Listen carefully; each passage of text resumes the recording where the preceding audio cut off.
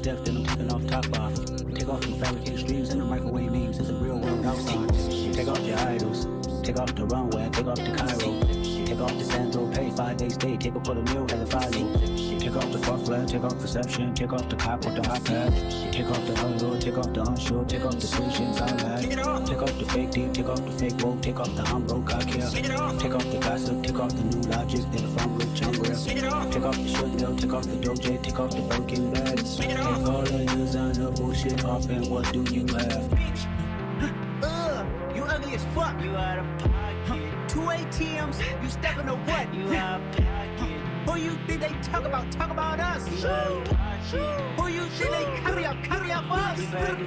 The word in the panic, the women is stranded, the men on the run. The profits are vanished, the law take advantage. The market is crashing, the industry want niggas and bitches to sleep in the box while they making a mockery following us. This ain't monopoly, watching for luck. This ain't monogamy, y'all getting fucked. Jumping on what the hell is that? I gotta relax when I feel.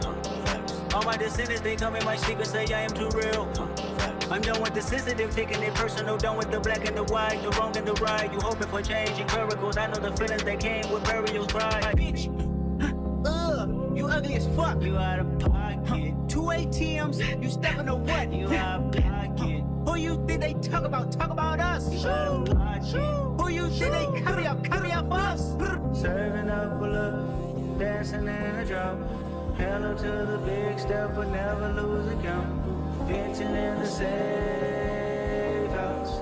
Venting in the safe. Can I fit out my truth? I got nothing to lose. I got platinums and pools. I can swim with my fate. Cameras moving whenever I'm moving. The family suing whatever I make. Murder is stacking. The president acting. The government taxing my funds in the bank. Homies are chasing the fence when I'm breaking. Look at my reaction. My pupils will skate. Let's think about this for a second. Tell me what do it do for standing? When you show your show, don't credit.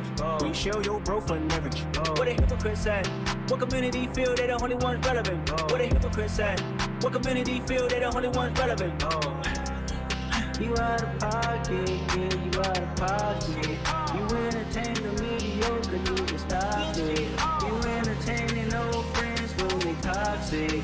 What your life like, bullshit and gossip. What the fuck is council culture, dawg? Say what I want about you niggas, I'm like overdog. I treat you crackers like I'm Jigga, watch I own it all. Oh, you worry about a critic, that ain't protocol, bitch.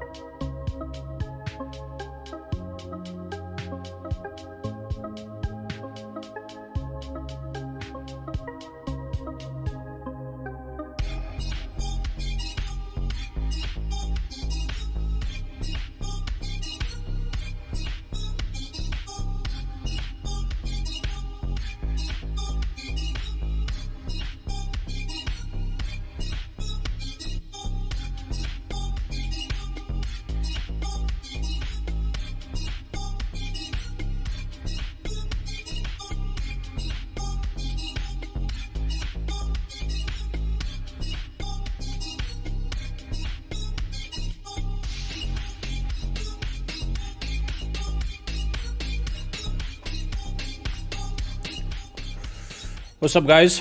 How y'all doing? What's new? What's good?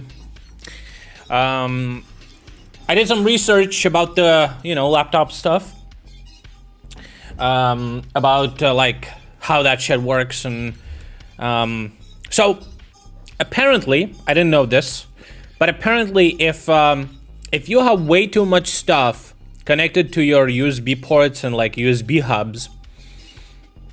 Remember how I said that you might get bandwidth issue, just not enough bandwidth for your USB shits? That's what's happening with my laptop. Basically, when I connect everything, I have all the USB stuff that I have strictly to the laptop, it says that I don't have enough bandwidth issue, right? Because it's like headphones, microphone, Stream Deck 1, Stream Deck 2, Stream Deck 3, camera, capture card, mouse, keyboard, right? There's a lot of shit.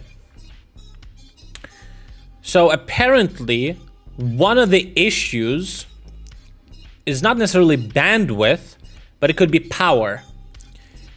The devices don't get enough power, and it gives you the same kind of like mistake, right? It's just not enough bandwidth, basically. So that's why the big Thunderbolt docks, they have a power supply.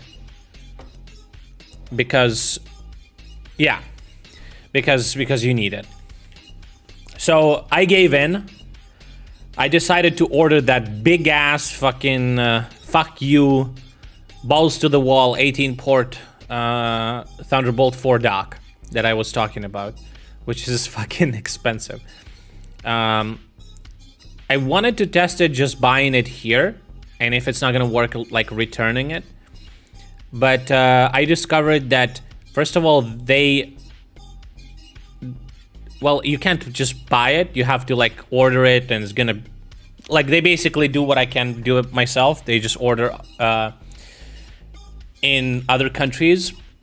Basically, you can't buy it in Ukraine, and if you find it somewhere, you're gonna wait for weeks. And the price for that thing is almost twice the price on Amazon. So those docks sell for about $800 in Ukraine. What? Anyway, I thought that I'm just gonna buy it. If it's not gonna work, I'm just gonna sell it here. So, and even make a profit. So fuck that. The other thing, somebody, yeah, I don't know, man. I don't know why. I don't know. It's just very like niche thing, I guess. It's like, I don't know. Anyway, so I wanna check it out. I wanna see if that's gonna fix my issue. If I can connect. I mean, it has 18 ports, even though technically if you populate all the ports, you're not gonna have enough bandwidth for everything. Still, but all the USB devices that I have, they're not super fast. Only 2, camera and capture card, use 3.0. Everything else is like whatever, right? Boys in the front line may be drying the market. In what way? Like not having enough money or whatever? People don't have enough money. Anyway, anyway, I ordered the dock. I also thought that I would need some external storage for my little Wi-Fi thing. I ordered an external SSD. They're ordering all the docks. Why the fuck would they give a fuck about the docks? Why would they need the docks? Yes, Tops and Tech Tips. TTT. Another thing, somebody suggested yesterday, why would I buy a big ass, expensive ass laptop if I could just get a dock for a graphics card for a laptop and basically turn like the laptop into like, you know, it's a portable slash, you know, if you're at home, graphics card connected, stuff like that. I don't know who suggested that. Anyone remembers? Are they here right now? You remember? Don't remember? Anyway, I looked into it. It's complete bullshit. So there are companies that sell these enclosures for a graphics card, but they use Thunderbolt. And in many of the cases, it's simply bottlenecked, especially with the latest cards. It just gives you very shit performance. Not only that, it connects through... Yeah, it's not only iffy. On some laptops, Thunderbolt is connected not... So some CPUs have Thunderbolt on the CPU, Intel, and some Thunderbolt is just like through some other shit connected. So when it's connected through some other shit, it's like, not only is like bandwidth limit, it just like fucking doesn't work in a lot of the games. It's like 20 FPS on 4090. It's like fucked, okay? It's completely fucked. The only possible thing that you can use is Asus has XG mobile GPU. They have a proprietary port that you connect it to, which is a PCIe 4 8 lane, not 16, 8 lane. So half the bandwidth of a desktop card. However, the biggest problem is not with that. The biggest problem is it's a 4090 mobile GPU, which means it's not as good as the desktop one, and it's also power limited. While NVIDIA says that you can power limit, the maximum power limit NVIDIA allows on those graphics cards on the mobile 4090s is 175 watts. These ones are limited to 120. Like absolute shit, dude. And it's $2,000, okay? And if you want a laptop that can use that fucking port, those laptops are from $1,600 to $2,000. So, yeah. Basically, you're gonna spend the same amount of money. You're gonna spend like $4,000, and you're gonna get a shittier laptop with a shittier graphics card that is not even in the laptop than if you go for a Razer, for example. Yeah, Razer is like 400 on top of that, of 300. 4300 is the laptop with like the fuck you specs.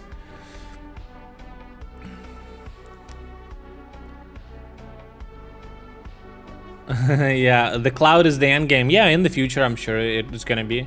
There's still like physical limitations too. I mean, it depends on how many servers they're gonna build everywhere, you know. But yeah, they've been trying modular laptop.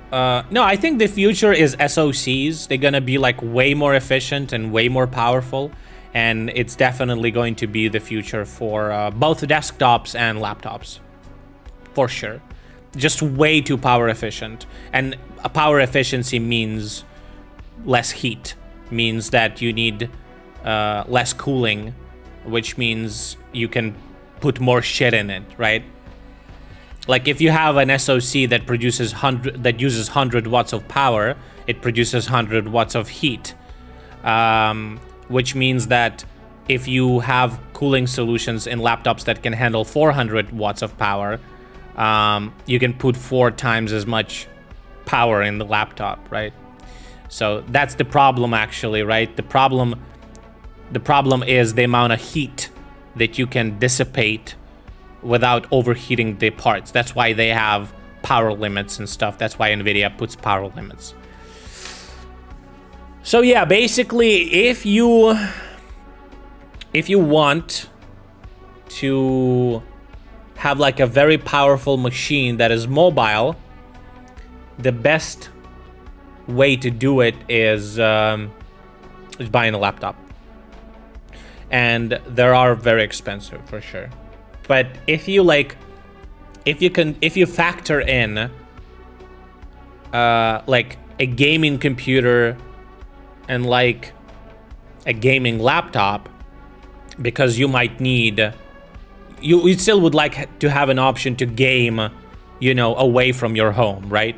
It's not like you're a gamer and then you just buy a gaming rig and a shitty laptop. That's not gonna work, right? Obviously, I'm saying if you have like money to spare and stuff like that.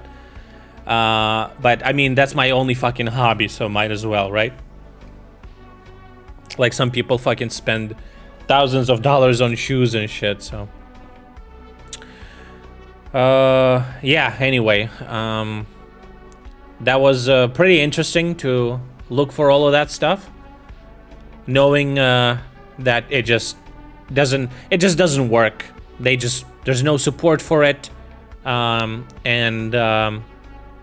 it's not very popular. So super interested to see what's gonna happen with the dock, if that's gonna work, but that's interesting. Also, another thing, I wanted to take a look into. Oh, I saw this. Yeah. I know what you're talking about. That's you may think that's the future, but if you're gonna have a laptop, yeah. I know. I've seen it. The thing is, it's just like a path diversion, in my opinion, because if, let's say not Apple, let's say somebody else, let's say Intel. If Intel releases a laptop with an SoC that is like, that laptop is just like twice as powerful and gives you twice the performance of a modular laptop, would you really go for a modular laptop, right? There's like just physics. You're an engineer, you know what I'm talking about. There's like things that are that you can't do anything about. Just, you can't go against physics and shit, right? Oh, I know what this is. So this is these glasses. Very interesting. I was looking into this. They costed less. Why is it so expensive? I remember them being like 300, or maybe they were 400. SoC module for the same laptop. It's just, the thing is, it's like SoC is like system on a chip. It's like, it means that you are changing CPU, you know, it's CPU, GPU, and RAM on one die. But I guess it's true. It doesn't have storage, motherboard, screen. Like true. It could be like a SoC slide in. I agree that would be even easier, I think. If one part of your SoC dies, you need to buy a complete new one. Yeah, if your GPU dies, you gotta buy a new one. Like, what the fuck? Yeah, of course.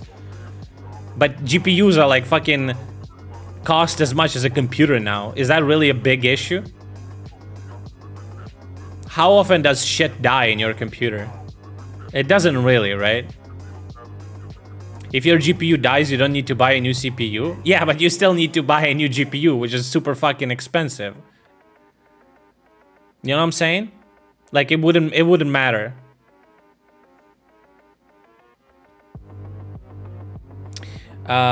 New version. So here's the thing. This is very interesting. This is very interesting. So what this is, these are AR glasses. So what they do is, when you look into these glasses, you see a what is it, 215-inch screen with a 50 degree FOV 6 meters away.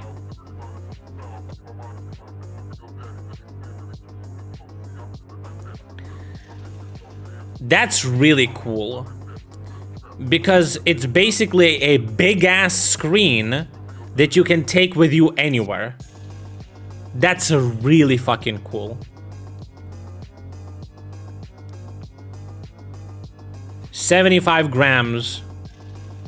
So not only you can use this at home, watching like movies on a big ass screen, you can also take it with you on the trip.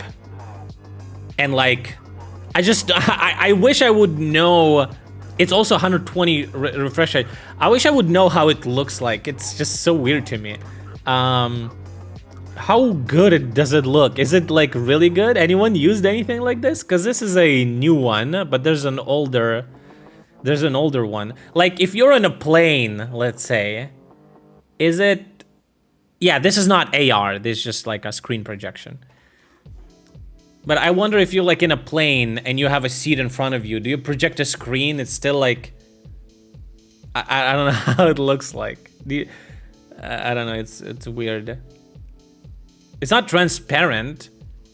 You see the glasses are like dark and shit. I don't know. It's like below you see the stuff, but no. This is not a scam. This is an actual product. They had a previous version. It was working too. It's just an improvement on the previous version. It's not scam. It's real. There's other glasses that are similar to this. Yeah, I really kind of want to try it. Cause technically, for a super minimal setup, you wouldn't even need to buy a screen. It's 440 bucks, which is like a cost of a decent monitor.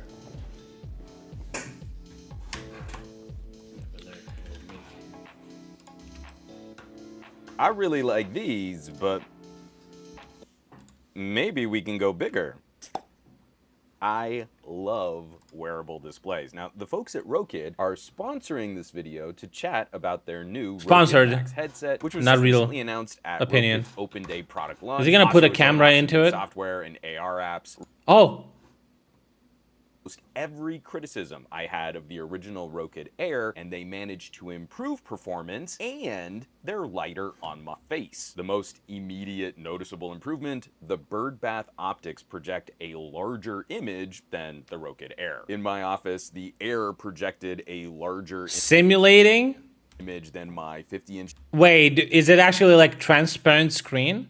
TV from a distance of about 7 feet. The Max expand on that from a 43-degree field of view to a 50-degree field of view. It's even more like you're sitting in front of your own personal big screen TV projected wherever you might turn your It can't be head. It's a little translucent. tricky trying to compare because it's not just screen size. We've been seeing 200-inch TVs, things like that. You really also have to factor in the distance. So I'm less than 2 feet from a 27-inch ART monitor right here on my desktop, and the Rokid Max are projecting a slightly larger image at that distance. This is a product that's trying to build that experience. Capture what the screens look like on camera, as obviously the lenses are quite small, but yeah, it's essentially just a massive screen that moves with you as you look around the room, unless you're watching It's not transparent. content through the app, in which case you can hold the screen in one specific place, which I don't mind too much, but I would have loved to be able to have done that without using the app. While the screen is up, you can still kind of like see what's going on, because it only really takes up your vision from about halfway, so everything from like down Makes sense. I mean, look at they're fucking dark. You here, wouldn't. I can still see, and I'm very aware of my surroundings, and because the screen is like see-through as well, It is see-through. I What? still see everything, That sucks. That's bad. I don't like it. which is really great if you're using these while working or doing bits around the house.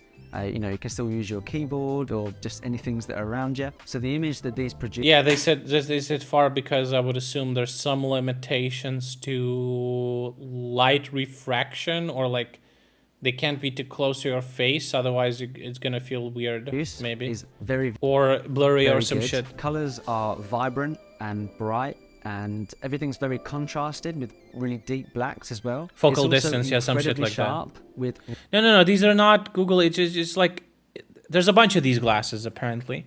They just project a screen.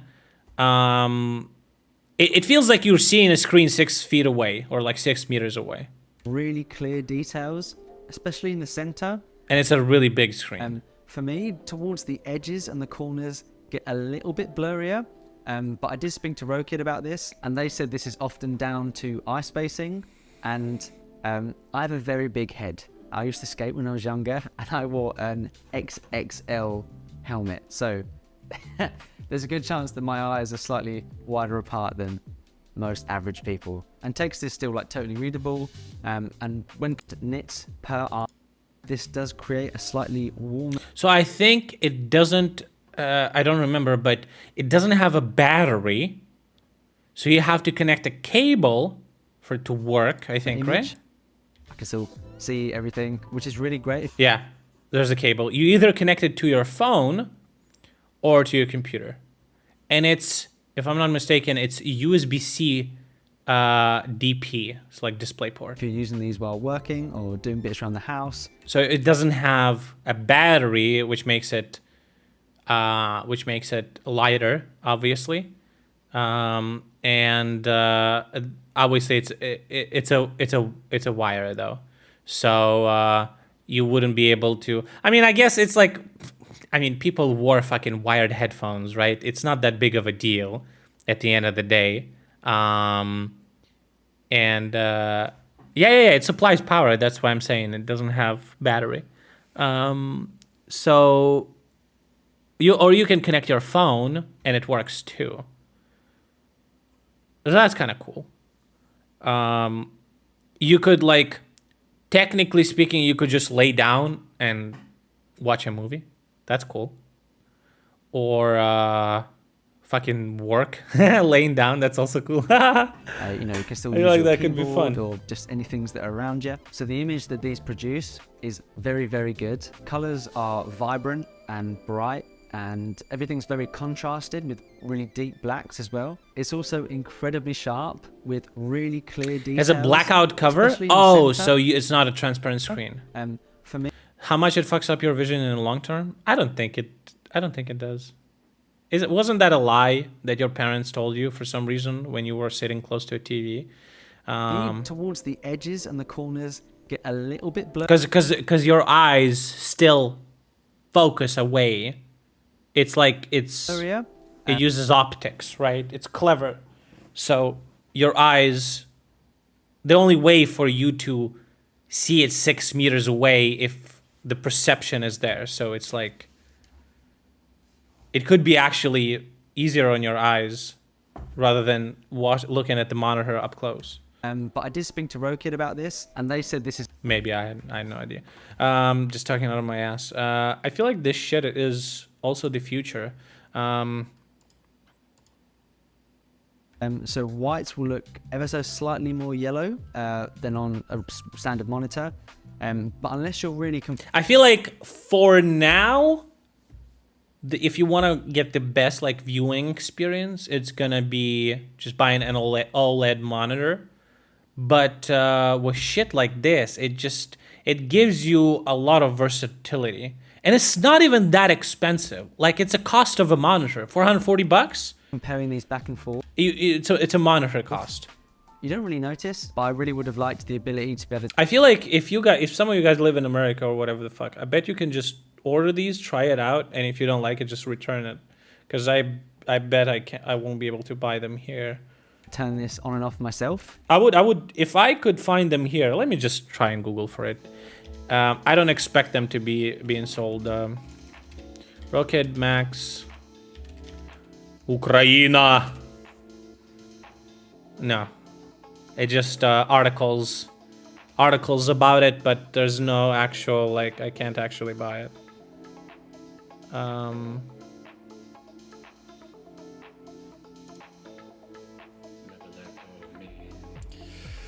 Yeah, I can't actually buy it. Otherwise, I would just buy it and, like, test it out, and if it's like bullshit, I'll just return it. What's the input delay? I mean, it's a 120 hertz display working through DisplayPort, basically. Think about it as a display with just clever lenses that make it look like, you know, differently. So I think the input delay could be like 5 milliseconds, just standard stuff. I would think it's mostly for like view, like it could work. You could watch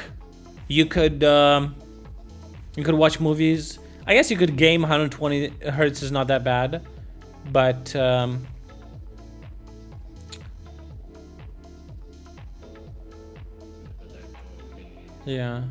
I don't know. Jerking off, is that really like the first thing that comes to your head? So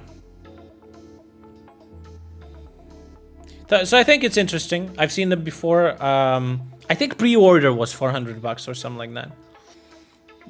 So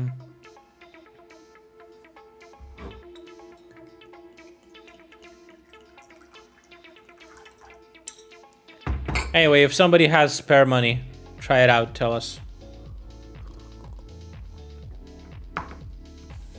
if it's good or not. But like potentially, it's good for people who travel too. Just fucking pop it into your laptop. I've been possessed, bro. I've been possessed my whole life. I love tech. I love Cone. It could be super cool. Like, imagine a cool ass gaming laptop, these glasses, right? And boom, you can just game anywhere on a big fucking screen. What are they called? They're called Rokid Max.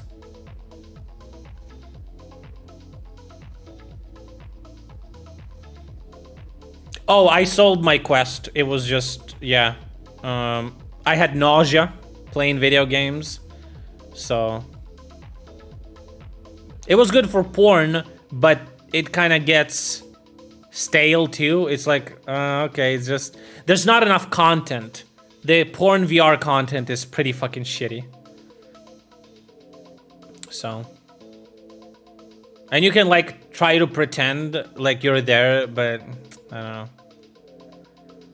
That's the only thing the Quest was good for? Yeah, I don't know. Like, I guess. But the content is not there. It's just there's not enough content for that. Both in porn and games.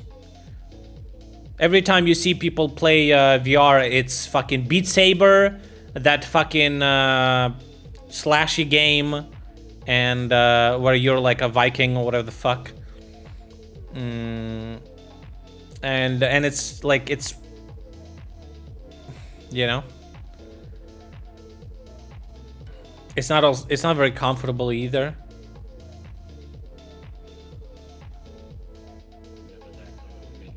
VR porn bad, you ruined my dream. Yeah, it's not that good. It's just the content is not there. Like, it's kind of cool at first, but then you're like, well, the videos are not, you know. I can't play games in VR. I just get motion sickness, and it fucks me up really bad. So yeah, VR, yeah.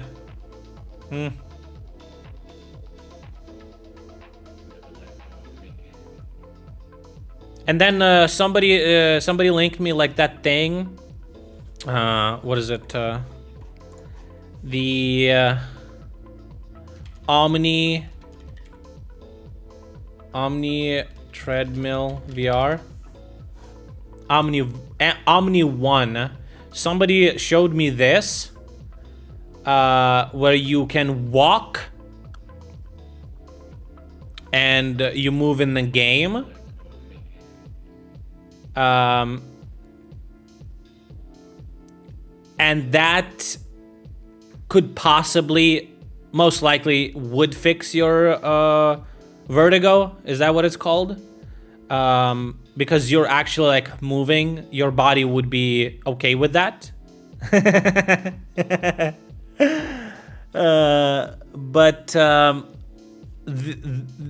first of all, it's super fucking expensive, and second of all, it's actually not the treadmill, it's the shoes. You have to wear the shoes. The shoes have little rollers in them, and that's how you... it's weird. But I don't think you can even buy it now, but... yeah, and it's like how much money you need to invest into... I don't know. I don't know. I don't know how good that is.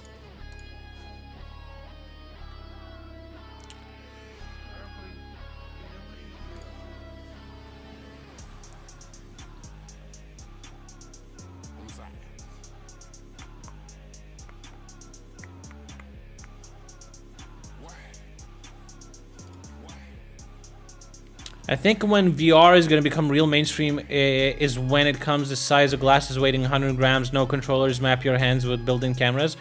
Yeah, I feel like it's going to be like still some time. Maybe like a couple of decades still. Because VR is trying their hardest for a while now.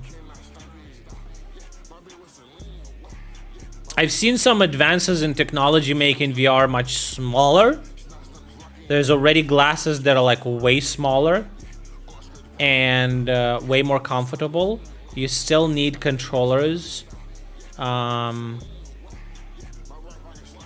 don't know, it's also very like narrow. See, with these glasses, with the Rokid, you can just, like, it's a screen, but also very light, versatile. You can use it anywhere, you know? One cable, boom, and you're done. It's like a huge ass screen in your pocket. That's amazing. Portability, a bunch of content, watch movies, work on your computer, do anything, right? Potentially, you can have like a small pocket computer, some like keyboard, small keyboard with trackpad or like a mouse, and you can just like pop it in, plug it into a computer, into a socket, and you can just do work anywhere. You know?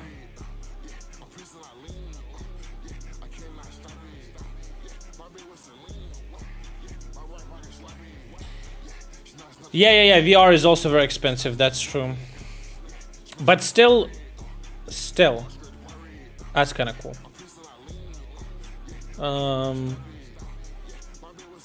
Sup, Aluma?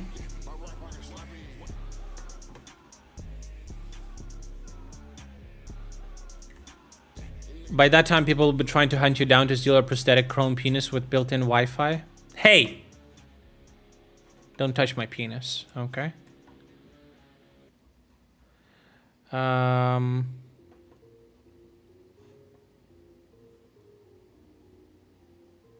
Ooh. Banning the transit of goods through Russia will be part of the 11th EU sanctions package, says Bloomberg. The EU is serious about strengthening control over compliance with previously imposed sanctions. Dude, I just love how Ukrainian government set it up. It's like a fucking TV show, you know? New fucking episode of the sanctions against Russia. I don't think that ever happened before. It's just like, you know, it's like, okay, we sanctioned them, now get off our fucking dick. Okay, we did sanction them, now get off. Leave. But now, it's like episode after episode after episode, and it's like normal. People, when they see a package of sanctions against Russia, they're like, okay, when's the next one? What's gonna be in the next one? I feel like that's really smart. So, yeah.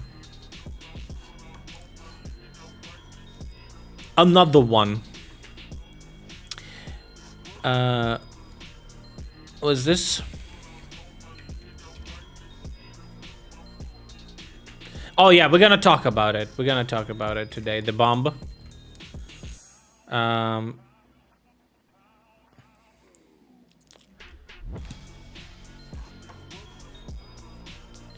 Cringe of the day.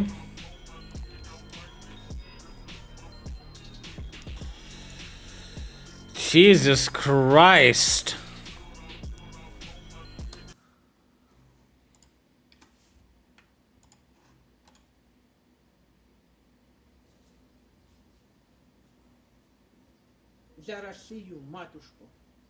For Russia.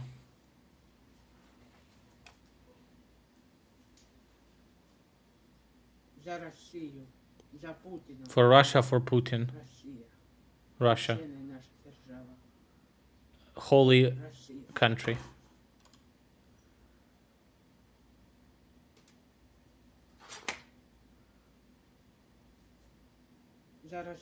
For Russia.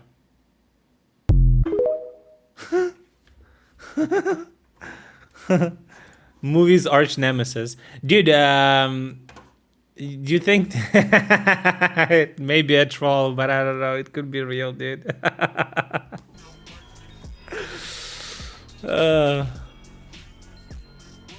All right, so Russian propaganda today decided to say that Peskov's son is currently fighting in Bakhmut, and they posted this picture. It say this is a photo of Nikolai Peskov, son of Dmitry Peskov, who is a spokesman for Putin, who is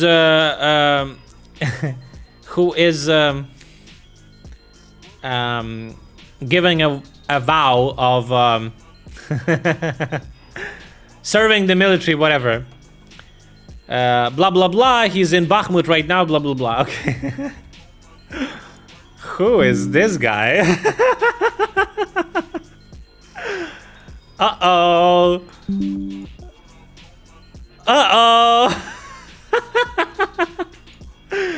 He deleted the picture. But, dude, are these fucking guys degenerates? I mean, obviously they are. Bro, like, Poroshenko right there?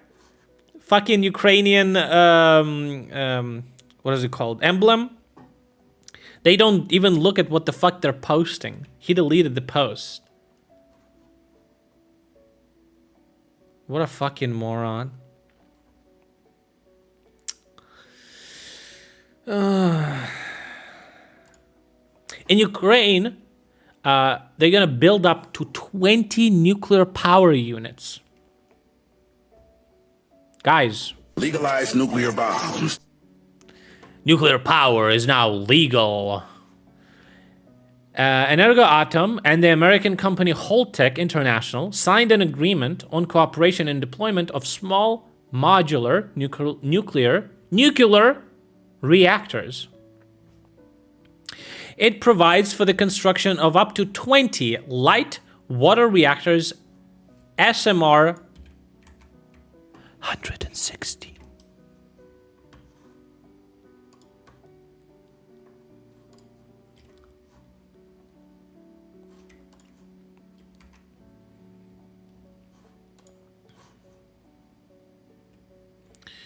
Safe and secure, designed to provide an unfailingly safe and secure source of clean energy from nuclear fission, SMR 160 incorporates passive features of its operation to ensure utmost safety and reliability. The Rockwell encabulator has all the safety systems that are within the containment of making them secure from external threats. It's economical and efficient. The major features on Rockwell encabulator include a small footprint, minuscule site boundary dose, large inventory of coolant and the reactor vessel, and its modularity, allowing project owners the freedom to effectively build the number of units to meet the current and future demand. The dingle bearing and the beat arm converge together and create a major advantage and the cutting-edge capability to operate using a standard cooling water system or an air cooling system in lieu of the large quantity of plant service cooling water. Anyway, okay, we get it. It's cool. Okay, we get it. Oh, shit, dude. Jesus, chill out. With the implementation of the first pilot project until March 2029. That's still fucking, what, 6 years? Jesus. The agreement also includes deepening cooperation between companies aimed at strengthening the energy security of Ukraine. Based. Look at them, happy. They want to increase the price for electricity in Ukraine twice. I think they saw my stream and they're like, how much does he pay for electricity? What the fuck? Wait, look at other chatters. They're saying they're paying 10 times as that. What the fuck? Let's raise the prices, X2. Sorry, guys, I did it.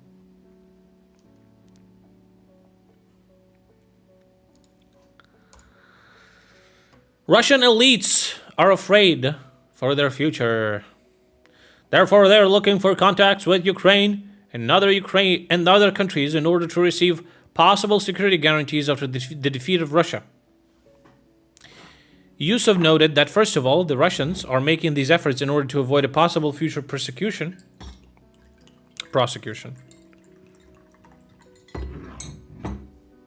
Twice nothing is still nothing. Huh.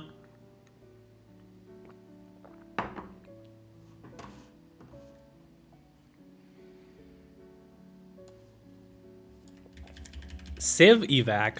What does that mean? An unusual number of American, British, Canadian, and German military transport aircrafts are flying towards Egypt and Jordan. He still plays? Perhaps because of evacuation operations from Sudan. What is that? Evacuations of who? Oh, embassy personnel. Oh.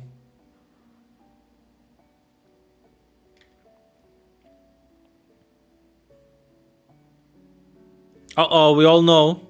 We all know what happens after that, dude. Okay.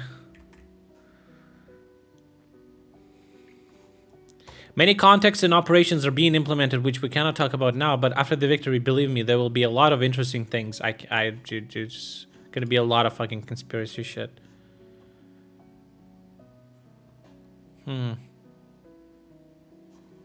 By the way, did you know that the first Pentagon leak happened 48 hours after Russian invasion of Ukraine? Says New York Times. An investigation by journalists showed that the detained American military Jack Teixeira probably at first leaked classified information into a much larger chat group of Discord of about 600 people. The article says that the first messages from the user, most likely Teixeira, appeared online less than 48 hours after the Russian attack on Ukraine. Yeah, you know, our military command was extremely wise, thinking that our plans could definitely be leaked. So we kept most of them to ourselves. Man, Zaluzhny is fucking genius, bro.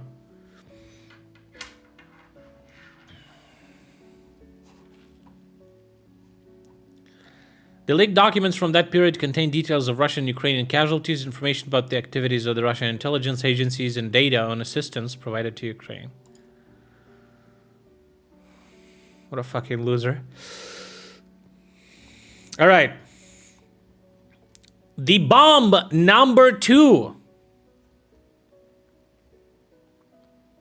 So, at the site of the explosion in Belgorod, a second air bomb was found, which did not explode. Authorities are evacuating over 3,000 people.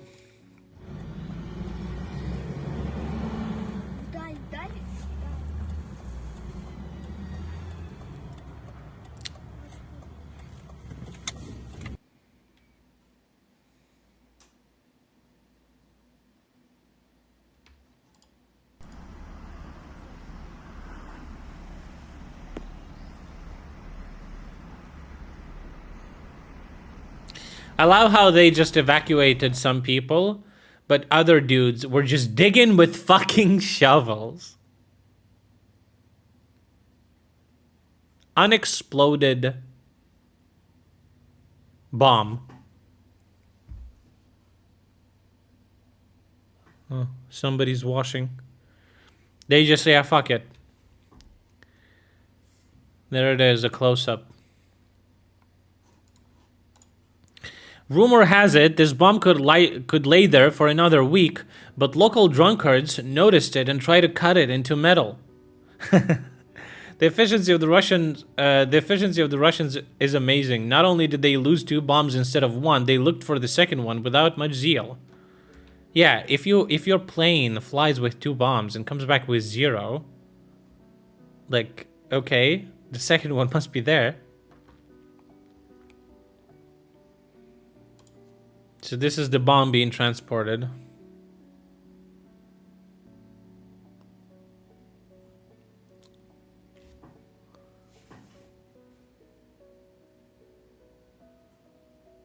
Gigabit internet, by the way.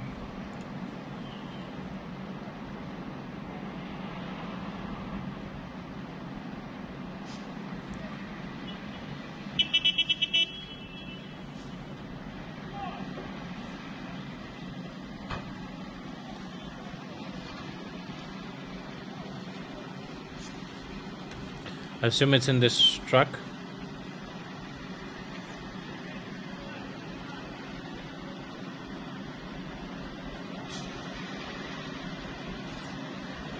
So much fuss about the 1 bomb. Yeah, but I think that's kind of the point, right? Like, stuff like this happens every day, except the bombs do explode. And what's hilarious about it, I think it's just a very hilarious case because it's Russia that bombed themselves. It's fucking funny to me. They were screaming at the top of their lungs that Ukraine was bombing their own fucking cities, while the reality is very ironic.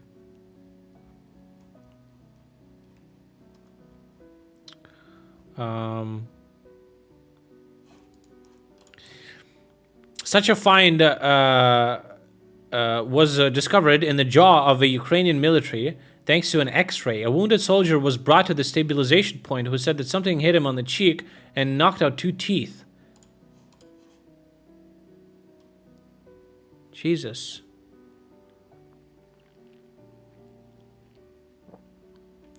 Ouch.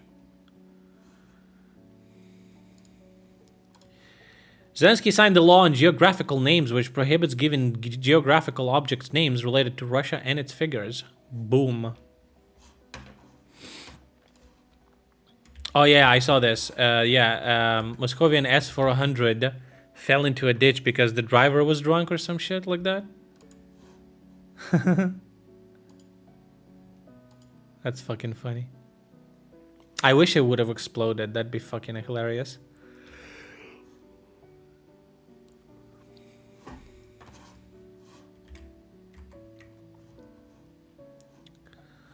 Yet another plastic and rubber plant is on fire in Russia.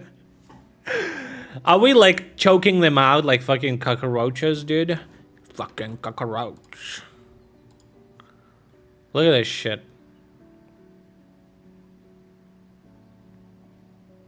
Nice camera, by the way. iPhones are not being sold in Russia anymore. The footage is gonna become worse and worse with time. It's fucking funny. You know, my favorite. Seeing something in Russia on fire. This is interesting. Russian Foreign Ministry says that Berlin has decided on their mass expulsion of Russian diplomats, and Russia will respond the same. So basically, all the German diplomats leave Russia, all Russian diplomats leave Germany. Based. This man makes me smile. What is this?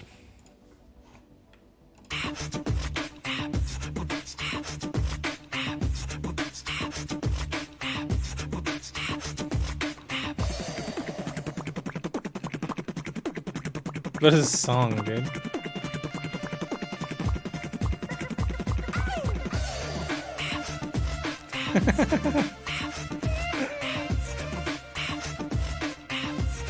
Is this Leopard 2 or the first one?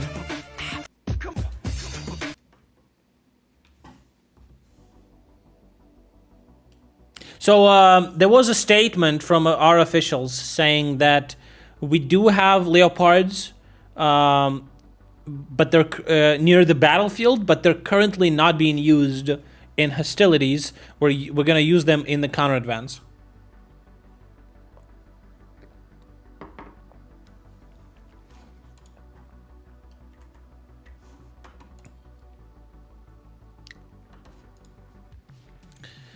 So basically, on the video is Uhledar and Bakhmut. Russians used an aviation bomb similar to what fell in Belgorod on one of the buildings.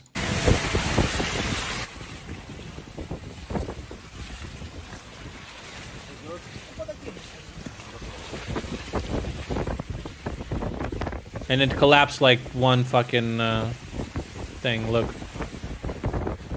It's fully collapsed.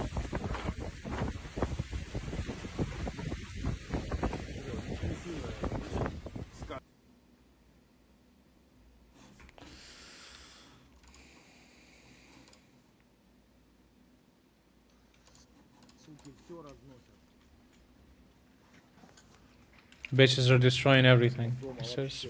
There's no... That house completely destroyed. Леонидович, прием. На приеме. Леонидович, на приеме. Валихан, 2 человека с 3-го организма. It's Сети, fucked. який, то бишь я. Понял, да, тут? На старом месте.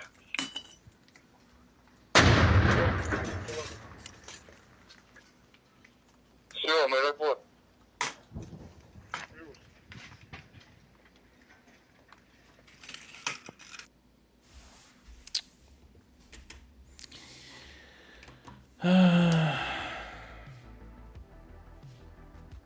And this is the road of life that is being used to supply our troops in Bakhmut.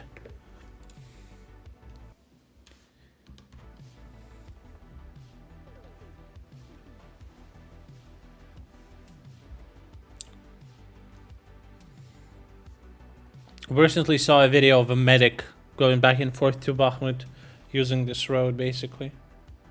There's a pontoon bridge.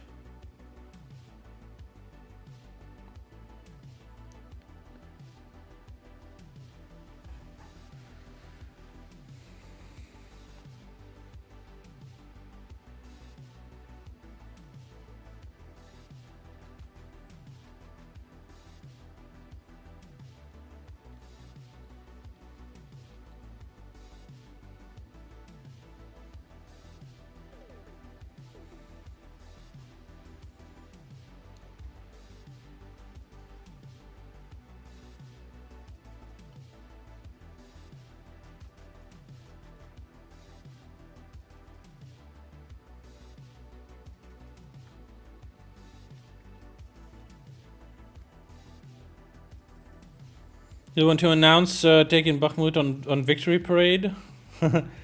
Well, I don't know when Arakan advance is gonna be, but today was yet another fucking rain. It's still fucking raining, dude. It delays our counteroffensive.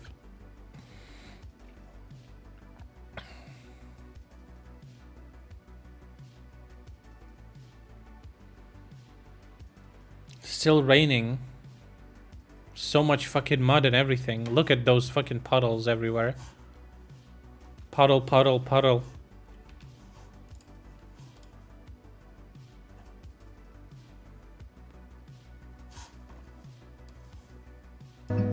And you're singing the song, thinking this is the life. And you wake up in the morning and your head feels twice the size. Where you gonna go, where you gonna go, where you gonna sleep tonight. And you're singing the song, thinking this is the life. And you wake up in the morning and your head feels twice the size. Where you gonna go, where you gonna go. How much mud there is.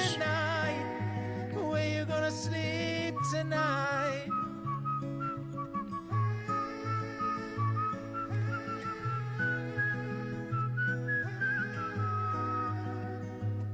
So you're heading down the road in your taxi for 4. And you're waiting outside Jimmy's front door. This is this the road, I assume? Jesus fucking Christ.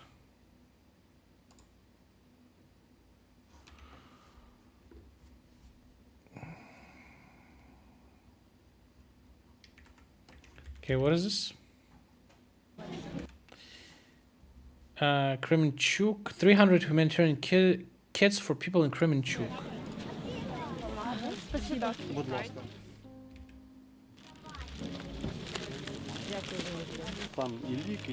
Humanitarian aid. Дякуємо фонду допомоги Героям України за допомогу. Дякуємо дуже велике. Тримайтесь. Держи вот так, вот сейчас завезем домой. Типлер, тримай, типлер. І вам пакет. Дуже дякую цьому фонду. Допомагаєте нам добре. Це дуже необхідно. Ці одіялка, зараз холодно, будемо вкриватися і вас споминати вас, благодарити вас будемо. Дякую, до побачення.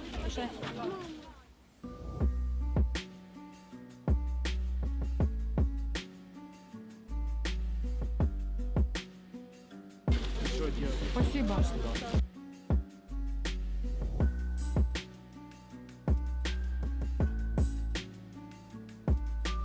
Спасибо за помощь. Help Heals of Ukraine. Очень благодарны за то, что выдают помощь. That's good.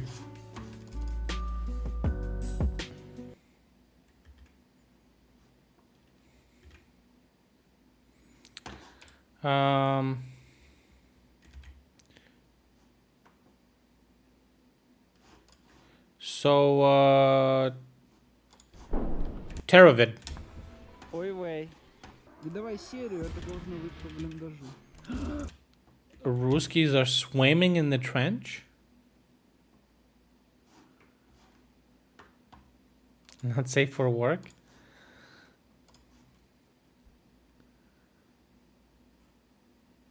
Is it like full of fucking water? Holy shit. Oppa.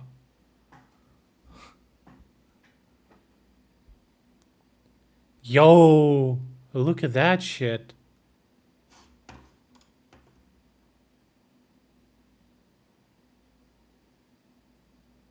Yikes.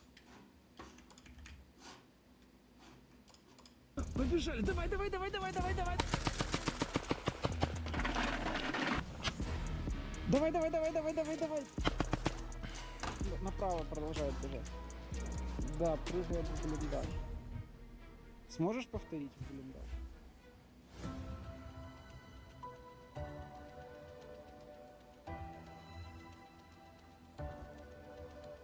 Друзі, перед тим як дивитися відео про забаранку москалів, послухайте одну хвилину. Мій позивний Абдула, я командир підрозділу Тера. Москалі на своїх пабліках та в коментарях пишуть, що ми всі... Ой, вей.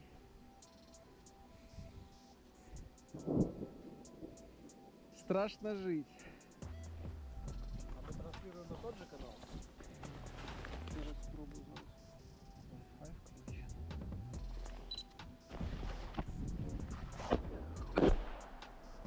Оп, в укриття.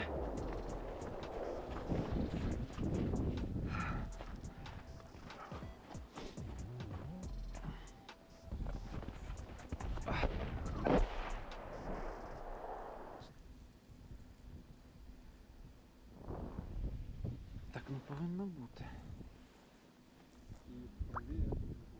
Правее 20.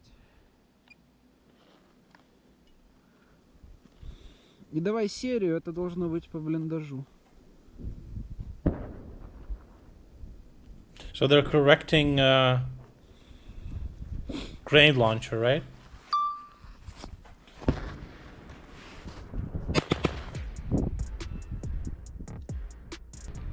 Да, да, да, да, да, четко в блиндаж, буквально перелет метров, ну не сколько метров. Вот блиндаж и попало вот там, где хрестик стоит. Ага. О, побежали, давай, давай, давай, давай, давай, давай. Right on them? Давай, давай, давай, побежали в окоп. Yo, it takes so long to actually reach. О, есть, накрыл. Ну, никто, конечно, не умер. Но Yo, it takes so long. они все в блиндаже, и попало ровно. Давай у тебя. Ты отстрелял уже? В смысле? Там должна быть полная улитка. Пацаны, метров 5 попало в группу. Перехвати у меня этот пульт. Быстро, быстро, быстро. С батареей. Просто смотри туда.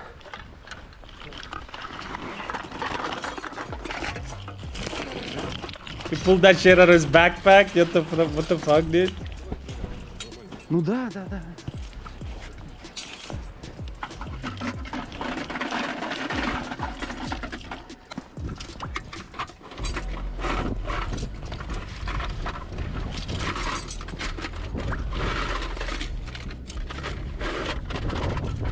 Есть.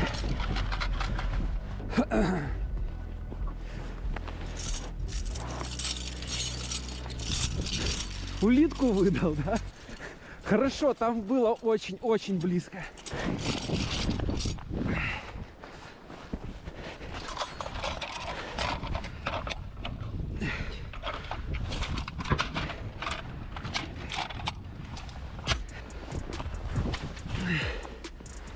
Но они в блиндаже все. Да, никто не будет. Надо опять навестись.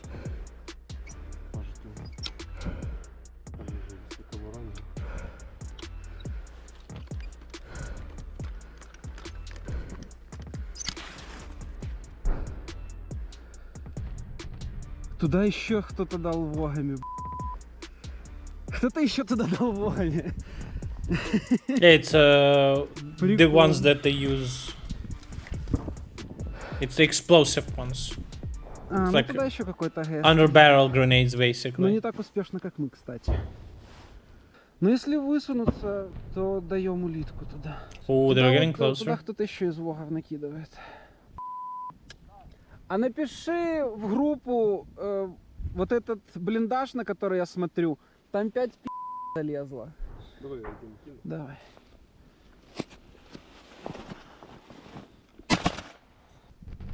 Да, один четенько вот сюда, То есть надо чуть ближе. а второй аж сюда упал. А есть точка вообще там это или? Ну вот, блиндаж. Написано, мы его... Блиндаж 2, да? Ну вот там, где написано блиндаж, в желтом кружочке. Ага. Нужно его точнее привязаться. То есть, подивись на відео, щоб точніше. О, туда уже туда уже намет. Yeah, I've seen this pose many times. I think that's like what you're supposed to do. Some people were doing that from sitting too.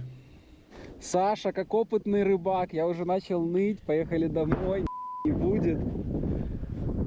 А тут они прям в прицеле. Да, вот так вот. Because when you fire, it kicks back, so you would like to... Бегает, надо стрелять. Yeah. Бегут, Саша, бегут. Why are you running? Вот, в посадке. Сколько это метров приблизительно? В какую сторону идут? Бегут на юг. Давай. Направо продолжает бежать. Сейчас.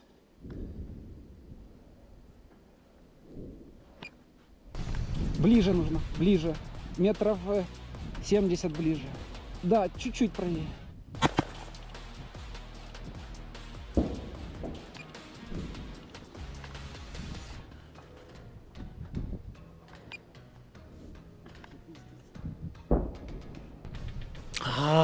Вот как сейчас упало, только нужно дальше на 50. Close. Да, за блиндажом еще 2 тела ходят. Сможешь повторить в блиндаж? Да, прыгает в блиндаж. It's so crazy that they like narrowly avoided death. Попала в канал. Like those grenades explode, you're направо fucked. метров 30. То есть нужно ближе буквально 20 метров и вправо метров тоже 20. How far is this? Вибачте, хлопці, що затримую вас, но війна такое діло.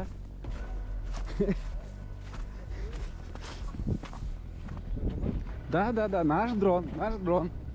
Can you imagine like rounds that are, I don't know, somehow smart rounds Ваш пауербанк, до речі. that just fucking... Це що, ответочка чи що? Давай в блиндаж.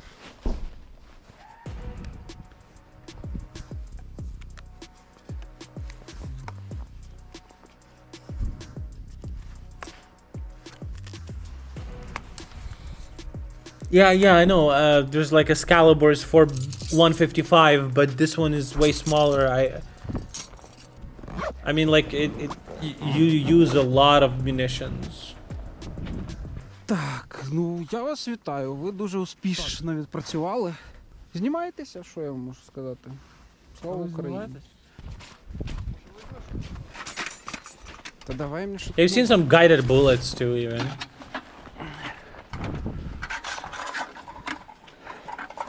Забавно то, что туда стрелял еще и другой какой-то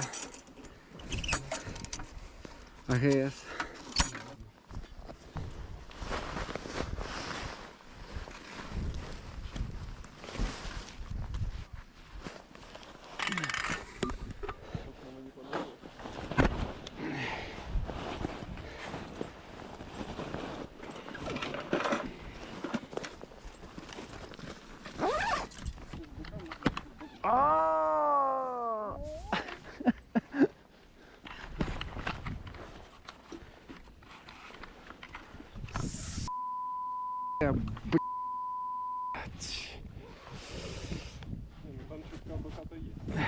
Все, хлопці, до зустрічі. Dropped his gun in mud. Тудою.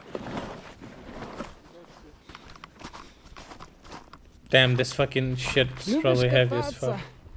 Любі і саночки повозіть.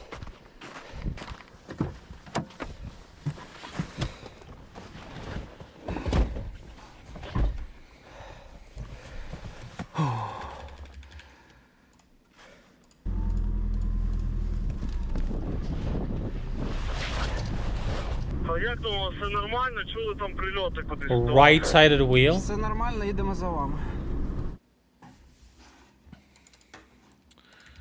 Another way to attack a dugout.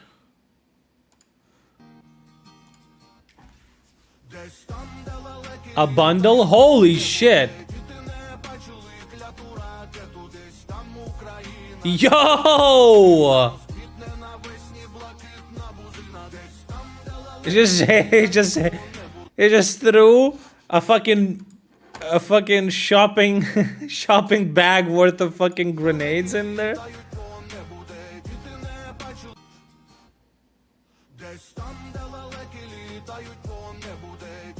Jesus. DoorDash delivery.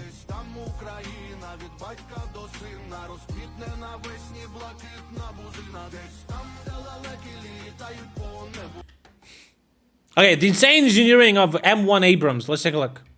The M1 Abrams entered service in 1980. A fast, heavily armored tank with the very latest technologies to give it every advantage on the battlefield. Look at that. First seen action in Operation Desert Storm, the plane. So we're apparently gonna receive them too. Gained a reputation quickly in the barren deserts of Saudi Arabia and Kuwait. Powered by a high-speed turbine engine, the M1 raced across this difficult terrain to liberate. I know we have Kuwait Excaliburs. from I don't know anything about anything else. The German-designed 120mm smoothbore cannon had longer range, more accurate fire, and more advanced ammunition. It easily dispatched the lower-tech Soviet-supplied tanks of the Iraqi army. Sometime this year, it's expected that the US will deliver a battalion of 31 M1 Abram tanks to Ukraine to once again face off against the Soviet tanks it was designed to battle. The Ukrainian army will need training to maintain and operate these new tanks because they are like no other tank. And although this tank is over 40 years old, it's still more than capable of holding its own on the battlefield, thanks to continual modernization and forward-thinking design. Yeah, because nobody actually has more modern tanks. M1 Abrams.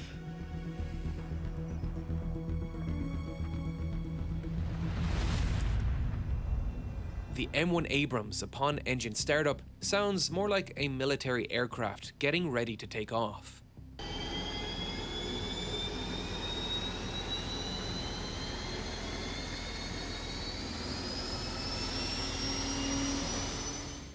A terrifying increasing pitch as the engine revs up to speed.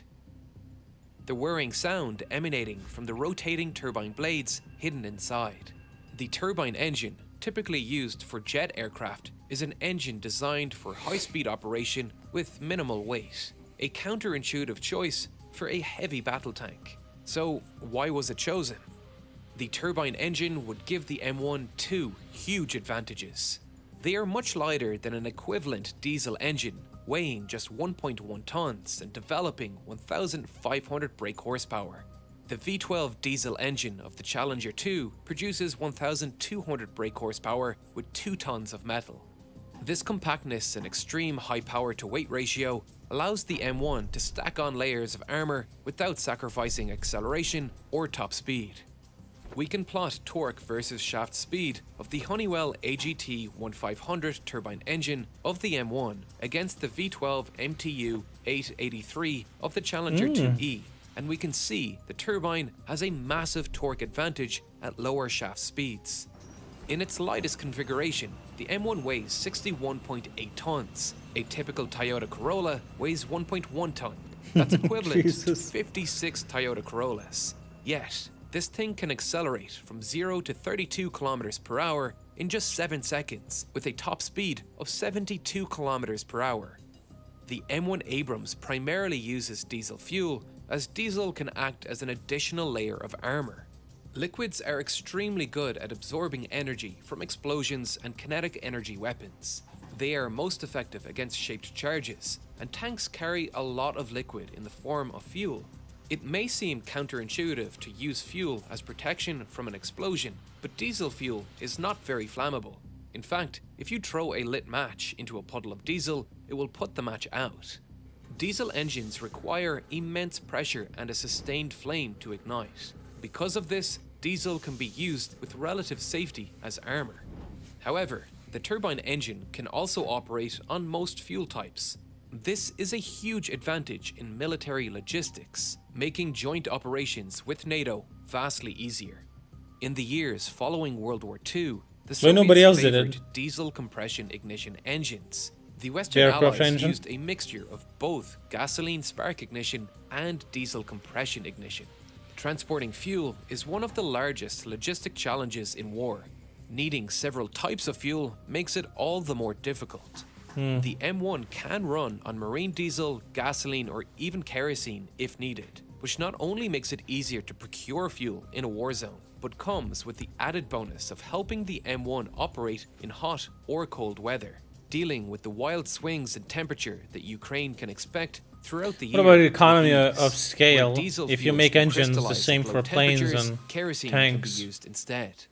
The turbine engine of the M1 works similarly to aircraft engines, with some important differences.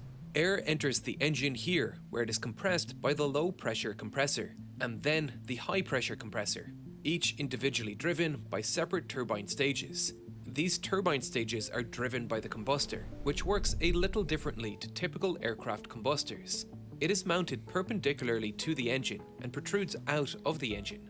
This makes maintenance access to the combustor easier, with only a simple bolted cover needed to be removed. There are two drive shafts in this engine. A secondary drive shaft driven by the high-pressure turbine, which runs forward to an accessory gearbox that runs things like compressors, electronics, and hydraulics. The main drive shaft, driven by a dedicated power turbine, which is not connected to the compressors, runs rearward to the tank's drive sprockets.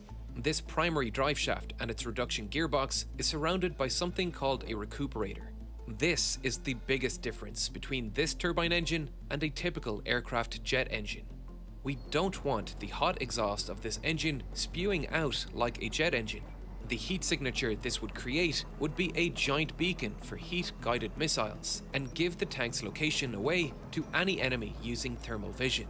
We also don't want to waste all that heat energy.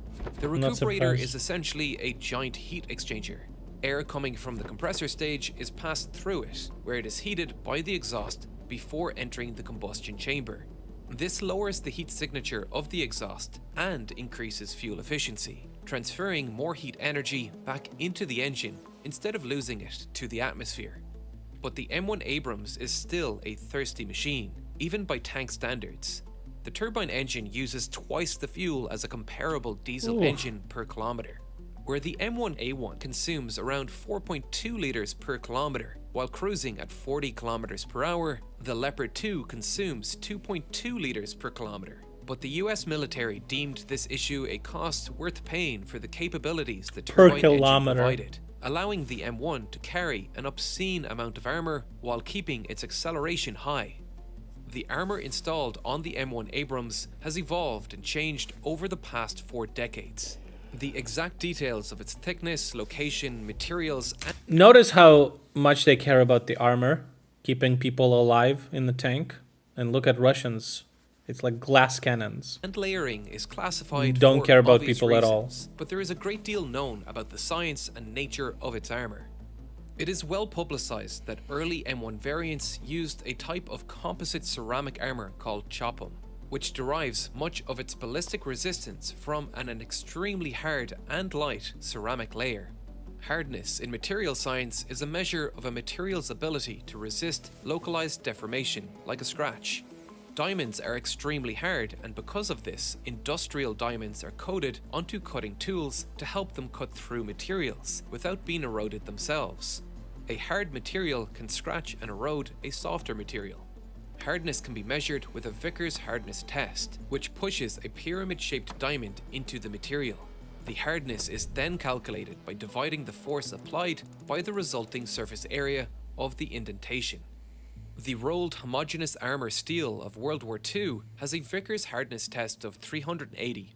A high carbon steel is about 550, while a ceramic like silicon carbide offers a hardness 5 times greater, up to 2,500, while being much lighter than steel, making it an excellent candidate for armor. But anyone that has dropped a dinner plate knows that ceramics are extremely brittle.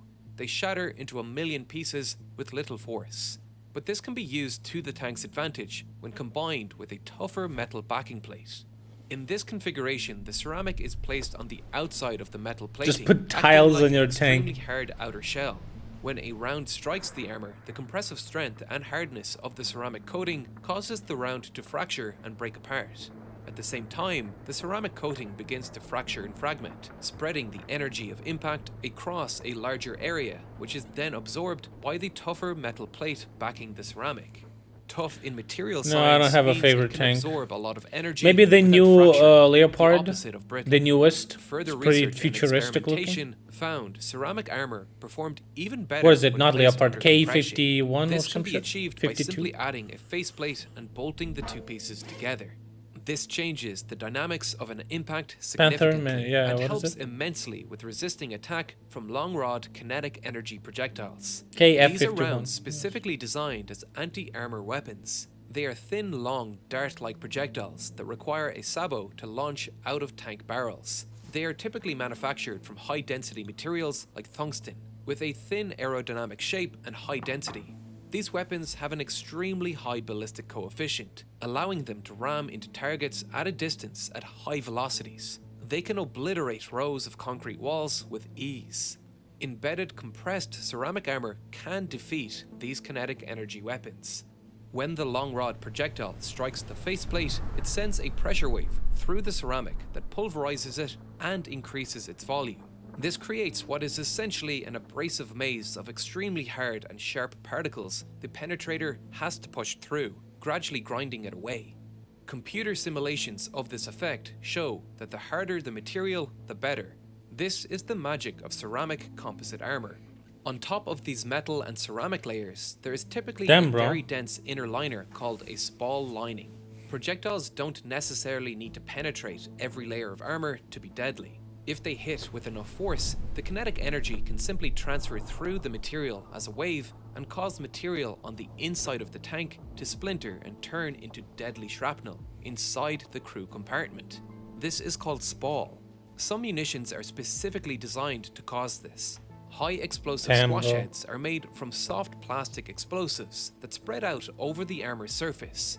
With the increased surface area and direct contact with the armor, the explosion transfers a great deal of energy through the material and blows out the armor's backing. This works It's by like that sending a compressive shockwave kung through the fu material and move reflects and rebounds that inside the material, creating destroys you regions from of the intense inside. stress that fractures the armor. The spall liner is a ductile and dense material that limits spalling. For early M1s, this layer was typically composed of lead, but beginning in 1988, certain M1A1s began to be upgraded with depleted uranium spall liners, which are even denser than lead. Guys, we know that lead is bad for you. We decided to upgrade the armor from lead, and the troopers are like, "Yay! Finally, we're not gonna go crazy." Yeah, with uranium. What the fuck? And all new M1A2s were assembled with depleted Bro, what the uranium fuck? liners. However, modern composite armor makes it difficult for this shockwave to transmit through the material, and a spaced layer with an air gap can defeat this squash head munition completely. Additional reactive armor tiles can be added to the outside of the M12. Reactive armor is particularly effective at dealing with shaped charges. Shaped charges consist of a charge shaped with a hollow indentation, lined with a ductile metal liner. When the charge is detonated, Russia is pressure wave gonna be forms like, "Ha, behind the fools! metal liner, Look how much money they wasted accelerating the metal into a lance-like stream to of protect from all particles. the shaped missiles charge we don't effectively have." creates a hypersonic projectile at point-blank range. It's highly effective at cutting through armor. Reactive armor works by placing an explosive charge between two metal plates. When a jet from a shaped charge strikes the upper plate, it detonates the inner explosive. You may think this could damage the tank, but the tank's lower armor is more than capable of dealing with the relatively blunt pressure formed by the reactive armor detonation. The outer plate then flies outwards to disrupt the incoming jet, while the shockwave formed by the detonation also breaks up the stream of metal approaching the tank. Of course, the best defense is to not be hit at all, and the M1 can create a smokescreen for itself when needed. The M1 has two systems for generating smoke to conceal itself in an engagement. The first involves simply spraying fuel into the engine exhaust, which vaporizes the fuel and creates a large opaque cloud behind the tank. That's However, pretty cool. It's extremely important that the driver remembers which fuel the tank is running on. This works for diesel fuel, but if gasoline or kerosene is used, it won't conceal the M1, it will set it on fire. Oops. The second system uses grenade launchers mounted on the outside of the turret. There are two versions the M1 uses. The 8-canister M257, typically used with the US Marine Corps M1s, and the more widely used 6-can M250. These launchers are controlled from the tank commander's seat here. Pressing one button launches 6 grenades, 3 from the left and 3 from the right. Pressing both buttons launches all 12 of the grenades, launching them about 30 meters from the tank and providing a shrouding curtain of smoke to hide its movements. The engineers of the M1 Abrams did everything in their power to make the M1 as survivable as possible, protecting the crew inside. And the highly trained crew are the most important part of this machine. The M1 Abrams does not have an automatic loader like many modern tanks. It has a dedicated crew member, the loader. Well, modern load tanks rounds actually and don't have punch. an automatic loader. Auto loaders are a feature of modern Russian tanks. However, the USA have shunned them in their tanks, seeing an auto loader as an unnecessarily complex mechanism that would impact the M1's reliability. Seeing a fourth crew member New ones capable do. of keeping watch, maintaining the vehicle, and taking over responsibilities in an emergency as an advantage, not a disadvantage. The loader enters the tank through the turret hatch, sitting to the left of the main gun, Leclerc with is not access to the really a ammunition tank, box people behind said. them. The gunner to their right is in charge of aiming at targets, using these day and thermal night vision sights, along with a laser range finder. That's a lot of to input space in target there, distances into the ballistic computer. When instructed by the tank commander sitting behind the gunner, the loader will press a switch with their knee to open a hydraulically actuated armored door behind them. The tank commander will specify the round needed, and the loader will take it out, load it into the breech, close the breech, and move the safe handle into the armed position. This process will be repeated until a ceasefire is called by the tank commander. The armored ammunition access door is only open when loading, and this is crucial for the survivability of the M1 Abrams. If a round penetrates the ammunition box, it can result in a lethal detonation of the ammunition stored inside. This armored door is capable of withstanding this blast, and panels on top of the tank, called blowout panels, are designed to break and allow the pressure and heat to be directed upwards and away from the crew. These rounds are fired out of the M1's 120mm cannon. Early M1s were fitted with a 105mm cannon, 105 referring to the bore diameter of the gun. This decision was made primarily to allow a sharing of ammunition and parts between the 105mm on the previous generation M60 tank. With the development of depleted uranium rounds, it was viewed that this gun was more than adequate to deal with any Soviet armor. Horrible However, idea. US allies like Germany did not want to use depleted uranium rounds due to ethical implications, and were Shut the moving fuck up. towards Ethical 120mm mouse. cannons. With the Oh, British Chieftain see if tank you want using to the kill Royal the enemy, Ordnance but not L11 real and the German hard. Leopard 2 using the Rheinmetall RH-120. This posed a problem for NATO's goals of standardizing wherever possible to optimize logistics. With See, one ammunition time in factories across NATO history, we countries went too producing the far. same ammunition, this We don't ensured want to do ammunition that again. Not only be shared, but manufactured as close to the front line as possible. The 120mm guns of the M1A1 and M1A2 are in fact German Rheinmetall RH-120s, manufactured under license in the US, a 5.3 meter long, 3.3 ton smoothbore cannon. This large bulge in the middle of the cannon is designed to evacuate the barrel of propellant the gases bulge. after each firing. Once the round leaves the barrel, atmospheric pressure can prevent the gases from leaving, and once the breech is opened, the potentially harmful and explosive gas can enter the crew compartment. The bore evacuator is a pretty simple solution, with holes that allow gases to enter the evacuator as the round passes by. This acts like a pressure reservoir. When a round leaves the barrel with this attachment, the pressure is released from the forward-facing holes at the far end of the evacuator, and this pushes the remaining gases outwards. The two primary rounds used by the M1 are the M829 depleted uranium round, which is a Sabot kinetic energy round, and the M830A1 heat round, which, despite its name, does not use heat as part of its offensive. It uses a kinetic energy shaped charge. We have been piling on weight in this vehicle. The armor, cannon, engine, and ammunition makes this an extremely heavy vehicle, weighing between 52 and 68 tons depending on the generation and configuration. The M1 Abrams needed a track and suspension system capable of bearing that weight. For a vehicle this heavy, typical helical springs have some problems. First, their maximum travel is limited. At a particular load, the layers of a helical spring will meet and no further travel is possible, bottoming out and providing an extremely uncomfortable ride for the crew. To deal with a heavier vehicle, we need to increase the spring coil diameter, taking up an increasing amount of space. This was an issue for World War II era tanks, with the M4 Sherman opting to use a volute spring, which is a conical spring that is capable of compressing to a much smaller size as the sheets of spring steel overlap. However, most modern tanks utilize the torsion spring, which take up very little space inside the tank, though they do raise the tank's height considerably. The torsion springs of the M1 are located here, and because they are inside the hull, they raise the hull height by 150 millimeters. The road wheel is attached to a lever which can travel up and down.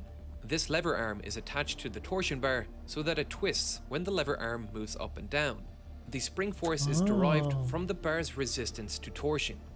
Older tanks incorporating torsion bars had limited travel. The M1's predecessor, the M60, had a wheel travel of just 20 centimeters. During the development of the M1, the two tanks were pitted against each other. With the M1 benefiting from 20 years of material science progress, its max travel was nearly double that of the M60 at 38 centimeters.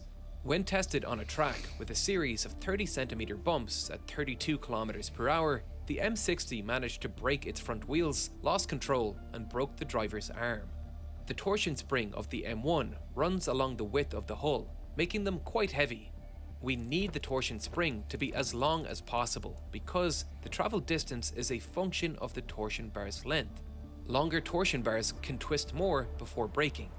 An interesting quirk of the torsion spring system is that typical designs, like the M1's, mean that the road wheels cannot be aligned. We cannot connect the lever arms of opposite road wheels to the same torsion spring, as they would frequently travel together, creating no torsion. The far end of the bar needs to be rigidly mounted to the body of the tank in order to develop a spring force. So, two torsion bars need to be mounted alongside each other, creating an offset in distance between the two sides of the tracks. The two sides of the M1 are not symmetrical. This comes with some drawbacks. The leading road wheel will hit bumps first, meaning it will absorb more force than the trailing road wheel, increasing the wear on the leading torsion spring, resulting in more frequent replacements. Torsion bars are very easy to swap out when they aren't broken, but if bent or shattered, or if the body of the tank is bent, it can be difficult to pull the long torsion springs out. Modern tanks are increasingly moving towards hydro-gas suspensions, which look like this. The road wheel has an attached axle pivot arm, which in turn turns a crank and a conrod piston. This piston connects to a hydro-gas suspension cylinder. The first chamber is filled with a fluid, typically oil. The oil is relatively incompressible and so provides marginal spring force. But this chamber has a damper valve that serves to restrict the transfer of fluid between this chamber and the next, which contains a floating piston with a compressed nitrogen gas on the other side. This provides the spring force to ensure the road wheels stay in contact with the ground, but also dampens out vibrations. This system is much smaller, lighter, and easier to service than torsion bars, while lowering the height of the tank, lowering its profile and making it harder to hit. Not only that, but each individual suspension can be remotely adjusted by changing the gas pressure inside the cylinder, allowing the tank to take a crouch position if needed. Hydrogas suspensions were considered for the M1 during development, but it was a relatively new technology at the time, and so the torsion spring was chosen.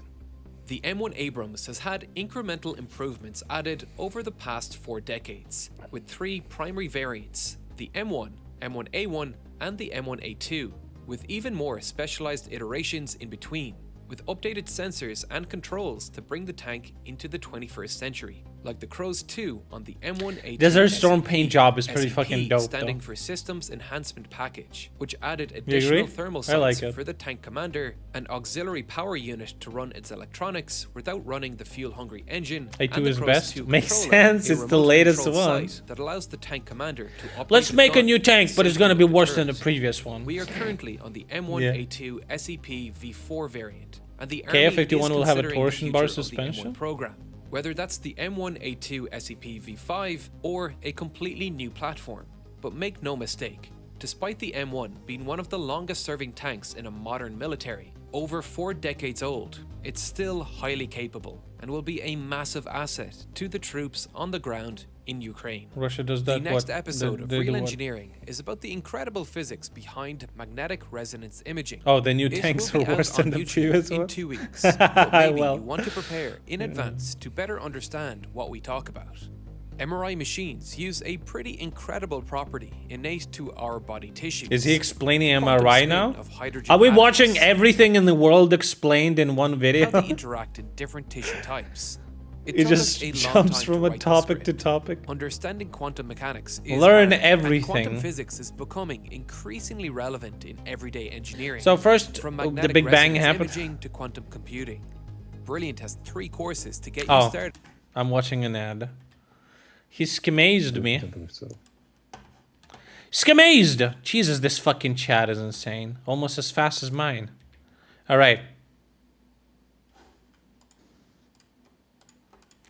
Lately, there hasn't been a lot of... oh, you know engineering? Explain all of it. There wasn't a lot of news, so we'll see what they're gonna talk about. Дорогие друзья, рад всех приветствовать на канале Фейгин. Of course, Mark is gonna shill my stream. Gonna say Mark right now says that big thanks to Thompson translating the stream, and you can support his work using any of those links. You can use a QR code in the corner there. You can use a credit card. You can use PayPal. Whatever. Those methods are the best ways to support me, or subscribe on Patreon. I post content there too. Don't miss it. Yeah, you know. Follow, join Discord. Okay, Mark, Jesus, enough. I feel uncomfortable. Support me, guys. Thank you. Интересно, что ты выделяешь из них в качестве главного. Причем мы допускаем, что там есть какие-то конфиденциальные решения, которые не Опа. озвучиваются участниками, но которые перед... Ну вот смотри, буквально накануне прошел Рамштайн. Видимо, мы не знаем ничего. Okay, Rammstein happened. We don't know much. И там приняты были озвучены решения. There were some decisions being made. Из них в качестве главного. Причем мы What are the допускаем, main что ones? конфиденциальные решения, которые We are не sure there's some озвучиваются confidential участниками, things но которые that are not being прямо said out loud, связаны с предстоящим but наступлением. Что бы ты сказал? he says all that, Главного yeah. решения нет. Главным решением могло бы стать He передача says, самолетиков, да, и he там says there's no main decision. The main decision could have been like F-16s, for example, этих ракеточек. Но их or ATACMS, for example, but nobody said anything like that. формально не объявили. А теперь вопрос. Когда Запад захочет нас помирить и будет рассказывать нам про новую систему европейской безопасности, которая является выходом в этой ситуации, они думают, что украинцам поверят? Я не знаю, скажи ты. Ну, вот у меня вопрос такой. Ребята там, судя по статьям некоторых американских экспертов, они предлагают новую систему безопасности, которая станет выходом для всех. So he says, according to some people in the West, they want to propose some new system of security. And when they're going to do that, do you think we're going to believe them? В этой ситуации. И украинцы радостно ее примут, этим гарантируют безопасность. Напоминаю. Like some guarantees, some security guarantees, whatever. Раз. Минск-1, Минск-2. We had Minsk 1, Minsk 2, fucking Budapest memorandums. Самолеты не дали 4. Это в какую систему? And we weren't given planes and missiles, still long-range missiles. So why should we believe that? Поверим. С последующим перевооружением нашей армии, там, с отдачей самолетов позже, если перед наступлением, когда мы четко прямо говорили. Even yeah, they're saying that there could be possible like airplanes in the future and stuff like that. But when we were saying that this is very important counteroffensive. Наша пехота заплатит кровью за то, что вы не передали. And we said that our infantry is going to pay in blood Вы нам не передали. Какую? that you, because you're not giving us what we need. What kind of security you're talking Ну about? хорошо, ты чем это объяснишь? Почему они не передают? So why don't they give? Ну, объясняю я много чем. Я хотел бы заострить их внимание наших зрителей, что когда нам Well, there's many reasons. I would just like to point their attention безопасности и все такое бла-бла-бла, is that if the West is talking about the new security system and guarantees, нам будет нелегко принять. it's going to be Потому что если вы в difficult. ходе действующей войны говорили, дайте нам самолеты и ракеты, мы нам It's going to be difficult to accept it because during an active war, we're asking for planes and long-range missiles and we're not receiving them. авиации с дальнобойными средствами. Then И много дальнобойных ракет нам их не дали. it's Много чего дали, спорить не будешь. По земле. and we weren't giving them. Of course, a lot of things were given. We're not going to argue with that. Очень хорошо. А вот главного не дали. But the air is still a question. Что там как бы с переговорами, там, да, которые многие там себе на Западе уже запланировали, система безопасности и прочее. Это больной вопрос. Я им всегда объясняю нашим любимым союзникам, что цена недоверия украинского народа — это 2 десятка несчастных F-16. Или там как бы десяток атакамс. Тут же важно даже не количество. Важно, в принципе, скрытая печать. Ну, мы имеем то, что имеем. Но, с другой стороны, чего уж там греха таить, по земле вооружили до зубов, прямо скажем, конкретно. So he says yes. Basically, if we had a couple of dozen of F-16s, a couple of dozen of ATACMS, it would have been a huge help. But of course, the ground forces are armed to their fucking teeth. Вот и посмотрим. So we'll see. Ну, а может быть такое, что об этом не говорится публично, но какие-то So ракеты все-таки переданы. could it possibly be that some things were given but not publicly Ну, mentioned? нет, их не скроешь, а ракетки? Мы увидим по результату. We'll see in the result of the counteroffensive, perhaps. Вот я об этом Что же. там То у меня есть есть обоснованное сомнение. обоснованное сомнение. Да. I have suspicions, though, that it's Насчет not the ракет. case. Так, ну хорошо, двигаемся дальше. 125 тысяч нас смотрит. Новостей сегодня как раз много, несмотря на субботу, нам есть что обсудить, так что мы, может быть, сегодня даже переберем по времени. Не переживайте, мы всего лишь 5 минут в эфире. Ссылки на эфир размещайте. Так, вот смотри, давай посмотрим карту. К ней прилагается несколько пригожинских заявлений, которые представляют некоторый интерес. А вот, собственно говоря, опять главная точка — это Бахмут. Bakhmut, of course, is the main point. Вроде как говорят, все-таки российские войска двигаются, причем в нескольких направлениях. На Ивановск. Mark says that Russian troops are moving Внутри самого Бахмута. in direction of Ivanovsky and Bakhmut. Российские вооруженные силы продвигаются. Ну, там Russians are pushing. Все-таки как ты So, оцениваешь, how would you evaluate the какая situation динамика in действительно and ли around попасть Bakhmut right в now? обозримое время до 1 мая, что-нибудь такое? Ну, я не специалист по падению Бахмута до 1 мая, но обстановка там очень тяжелая. The situation is difficult there. Численное и, скажем так, The количественное превосходство. enemy is focusing all their forces there, В артиллерии и качественно. Продавливает очень сильно, давит очень сильно. and they're Обстановка pushing там really, очень really hard. тяжелые бои. Very, very difficult fights. We'll see what's going to happen. I can't Ну, really а ты say не думаешь, что вот anything. угроза замыкания все-таки какая-то есть? Там препирательство идет между Пригожиным и какими-то советниками Пушилина, которые там сказали, что... Do you think there could be some conflict of interest? There's some infighting going on the Russian в side? окружении что-то находится, он опровергал, говорил, что нет, этого нет. То есть насколько здесь опасно вот это направление Ивановское-Хромовое? Оперативное окружение — это очень громкий термин. Оперативное окружение означает, что мы полностью окружены. Вот какая, даже не мы, а какая-то группировка. С прерванными путями снабжения. То есть, понятно, что Russians are saying that there's operational encirclement, but operational encirclement supposes complete surrounding of the troops and cut off of their supplies. We're not operationally surrounded in Bakhmut. кольца. Но как бы снабжение затруднено, и южная и северная. So the south and the north, they're pushing really hard to close the pincer, but so far it didn't happen, and we still have a supply route. Сомкнулись. Такого нет и близко. Вот. Поэтому самая обстановка тяжелая в городе. Как раз северный южный фланг более-менее Situation is difficult in the city, but the south and просто все тупо сносится пионами 152 мм, и как бы в этом проблема. The south and потому что стоять под этим всем пиончиков 203 мм сложновато. Хорошо, но другие are being held. как вот по всей линии? Ну, там более-менее без особых изменений, потому что идет, скажем так, what another in other frontline points.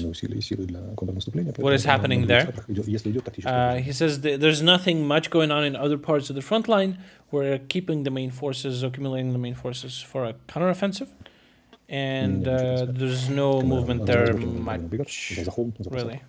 За изгиб посадки, за Т-образную посадку и так далее. Ну, район Авдеевки, например, на твой What about взгляд, Авдеевка? Ну, вот Авдеевка попытка повторить мне Бахмут. То же самое. Avdiivka, they're trying to repeat Bakhmut. Пока без продвижения, штурмовые действия предпринимают, но ясно, что They're trying to push, but they're not as active in Avdiivka as in Bakhmut, and they're not having as much success. уровень усилий, хотя и серьезно, не такой, как в Бахмуте. Все брошено на Бахмут. Ну, то же самое, движ на Кременной, попытки двигаться в районе Угледара на Павловке, там, на запорожском направлении, мы стреляем друг друга. In Uglidar, in Kremenna, it's all kind of the same. Not really much is going on. Донецкой области, там погибших, раненых, в том числе ребенок. Ну, картина достаточно похожа на то, что творится на фронте. Ну, каждый день. Нет больших событий, на которые следовало. There's no big events for now. Tactical movements at the moment. It's quiet before the storm. Позиционный тупик. Задача контрнаступления сейчас сорвать этот тупик, вскрыть его. So right now there's a dead end on the battlefield. The task of our counteroffensive is to turn that dead end into our advantage. Это крайне невыгодная история. И перехватить инициативу. Посмотрим. So we need to take the initiative. Ясно. Ну хорошо, ты вот, надеюсь, слышал о том, что Пригожин заявил, что якобы, значит, сын Пескова, прославившийся в известном смысле. So have you seen that post about Peskov's son? That is the picture of Ukrainian soldier. Или Чоулз. Вот. Ну, сейчас он может Песков, у них у всех по 10 фамилий. Но это по имени матери, которая первая жена Пескова, вступила в брак с британцем, поэтому он был Чоулзом, долгое время жил в Великобритании. И была такая с ним история. В самом начале войны ему журналисты популярной политики позвонили под видом, ну, пранк был такой, под видом военкома, и типа вот придите, пожалуйста, отметьте, что здесь. So in the beginning of the war, I remember that the journalists pretended to be a military commissariat, called Peskov's son, and said that he needs to go to the commissariat to get mobilized. And he said, "You know who I am," shit like that. Все. Which Он сказал, вы вообще знаете, кто я такой? Куда я пойду? Никуда. Я завтра не приду. И тут он вдруг рассказывает... And all of a sudden, they're saying that Peskov's son is fighting in Bakhmut. Какой артиллерист, какой он хером He's like artillery guy or some Он shit. в говне, в дерьме так и говорит. То есть опять скажут, едем тут. Пошли, ничего подобного, я цитирую. Вот. Ну и все такое. Он там типа провоевал артиллеристом, якобы опять же. Вот зачем им это надо? Вот сейчас. Why are they even saying that? It's so fucking bullshit. Nobody believes that. Я думал, он очень... What fucking artillery guy? He's То есть ты считаешь, это jerk off guy. Ну, я думаю, что, как версия, Пригожин подколол, потому что у сыночка теперь будут большие проблемы, куда он поехал, особенно в Англии. Что значит служил в Англии? Как это? У него там не видно жительства, он гражданин, да, служил в Англии. Это все. Не исключено, да, он может... Aristotle says perhaps it's a prank from Prigozhin. I don't think Peskov asked him to do this because now that Prigozhin says that his son is participating in the Wagner, then it could be that his son would be barred from he's supposedly a citizen of England, and Может быть, что даже и гражданин. he could get fucked. So maybe Prigozhin is just pulling a fucking. Я вот в таком направлении даже не думал. А причем, заметьте, он сказал, он, говорит, был либерал известный, он Песков набрал либерал. Ну, это как нас с тобой определить там руководителя ЛГБТ-сообщества европейского. Вот такой из Пескова либерал, понимаешь? Вот. И он, соответственно, говорит, а он, говорит, либерал, говорит Песков. Вот Песков либерал, а сын у меня артиллеристом. То есть ты считаешь, что это он медвежий услуг такой, что ли? So you think that Prigozhin is making pranking? А я вот, кстати, об этом не думал. Вот меня журналист спрашивали, я думаю, что это они так как... Yeah. A lot of them have... a lot of them are in Western countries. Fucking worms. Конечно, не исключено, что он его отмазывает, но вообще похоже на подкоп. А его маме, она в Британии, кстати, к маме должны прийти. Маме-то ладно, к нему самому должны прийти, если он долго живет в Британии, как минимум вид на жительство. Как максимум. Нет, 100%. У него вид на жительство 100%, но я думаю, что там гражданство есть. Ну, так что должны делать? Что должен делать доблестный Скотланд-Ярд и Ми-5? А вот мы сейчас задаем вопрос. Я знаю, что нас слушают разные люди. Вы, пожалуйста, зайдите к маме, проверьте, а действительно у нее в ЧВК «Вагнер», в организации, признанной международной криминальной, как это сделали американцы, не говоря уже о террористической, которой признали ряд государств, не только Украина, там, Литва и так далее. А вы зайдите, спросите, а где сынок-то? Может, он промышляет вот в такой... Mark says, if Scotland Yard is watching, why don't you pay him a visit in the UK there, you know? If the guy is truly in the Wanker PMC, a terroristic organization, so... Террористическая организация артиллеристам. За такое ведь могут правздеть, как раньше говорили, понимаешь? Причем, stuff could be different for him. В совершенно беспощадной форме правздеть, как говорится. Интересный тезис, это вот правильно, что мы это обсуждаем. Он говорит, что вы на ерунду на всякую падаете? А тут судьба человека, как у Шолохова, понимаешь? Interesting Сюда. Так, ну ладно, поехали дальше, бог бы с ним. Ты про бомбу что думаешь в Белгороде? What do you think about the Belgorod bomb? Сейчас может спалиться. Не, даже бомбить Воронеж, это святое дело. Что тут? А бомба вообще может выкатиться и упасть? Ну давайте так, две бомбы. Две бомбы, извините. So, first of all, Mark, 2 bombs. Okay. Но это 500-ки, это такая история, когда на город падает там сурово, потому что 500-очки воронка глубиной метров 5 и шириной метров 10. Такая 20 метров. Смотря зависит от грунта, но как бы надо понимать, минимум 10. 500 вообще меняют ландшафт, это очень серьезная история. Поэтому... These are serious bombs. Просто упасть. Вот просто And Mark says, how they just fucking what? They just dropped them? Чисто теоретически, Well, всякое бывало. theoretically anything can happen, В right? результате там замыкания каких-то цепей и прочее, прочее. Ну, вообще это редкое событие. But it's a very rare event, либо so это to очень say. херово с вооружениями, либо это... Either they're really fucked up with the weaponry and it's old and shitty, ну, or реально по пьяни решили бомбануть своих. maybe they were drunk or some shit. Maybe they did it on purpose. I don't know. Возникает вопрос, почему маршруты пролета боевой авиации с The question is why military aviation is flying over the fucking city. лежат вообще над Белгородом, собственно. That's very questionable. Есть хорошо. Ну, то есть там разбираться. Я на месте жителей Белгорода задал бы военному руководству и руководству области много интересных вопросов. Как так вот вообще получается? Боевая авиация над городом мирно. В принципе, такая история. Но тут еще снаряженная с бомбами, да, это богатая история. Military aviation over the city is not great. On top of that, they had fucking bombs. And on top of that, they lost them. It's... Ты понимаешь, мне поначалу показалось, не, ну как... Well, yeah, they didn't lost them in the fucking cities, though, didn't they? Когда только это произошло, думаю, не, ну, наверное, все-таки опять Украина стрижей послал что-нибудь такое. А потом похоже, что действительно реально российские вот... Ну, просто такое ведь поверить не можно, как-то взяли, выкатилась или она упала, бомба, 2. С бомбардировкой, это как-то, ну, я не знаю, это что-то какой-то... ФАП. ФАП 500. Ну, как бы, ну, это вообще дичь. Это же... Ну, они такую атомную бомбу выкатят, понимаешь? Они повезут ее бомбить Украину, а она херак-херак, и все, и нет. Mark says, can you imagine them using a nuclear bomb to try and nuke the Ukraine and then just dropping it in Belgrade or some shit? That'd be funny. Занималась потерями, в том числе атомной бомбы, попадавшим с Был такой, да. Искали, не нашли, но падали же, да. Поэтому, в принципе, это возможно. Но это всякий раз сигнал острова неблагополучия, скажем так, острова неблагополучия. Ну и тут, конечно же, тут такая история, значит, с 500 So that's a funny story. Просто после такого обвинять Украину, что это она там кого-то бомбит, да вы сами бомбите свои города. Причем тут тогда обвинять... Mark says it's interesting that they're constantly saying that Ukraine is bombing their own cities, even though they... Какие дроны, шмоны... In reality. Стриж 500 не понесет, правильно. Ну, не, ну, очевидно, он ее не утащит просто. Не утащит, да. Поэтому, да, тут что-то вот... Ну, они опять же сказали, в результате самопроизвольного расхода, там технической неполадки, так получилось. Well, they said it's technical malfunctions, so... It's funny. The car fucking jumped on the supermarket roof. История, конечно, богатая. Well, I have no idea. I didn't hear about that. Они все-таки своих добомбят, они своих добьют даже раньше, чем украинцев, это очень. Mark says, I feel like Russians are going to kill themselves faster than they're going to kill Ukrainians. Вопрос военному команде. Какого хрена маршруты боевых самолетов лежат на голову? That's true. Ясно. Нас 180, почти 2000 смотрит и 64 тысячи. Mark says, support the stream, support Topsen my stream. Topsen is the only stream. Mark, please. He says Topsen is the only stream that translates this live to English, and you can support him by scanning the QR code in the corner there. В курсе, что Германия выслала российские дипломаты, и так человек 20. Ну, чтобы все понимали, что... Or using PayPal. Таких, как Германия, там, Франция, Британия. So Germany removed Russian diplomats from Germany. Сотрудниками внешней разведки СВР. And obviously we have to understand that Russian ambassadors are not really ambassadors, they're fucking KGB. In disguise, of course. ГРУшники, соответственно, те, кто занимается направлением военной резидентуры, ну, соответственно, это военные атташе и все остальные, это только сотрудники спецслужб. О чем осведомлены все вокруг. And everyone knows that, of course. I'm sure the Western embassies know that very well too. Нет, там просто в западных иногда попадаются дипломаты. Нет, ну в западных, ну, извини, западные не убивают в Берлине, как убили Хангашвили, Красикова, которому, возможно, передавали оружие из посольства. Но это уже диппочту получили, отдали, он его замочил, значит, на велосипеде. Возможно, ну, там, тем не менее. А вот мы не слышали о немецких дипломатов, которые в Москве кого-то грохали, да, или там американских, взяли бы Сноудена, шлепнули, как это... So it's very interesting because there's been cases of Russian diplomats killing people. But we haven't had a single case with Western diplomats doing that.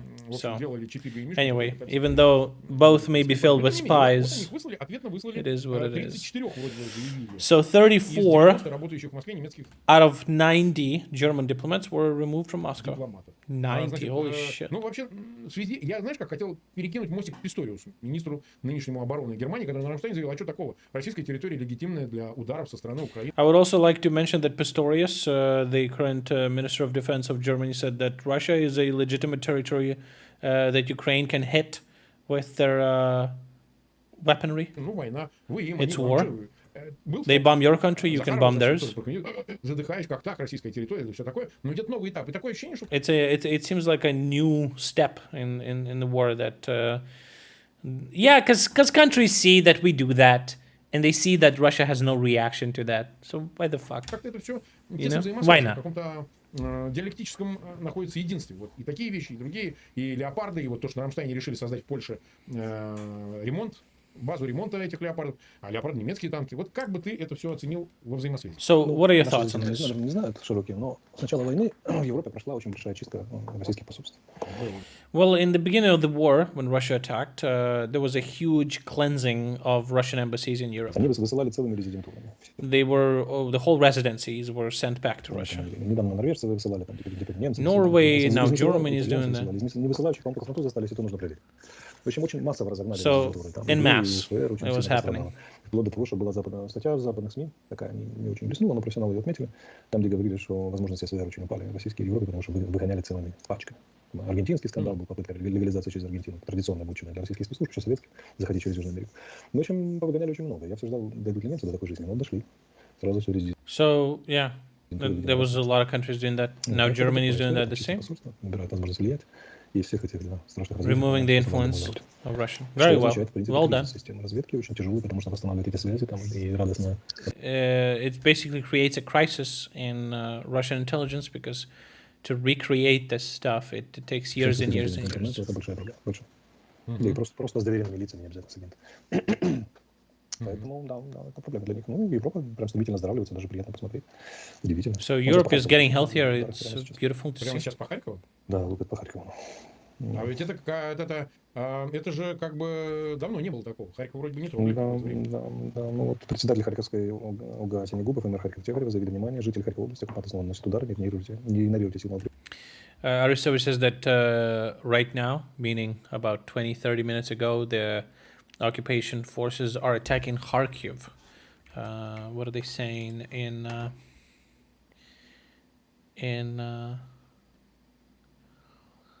yeah, they're using S-300. They hit Kharkiv at least 5 times in the city and the regions. Damn.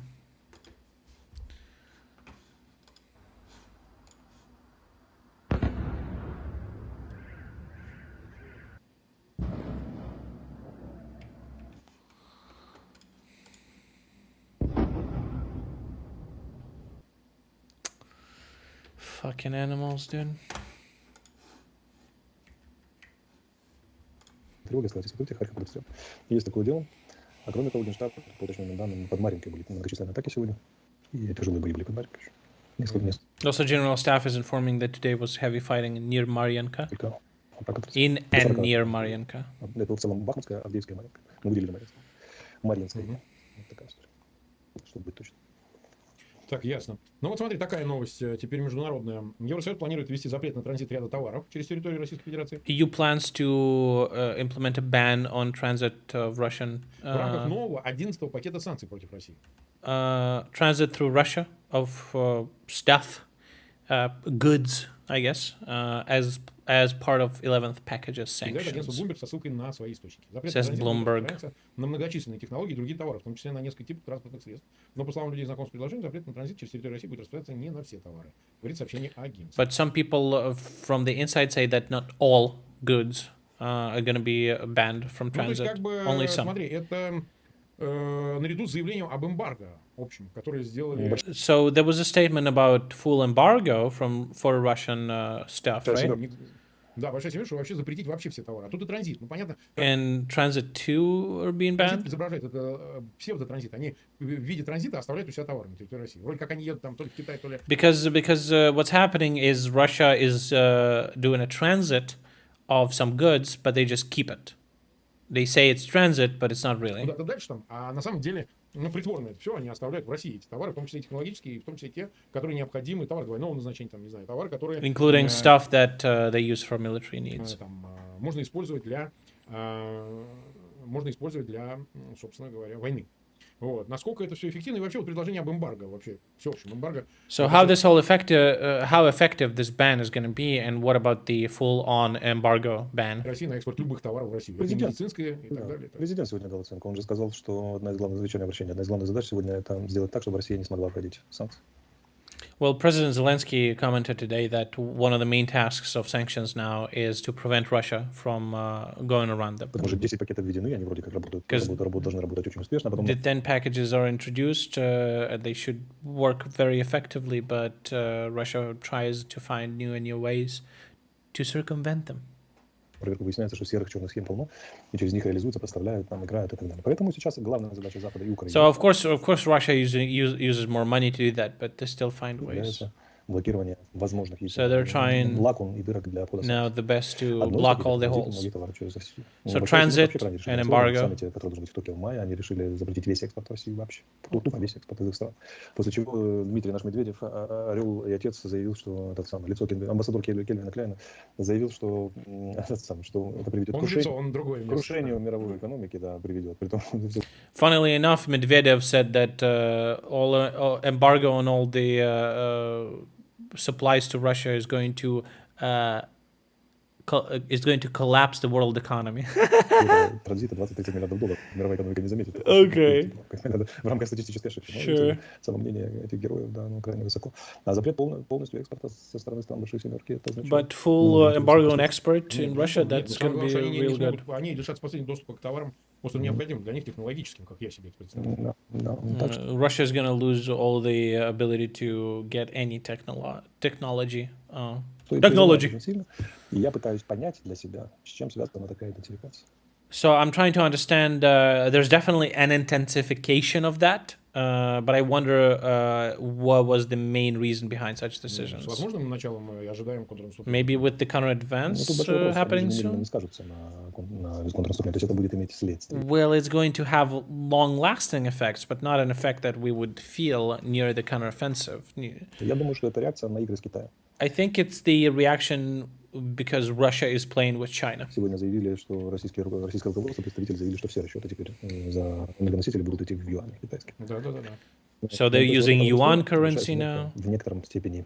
and G7 is trying to curb that. Заявили, что это ответ на попытки переиграть валютные корзины на рубли и юани. Вице-премьер Новак заявил. Поэтому европейцы сначала перестали закупать рубли, теперь кривятся по поводу юаней. Проблема же расчета в юане в том, что любая сделка юаней проводится Центробанком Китая. То есть Россия каждый раз должна будет спрашивать разрешение. Фактически. Да. Поэтому нет разрешения китайского Центробанка, ты не можешь рассчитаться за юань. Поэтому, в отличие от доллара и евро. Но подобные игрища явно не нравятся. Потому что семерки им показывают коридоры красных флажков. Я не думаю, что здесь прямая связь с контрнаступлением. Здесь скорее ответ на... So I would rather say that there's no connection with the counter-advance rather than the Russia playing with China. China. Ну, смотри, я специально хотел обсудить президента Бразилии Лулу. Мы о нем вскоре с тобой уже говорили. Okay, let's discuss the Brazil President Lulu. We talked about him previously. Активен, просто невероятно. He's very active recently. Бразилия Луис Анасио Лула де Сильва заявил в субботу, что не поедет ни в Россию, ни в Украину. He said recently he's not going to go both to Ukraine and Russia. Пока не будут созданы условия для until they will find ways to until both countries find ways to make peace. Wow. Oh no, he's not going to visit. На пресс-конференции в Португалии. Лула де Сильва считает, что необходимо создать группу стран, которые сядут за стол переговоров для обсуждения мира. Silva believes that a group of countries need to be created to sit behind the table of negotiations and create peace. Bro, fucking unironically, like just brain dead Hassan take. Just lol, just talk, guys. Why don't you just talk? Bro, what the fuck? В Украине Бразилия хочет найти слов. Why don't you just talk and be peaceful? Is it that hard? Мир. Приводит газета Диарио де Нотисиас. Слова президента лучше искать выход из переговоров, чем на поле. Слушай, ну вот этот Сильва, он же был уже президентом. Both commies. Yeah, commies apparently have fucking brain aneurysm. Болсонару. Причем обвиняли в коррупции. Fucking mental degeneracy. Вывел новые выборы. Ну, коррупционер 100% патентованный, тут сомнений никаких. Но самое главное, что он такую какую-то невероятную активность развил по части украинского конфликта, где Бразилия, где Восточная Европа вообще странная. Причем он съездил в Пекин, он сделал ряд громких заявлений, что можно пожертвовать и Крым, и всем остальным. Но надо не забывать, что он член группы БРИКС Бразилии. He's part of BRICS. he went to Pekin. He said that you can sacrifice Crimea to stop the war. То есть понятно, что But это obviously Brazil and Eastern Europe very far apart какая-то still. активность. И Лавров, кстати, едет в Бразилию. Lavrov is Но, visiting понимаю, Brazil соответственно, эта too, активность, она такая but this просто activity is невероятная. just Причем кто его зовет в Украину, impeccable. никому в Nobody Россию is не надо. asking him to visit Ukraine, by the way, as you said. А вот Украину никто не зовет, вообще никто не собирается его привлекать в качестве какого-то международного посредника или какой-то значимой And nobody wants to involve him to be to participate in the negotiation process in any way. So why the fuck you would say all of that? So what your opinion on this? БРИКС подозреваю перед визитом I think it's just playing on within BRICS. Лаврова. Before Lavrov is going to visit, Ему это нужно, я думаю, что он хочет сыграть на каких-то российско-китайских интересах. he wants to maybe play on some Russian-Chinese interests, Третьей стороны. try to be the third country, Америки, то же самое Бразилия. Что-то там такое подозреваю. something like that, maybe. Потому что такие вещи, при том, что это далекий очень от Бразилии регион, могут диктоваться только внутриполитической повесткой. Since the region is very far away from Brazil, it's most likely an internal political play. Надо изменить свой вес внутри страны. И часть внешнеполитической, где нужно было... Trying to give yourself more credibility inside the country. How important he is. Видимо, Look где-то at приходится выбирать this. между Россией и Китаем. И он нашел оригинальное, как ему кажется, решение, выступить посредником, заместить Китай до некоторой степени, потому что Китай же до сих пор хотел. Сначала Турция, потом Китай. И тут, значит, этот сам. Но поскольку он персона достаточно экстравагантная, то как бы, мы можем там предполагать еще какие-то интересы, нам мало понятно. Ну, при первом приближении то, что я сказал. Скорее всего, это где-то перебалансировка Бразилии между Китаем и российскими интересами. Тут надо быть специалистом по региону, чтобы понимать эти нюансы, даже специалистом по этим отношениям. Но опять же, возможно, тут вопрос, кто сейчас головуя, то есть председательствует БРИКС. Я вот так сходу посмотрел в телефон, не нашел. Сейчас попытаемся. Как бы там ни было еще. Наверное, Индия, я думаю, нет?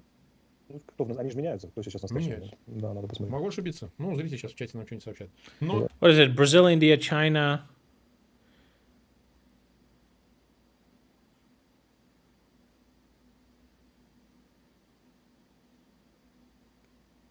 Kyrgyzstan, Syria? What is it? Думаю, что это Spain? может быть I don't know. попытка Китая через вот этого Лулу инспирировать какие-то вопросы. So you think? Do you think that maybe China is influencing Lulu to say shit для like того, that? чтобы продолжать свою тему 12 принципов урегулирования, и как бы, ну, он ездил, кстати. Что Китай играет Да, Бразилию? не сам, не авторизирован. China plays with Brazil? Ну, может быть, вот такой вариант, что китайцы формируют позицию Лулу перед визитом или перед некой идентификацией бразило-российских отношений и пытаются донести какие-то особые позиции или коррекцию позиций уже через бразильцев до Кремля, в том числе.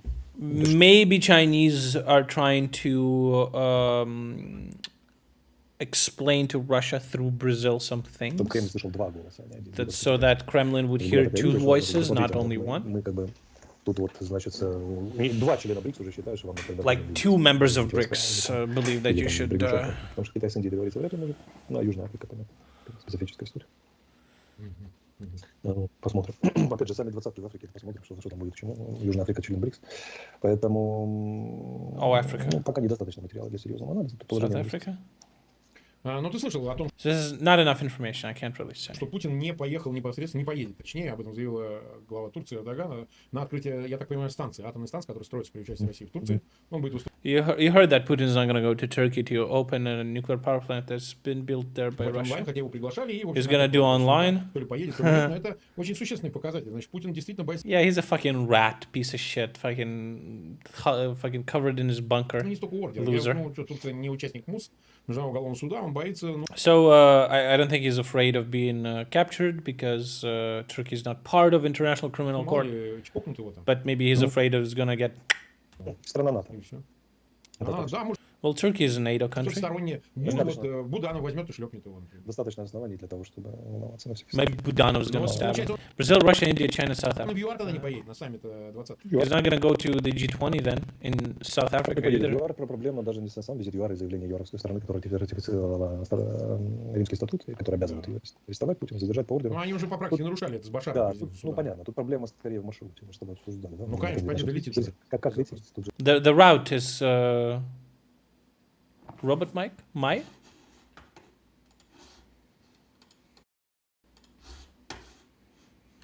This better? This better now? Если промежуточная посадка или пролет на территории стран, то воздушное пространство... He says it's very far to go to South Africa, and на территории страны может пойти речь о anything can happen on the way there. посадки или не пропуски. В общем, мы же понимаем, как будет выглядеть самолет российского президента, бот номер 1, который месяца, и его не пропускают, там блокируют и так далее. Такая история. Даже чисто с имиджем точки зрения. Ему легче не рисковать. Опять же. It's better not. He doesn't want to risk. Никуда не выезжать на твой So Putin's gonna sit tight, not gonna go anywhere. Решение накануне контрнаступления еще. Тут что же быть в Москве, мало ли как оно повернется. В бункере точно. He needs to be in the bunker because the counter advances soon, and who knows how it's gonna go. Не поедет. Не, ну как по этому вопросу идет некоторая дискуссия, придавленная такая. Но я вот тоже думаю, что о чем рисковать, и главное зачем. They could have named it Krebs. Продолжение этого парады. Может, ты знаешь, нет, значит, уже точно не будет бессмертного полка. На 9 марта. So let's talk about parades. In Russia, they're canceling a lot of different parades. Are going to happen military parades. Ну, понятно, вообще в приграничных регионах это... Obviously, in all regions near Ukraine, there's going to be no parades. Брянска и так далее не будет вообще ничего, ни парадов, ни бессмертных полков, вообще никаких, собственно, мероприятий. А в Москве непонятно. And in Moscow, it's still a question. Полка вроде бы не будет. They're saying that the parade is going to happen, but without aviation. Ну, а как сказать потери? Что это значит? Вот, что значит? Они... Well, British intelligence says that they want to hide the losses. Mark says, what do you mean by that? Ну, а как они потонут? And it says, well, imagine a lot of people visiting these parades and showing a bunch of pictures of dead soldiers. That's not going to look good. Ходили миллионы, так сказать, потонут в этом общем потоке, поди разбери. Дедушка, где внук, правильно?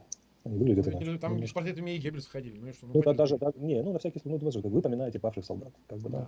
Ну, так, it's like remembering people who died in the war. It's like, come on, people are gonna remember that, right? Поговорили, это уже опасно, если ты хочешь сказать потери, правильно? Even if some people met and started talking about it, it's already dangerous. If you want to hide the losses. У нас дивизия два раза поменяла состав за это время войны.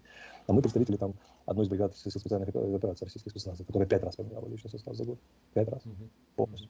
И это такая, и сразу много узнал. Одно дело удерживать там, грубо говоря, сообщество родственников конкретного подсоединения, да, а другое дело, когда они между собой меняются. Тут уже эти... There's one thing when people just within families talk, people that know each other within like a specific division, let's say, and when people from different divisions start talking, saying that, oh, it's happening everywhere. Связи никому не нужны. А это ж повод. Yeah, they will need to. Yeah, they will have to train their memory. But they're not doing well about that, drinking vodka so much. В этом точно. То, что в следующем они еще будут смотреть. Они реагируют ситуативно, не пролонгированная ситуация. Но в этот раз не нужно допускать никаких разговоров о павших солдатах. Не нужно, тем более под эгидой там всероссийской акции, потому что всероссийская акция будет понята очень многими как разрешение говорить об этом. Или хотя бы между собой говорить. Если не СМИ, то обмениваться информацией. Этого не нужно. Очень много данных может... So Russian regime is now very afraid of such parades and all of that shit because it's almost as an approval of discussing military thematics, and they don't want that because people might start sharing information, maybe not online, but among themselves, and that's very dangerous. Просто на перекрестном общении родственников и все остальное. Интересно. Okay, interesting thought. Подумал, думаю, там эти толпы с досками. Информационные пузыри очень сильно рулят. Informational bubbles are crazy important Есть город Псков. and powerful. Особисты, ФСБ, там военные, то все родственникам рассказывают, ребят, внутри трындите, куда же деваться, не надо разговаривать с представителями Тульской дивизии, там, например, 106-го или еще какой-то. Не надо чистить. А если чистите, то рассказывайте нам, кто что о чем говорил и так далее. И вдруг они все съезжаются на Москве на Красную площадь. Like imagine them all, a lot of different people, a lot of different military guys. As well, there are middle rank or some shit going all to the Red Square and start talking among themselves, Свои города, вот они собрали, нет, своих это свой, ты там сидишь, там более-менее контролируется. Но вряд ли кто-то из Тулы поедет отмечать бессмертный полк в Псков, правильно? Okay, we get it. Но имеется в виду, в Москву тоже они не факт, что они... Okay, we get it. Там разговоры между пузырями, установление связи. Те, кто нас смотрит, пожалуйста, добейте очень даже те, кто смотрит. Рад по таким названиям документ предполагать запрет на присвоение географических объектов, названий, связанных с Россией. Okay. They're discussing some bullshit now. Don't care. Half-Life 2 Balenciaga. Gordon doesn't need to hear all this. He's a highly fashionable professional.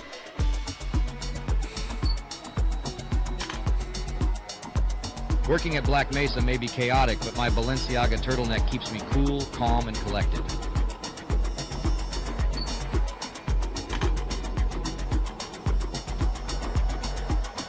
Fighting the Combine is tough, but my Balenciaga combat boots make it a little easier. Comfort and fashion combined. The fate of humanity may be in my hands, but my Balenciaga cufflinks show that I still have a sense of style and sophistication.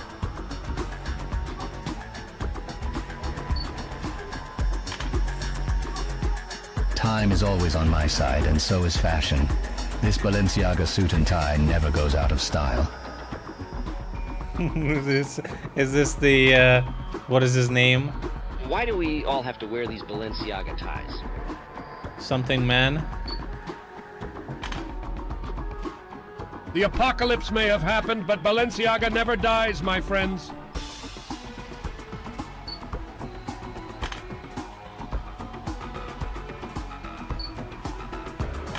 I've seen the Harry Potter one, right? But I recently seen some other one.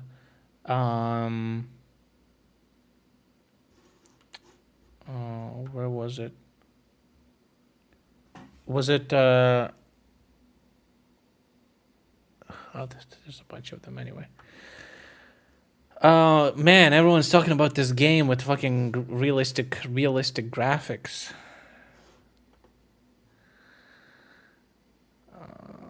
Jesus, 500k views. The goddamn just reacting to this. Oh well, it is what it is now. That's what I call fucking realistic.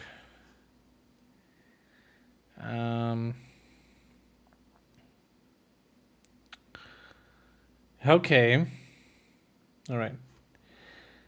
Boys, let's continue our gaming sessions. Remember we started playing Dead Space, but I just kind of was like, and abandoned it. We didn't finish. We didn't continue. How about we do that?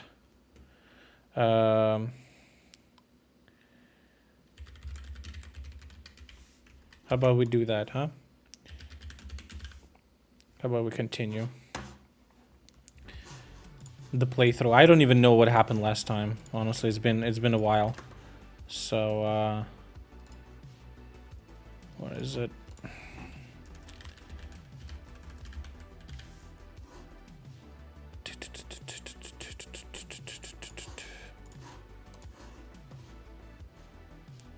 Your TikTok is doing numbers?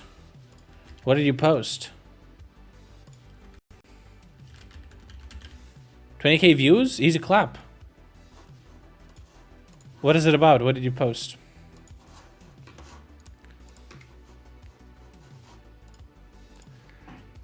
I found a couple of interesting games just randomly on TikTok. It sometimes recommends me something. Some people play it and, you know, and maybe we'll try like a new scary game or something like that.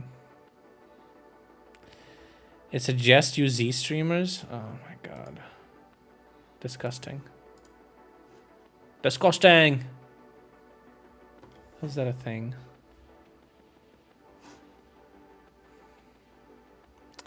Building shaders. Okay, while it's doing that, let's take a look at your TikTok.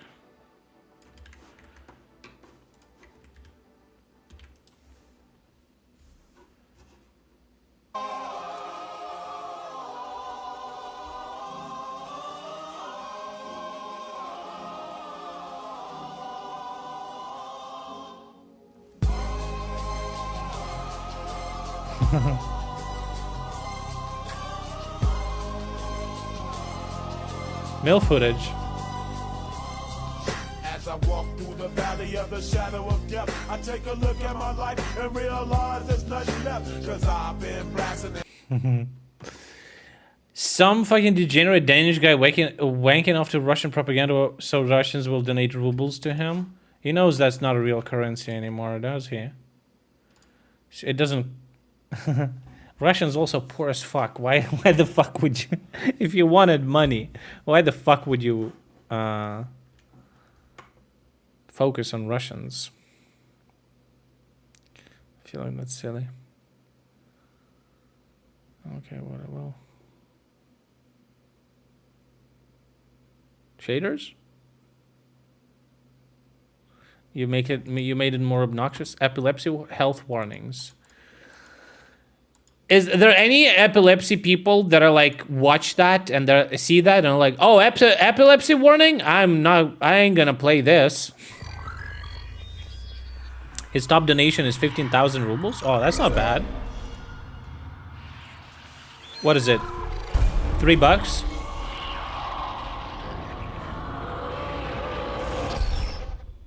Wow, scary menu is scary. Opa. That was a little bit loud.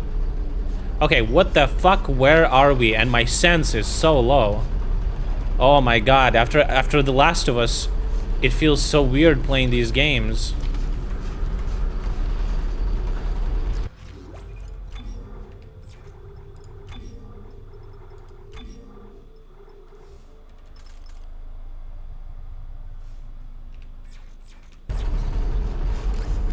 Feels better. No bottles, right? Okay. I kind of remember some controls. Let's continue. I think I kind of remember. Where are we? DJN viewers are DMing me how Ukraine lost 1 million men.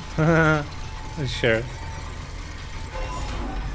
At this point, Russia destroyed 500 trillion Ukrainians, 25 Zelenskys, 50 Aristoviches.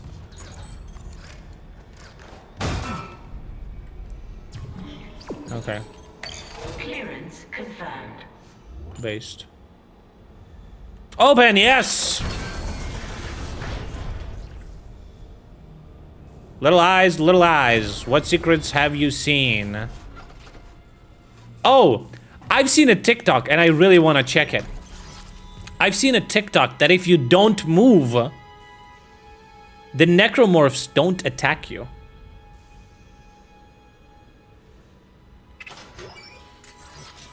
Like they're confused that you're not running away. I don't know if that's real, but I want to try it.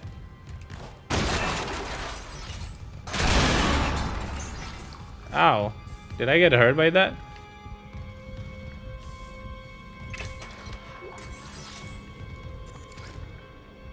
Uh-oh.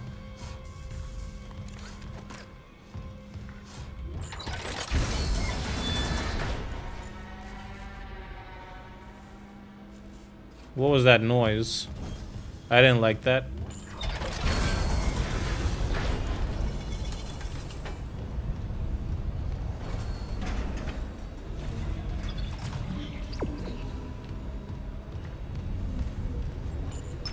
Administrator access granted. Prepping launch tubes.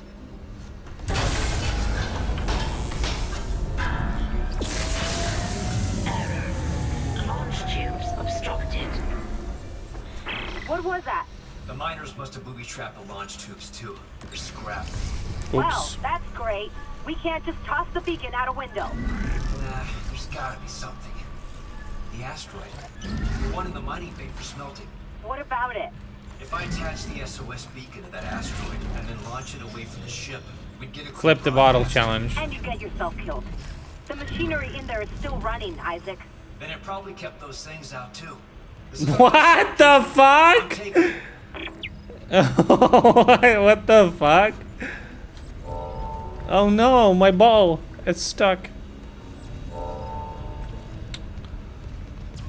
There's no logic there, dude. Okay, necromorphs. They do not attack if you don't move. Maybe.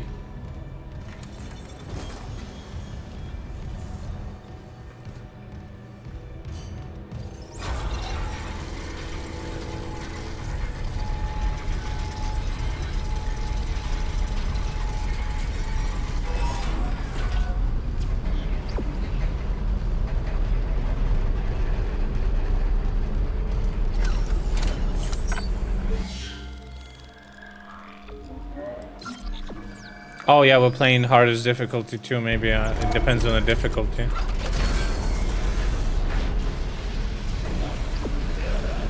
Okay.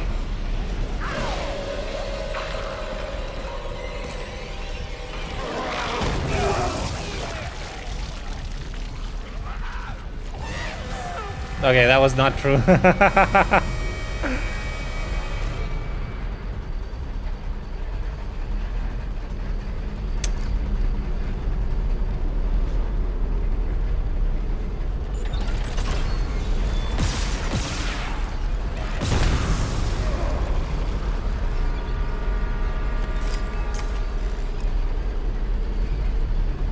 Wait, what about my HP? How do I heal? Oh, I don't have a heal.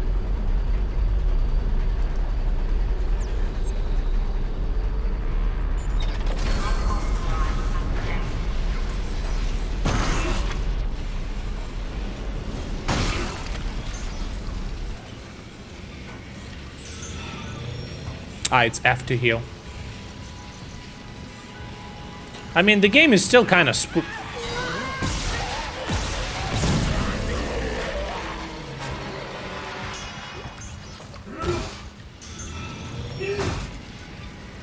It's still kind of spooky, am I wrong?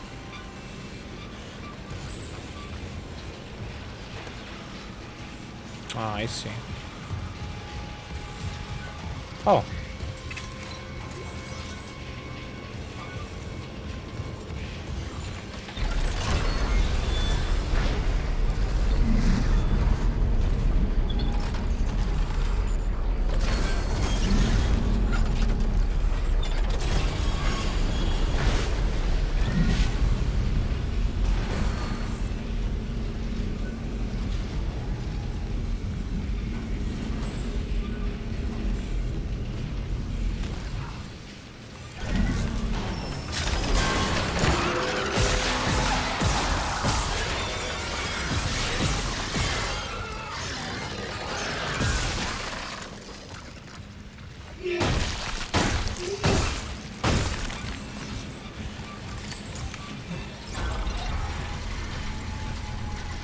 Oh, they have protections on their legs. Hello.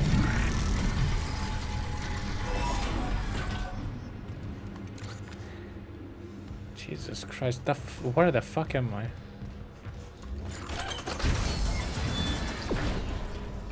Ooh. Dude, it's so dark.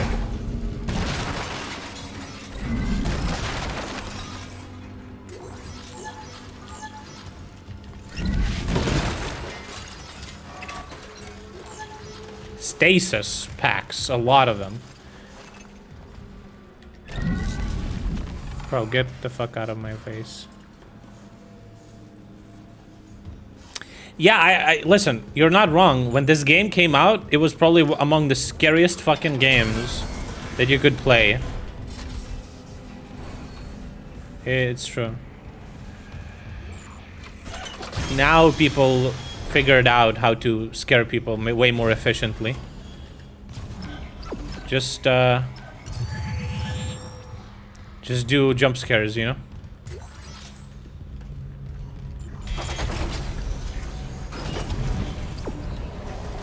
Okay, not here. You know, just checking. Entering zero gravity. You gonna figure out a plan? The asteroid's held by a few gravity centers. There's no emergency shutdown. I'll have to disable them the hard way. Plant the SOS beacon on the surface. Okay. The hard way? I have to go here?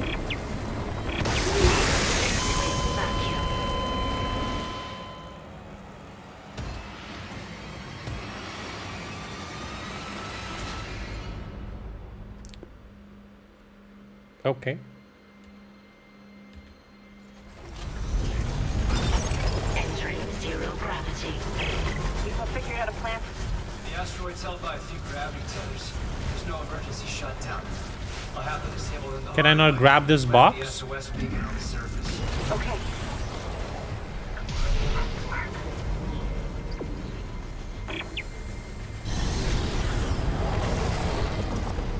What's happening here?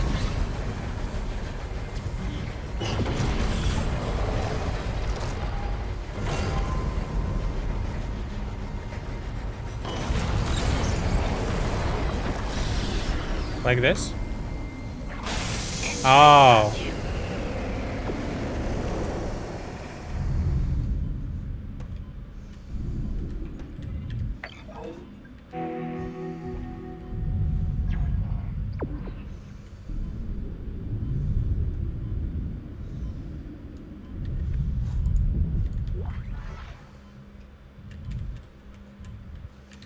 Go up.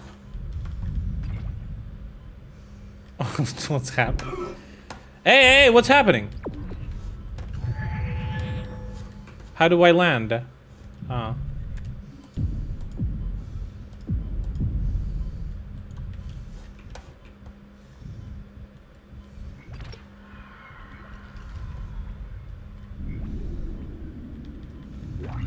Okay.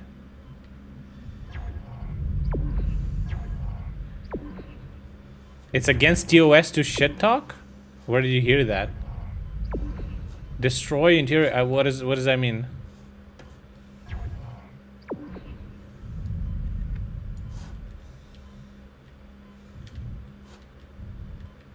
Ah. Caution. Gravity tether disengaged.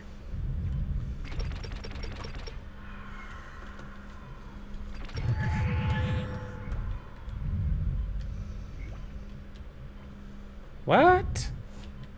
When did you hear that? Where did you hear that? You can absolutely shit talk people. You're not supposed to threaten them with like real world violence and shit like that.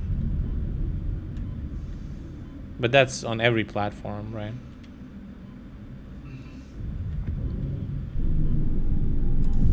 Warning. Exterior gravity tethers offline. Interior tethers at full power. How do I land? Is it...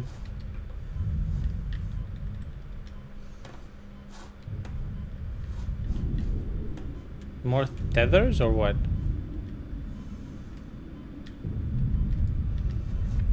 A little bit confusing what's happening.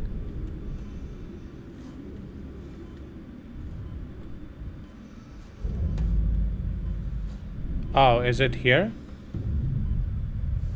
Ah, I see. Okay, okay, okay. I see, I see, I see, I see.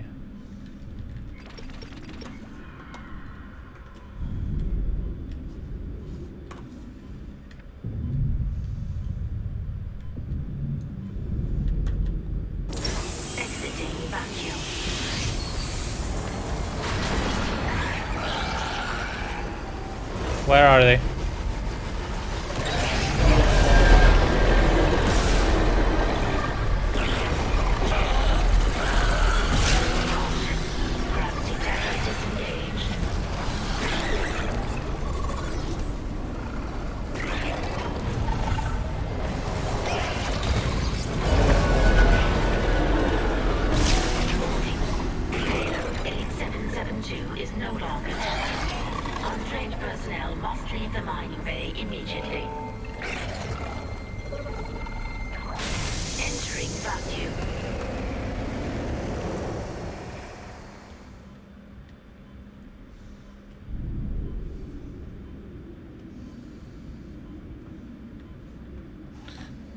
Streamer, there was literally complaints from Twitch that the streamer that we had to moderate the chat better than when it came to talking about... Yeah... I don't know about that. There's TOS and whatever is not in the TOS is fucking bullshit, okay? Launch the asteroid? God damn it, I fucking missed it. Wait.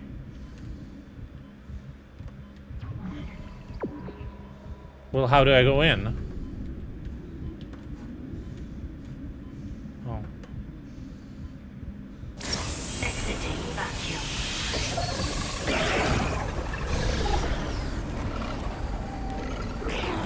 Fucking don't touch me. Oh, I can land? Oh.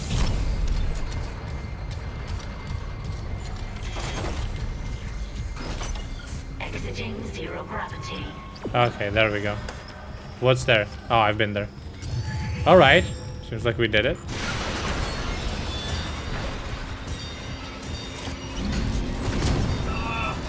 That was so bad, bro.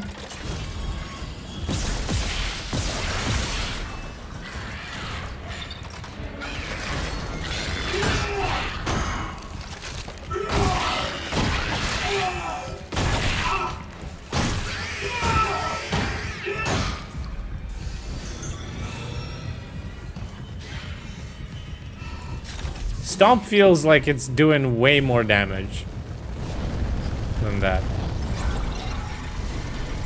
I kind of forgot what I'm doing.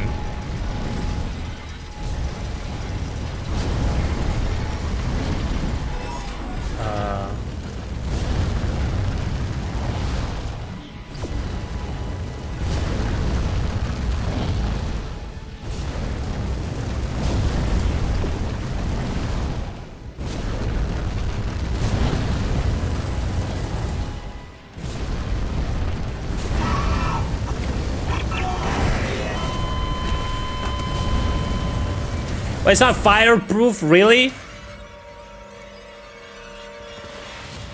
I'm getting killed by these puzzles way more than by actual fucking monsters. Isaac is better at killing monsters than being fucking engineer. Exiting zero gravity. Okay, this is gonna be better this time. Where's the little guy?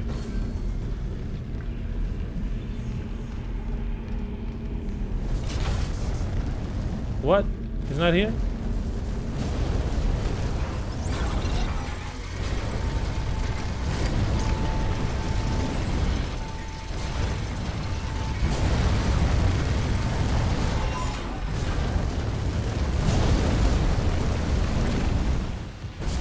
Oh, that was easy.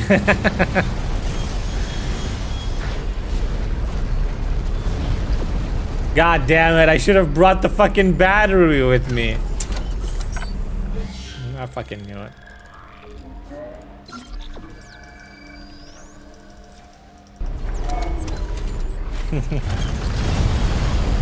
I knew it was too easy.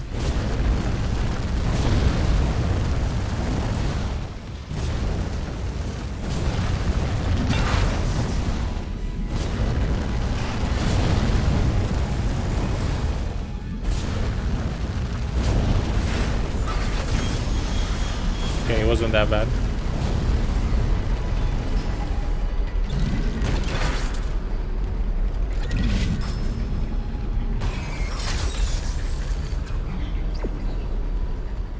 Launch the asteroid. Man, there's a lot of like going back and forth in this game. Did people complain about that?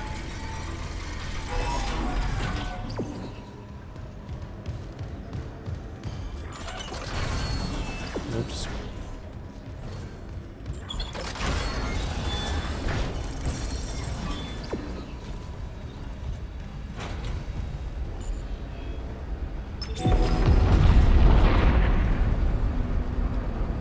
It's working. The beacon's online, broadcasting wideband. Oh, can you imagine the cope? Oh my god, I can't wait, dude. That's gonna be so good. Head on back to the tram station.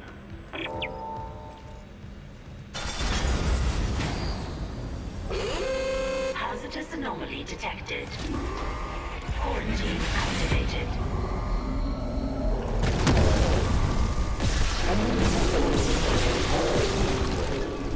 Wait. Quarantine shit with that hunter there. The system can't lift the lockdown. It's that guy that regenerates. Try.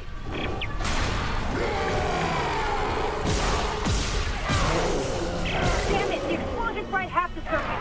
Almost there. Hold it off.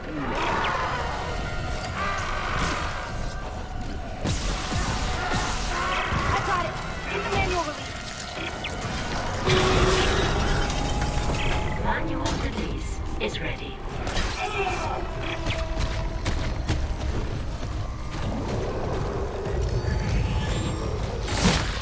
Haha, dude! Manual release is ready.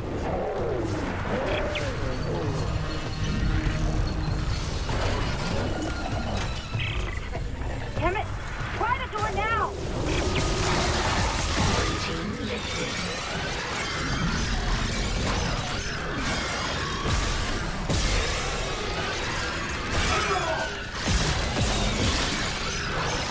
Bro, you for real?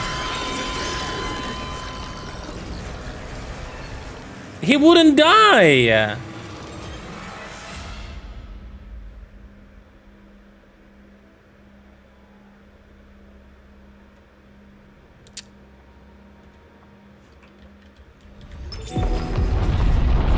And I don't have stasis stuff.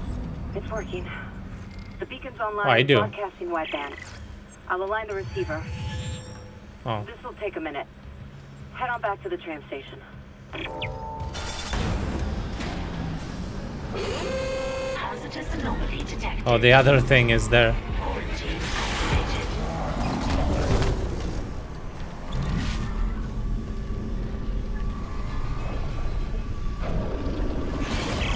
Quarantine shit with that hunter there. The system can't lift the lockdown. Override the manual door release. I'll try.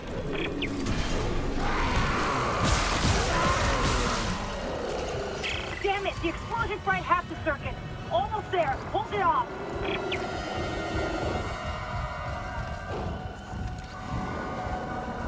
I got it. Hit the manual release. Manual release is ready.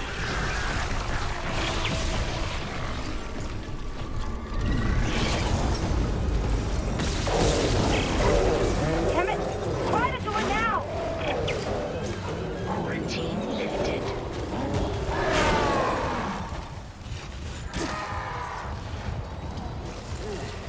Go!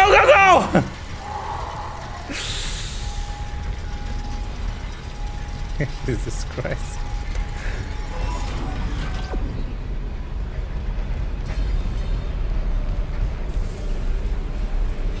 Did you see that? There was a guy in there.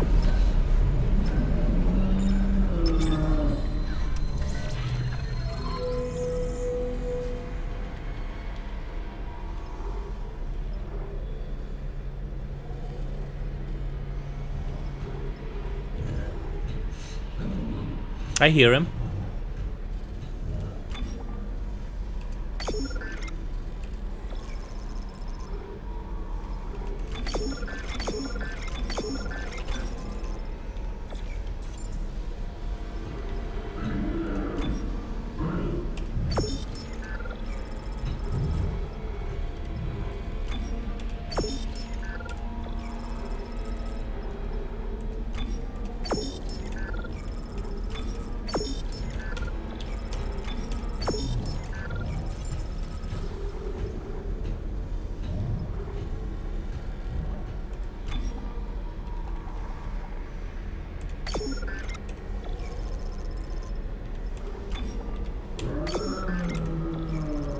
I don't know, I'm just buying stuff.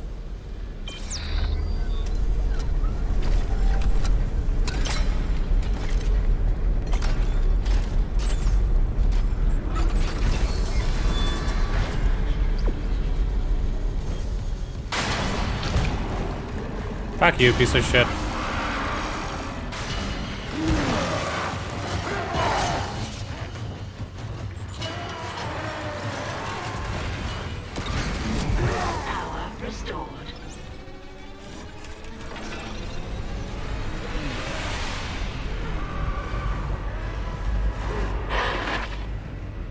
I think it's gone. Oh. I can't be sure. The system's bugged out again. I'm getting those camera glitches. The ones that look like my brother. Waving at me. At least the beacon's away. I'm aligning the... Wait. Oh, they're waiting everywhere. Responding. Oh shit. The comms array. We never fixed it. Guess there wasn't a broken encoder. Then let's hope that 48 hours estimate was wrong too. No comms, no rescue. Take the tram to the bridge. I'll hack open the door to communications. You see what's happening with the array. And don't worry about Nicole. Like Hammond said, she'll do the smart thing. Bro, I gotta, like, fix everything on this fucking ship. I mean, I get it, I'm an engineer, but I can't work in these conditions. Are you serious? Oh no, something is fucking killing me already. It's those fucking tiny pieces of shit.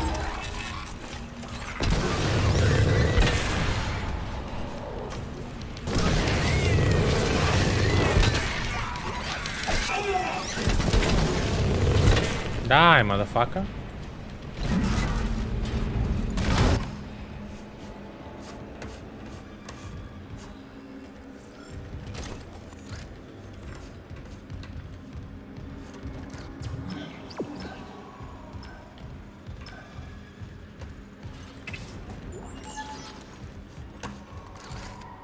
Oh, bench. Let's do something on the bench. How does this work? Ooh.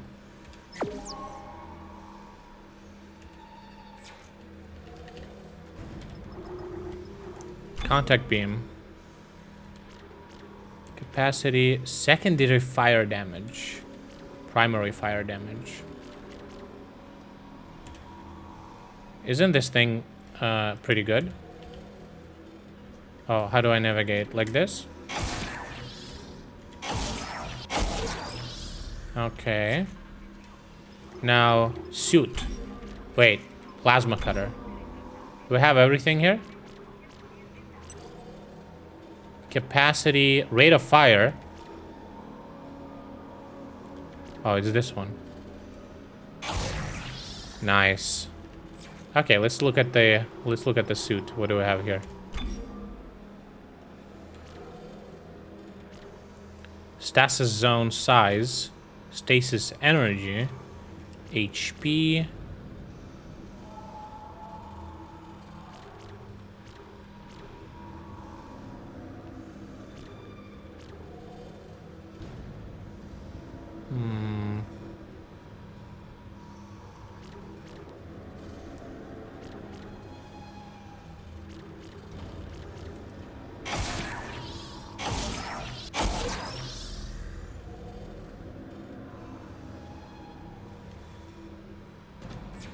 Okay. Size of the flashlight would be nice too.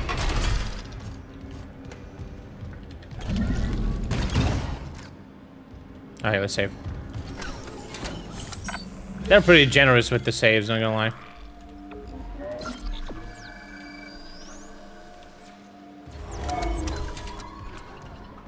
Everything is so dark though.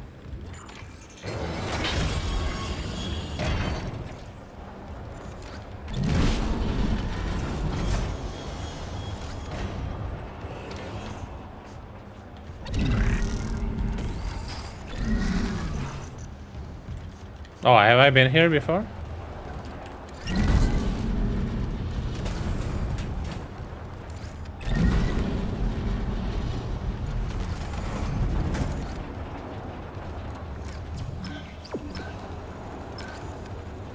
Is that locked?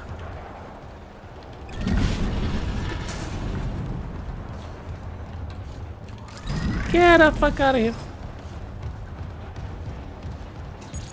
Cannot determine clearance Okay. level. Master security override required.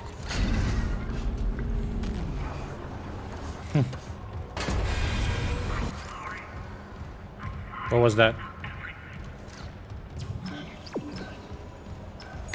Clearance confirmed.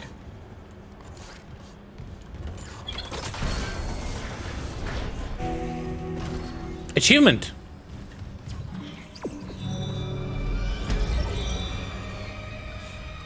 Chapter 7.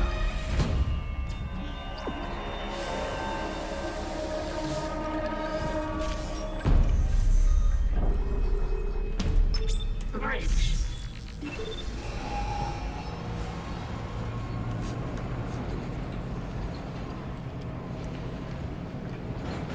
This reminds me a little bit of Alien Isolation.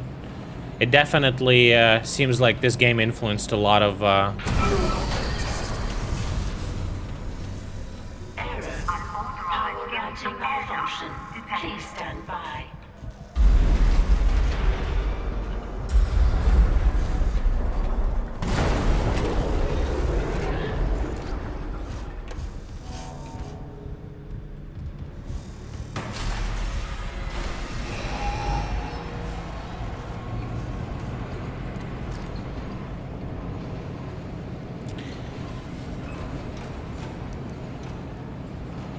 Okay.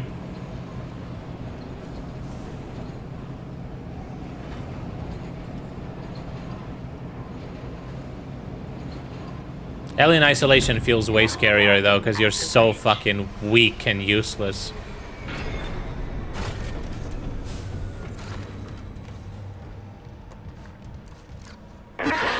We did it. Isaac, a ship just shocked in.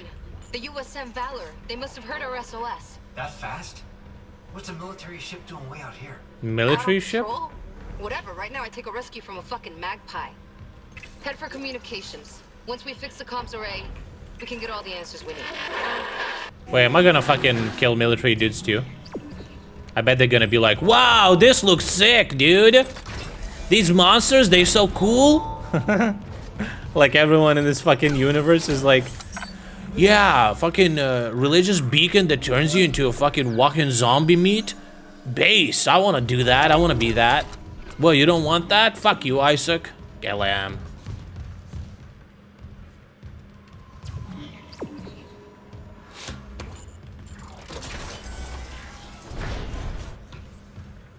Anything here? Doesn't look like it.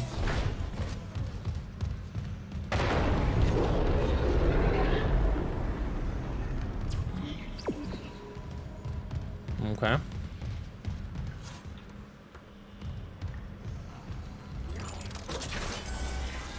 Back to bridge.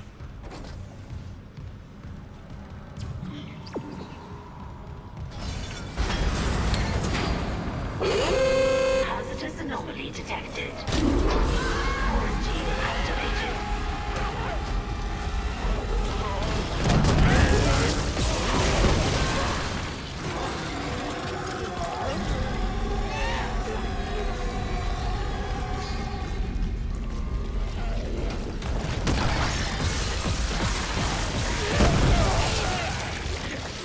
Log retrieved.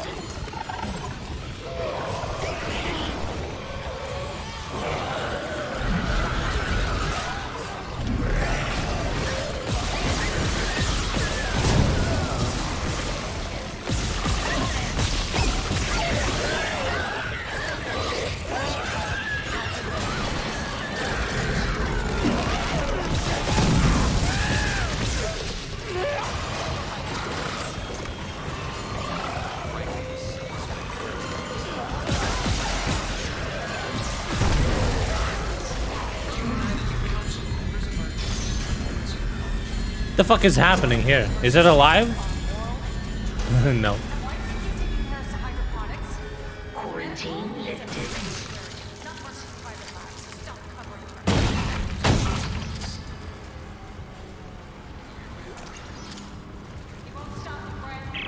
Tracking related Another one. activity.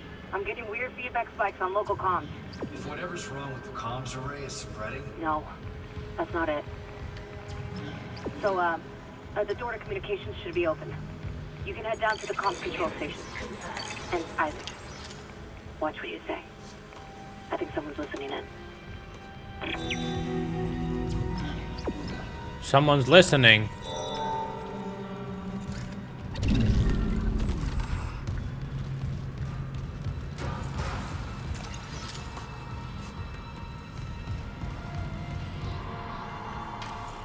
The fuck it off.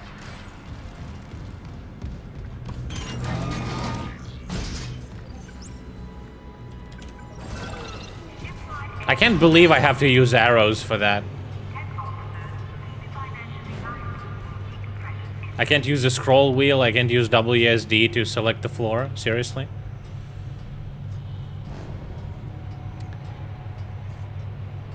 Man, the elevators are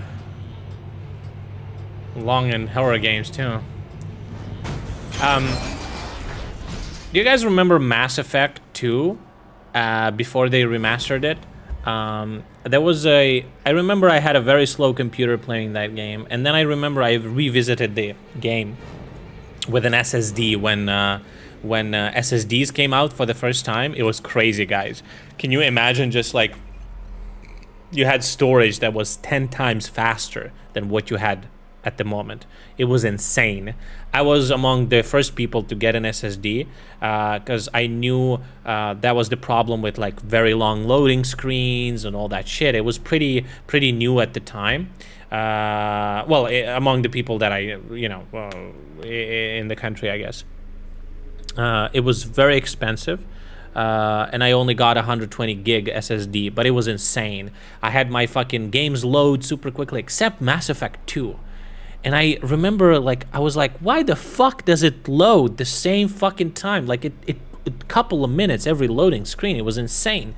And then turns out Mass Effect 2 used videos, actual videos, when the loading was happening. So if you would delete the videos from your game, it would just be black screen, but it would be like a second load with an SSD.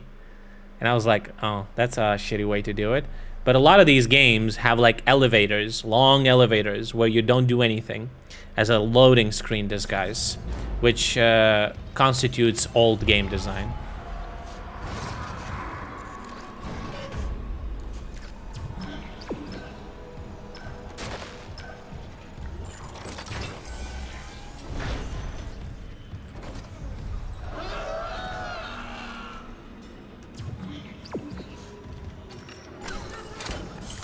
Yeah, booting Windows, opening any app, it was so much more like my friends that had old laptops. I told them all, just get an SSD. It's very easy to install, and you're gonna give a second breath into your shitty old machine. Now it's standard.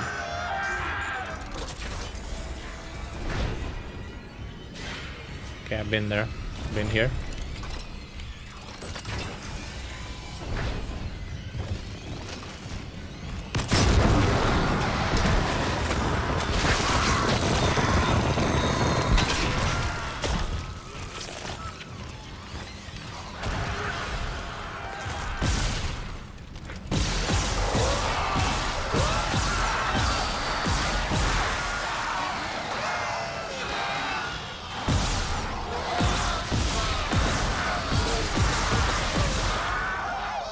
Jesus Christ.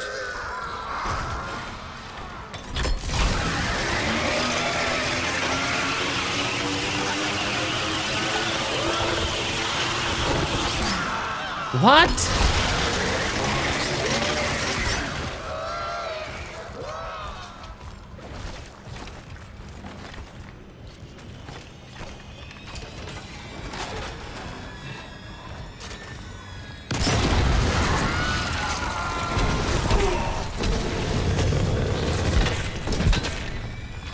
God, I wasted so much ammo. When was this? Yeah, I'm gonna reload. I think you're supposed to use only flamethrower, and I just wasted like my laser gun for no reason. I thought I was out of flamethrower.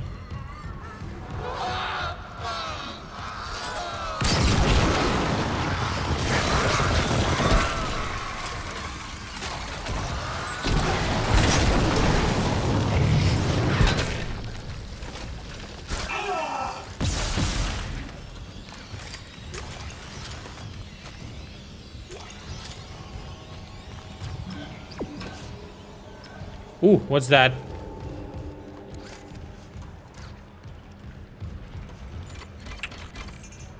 Piece of shit, locked. That was a shiny.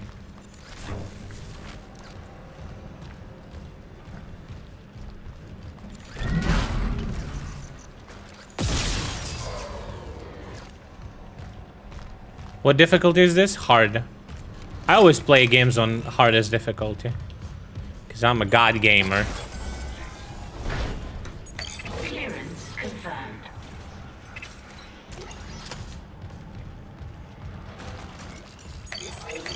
Clearance confirmed. Always. Unless it's like some bullshit difficulty, it's like, oh, this is the hardest, but there's a nightmare mode where you die forever. It's like, yeah, fuck that. It's just too much.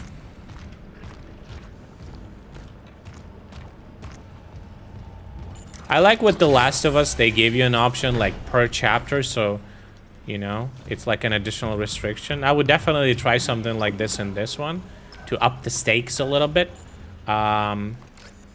It's just, Clearance confirmed. I don't want to start the whole game again. Especially when you can die in puzzles that I don't really know. Because I never played this. I played the second one and the third one, but not the first one. At the time when it came out, it was too scary. I was just a kid. And then when I thought of replaying it, it was kind of old. Communications array offline. A repair technician has been notified. I am he. Okay. Repair technician has been notified. Okay, let's do a typical run. Holding position. How's the comms array? Fried. Someone hotwired the dishes together and blew out the system. So we're screwed. No, it was sloppy work. Some of the dishes are intact. If I replace them and create a new circuit with no gaps, we can broadcast a signal. Short range only, but it should work. Okay, do it. I'll I remember this was keep an eye on things here. I remember this was a very new thing. A menu on the screen, but not in the menu, you know? And it doesn't pause the game, and it's a scary game. It made a lot of sense. Unsent message retrieved from array buffer. Okay. Clearance confirmed.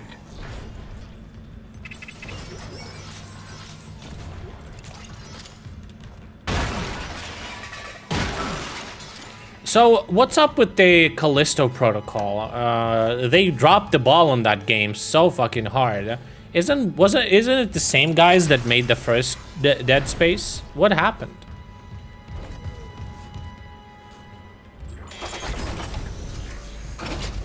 Rushed? Not enough money? Entering zero gravity.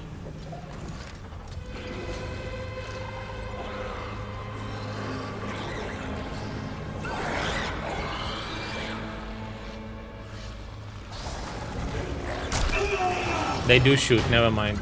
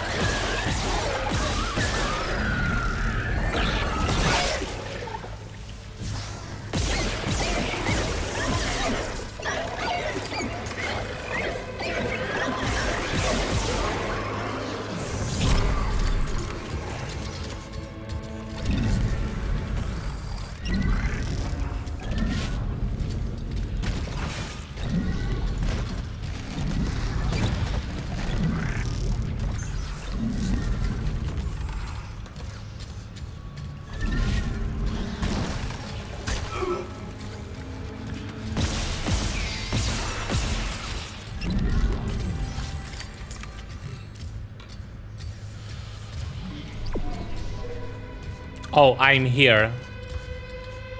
Okay. Red means bad, blue means good.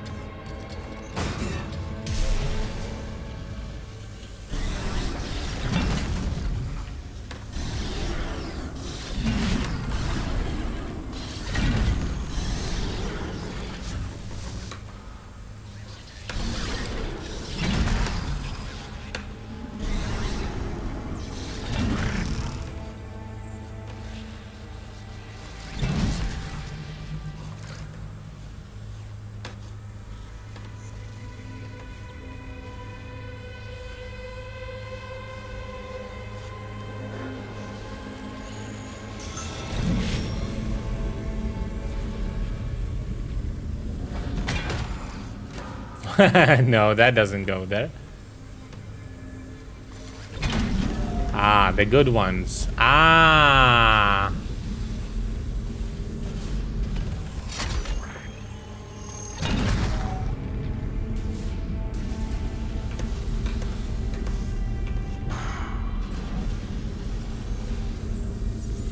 Where the fuck am I?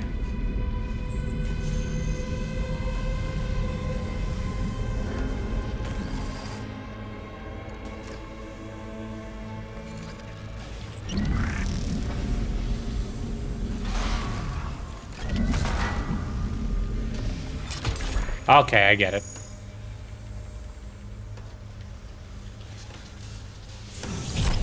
Okay. I need the one that is like this.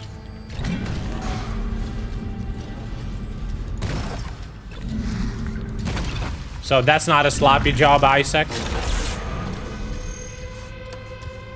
Okay, now I need the one that is straight up.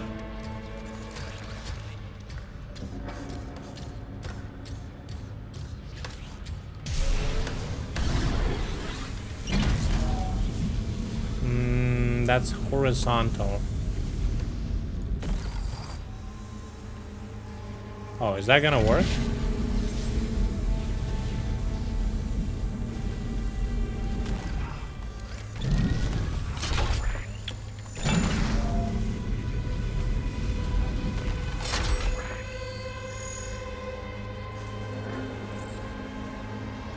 Nope. Where's the...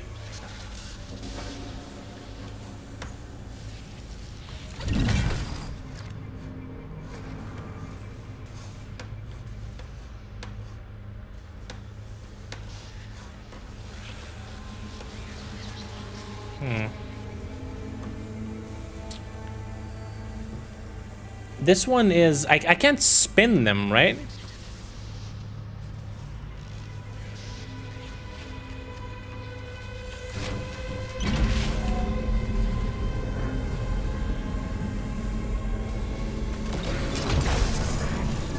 Ah, that works. Ah, I need to get it to the top, right? Is that the plan? Okay. I guess that makes sense.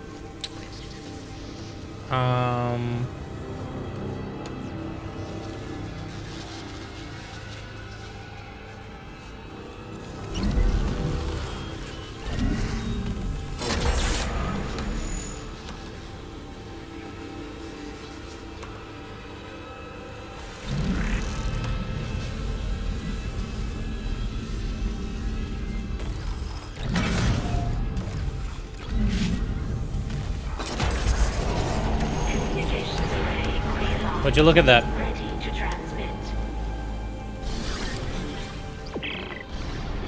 think you got it. Try opening You know, the shit, panel to I'm the engineer. Man, nerds must have loved this fucking game. I'm the main character. It's me, literally me. It's all about me. Man, Isaac is such a badass.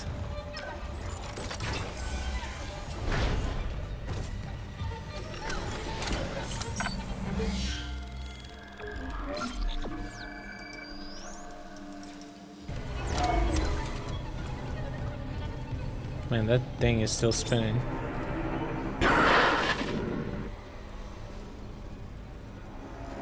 This is USM Valor, broadcasting on all frequencies to USG Ishimura in response to your SOS. We've picked up your escape pod number 47 and are en route to your position. This message will repeat every 30 seconds until you respond.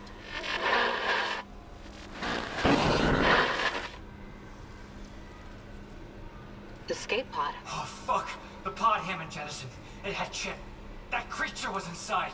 No. USM Valor, come in. Come in, Valor. Uh-oh. Oh, her signal isn't strong enough. Can we deploy the long-range antenna? No, something's blocking the blast doors over the comms array. The hell? There'll be a manual release. I mean, they're... I'll go. Keep Listen. If they're gonna send a zombie in an escape pod, like, they're professional military or whatever, they should be able to dispatch of him, no? If they can't even do that, then why the fuck would we need them anyway?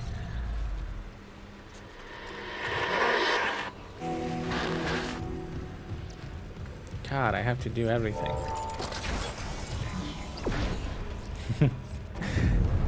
God, I have to play the game. Oh my God.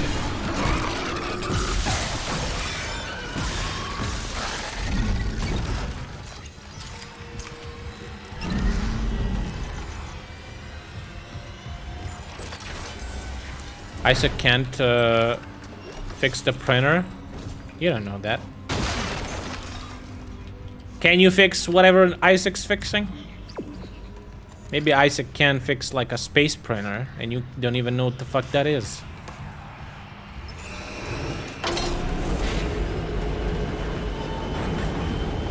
Do people still print shit? Cringe.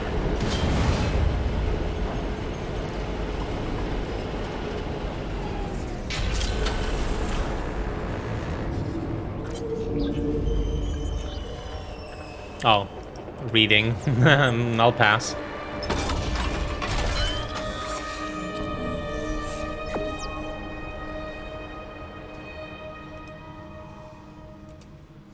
Oh, you can salvage additional power nodes from these things. Ah, that's actually pretty cool.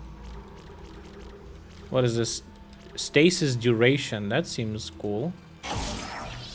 Nice. Oh. Stasis energy or HP.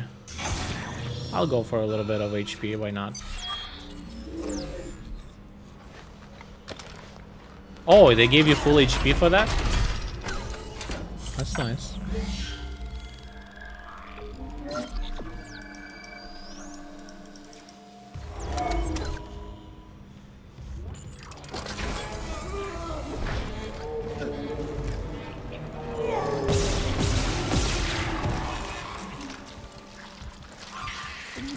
Hey!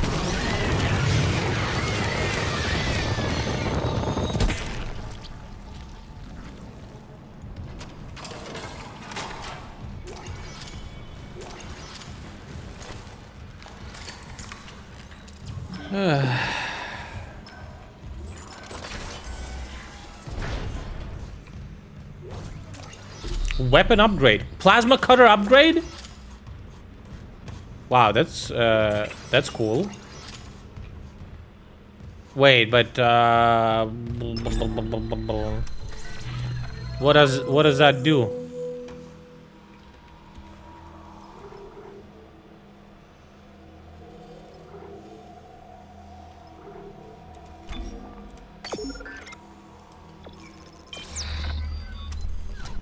Okay, so when I purchase upgrades, it takes one more upgrade point out of it, right? Like extracts. Plasma cutter upgrade, graph extended. Additional power node has been salvaged, yes. Additional power node has been salvaged. Okay, so upgrades are worthwhile purchases. Ooh, what's this? Special 3. Melee attacks can knock enemies prone? That's really good. And we can get it. Ooh, and we get another damage thing.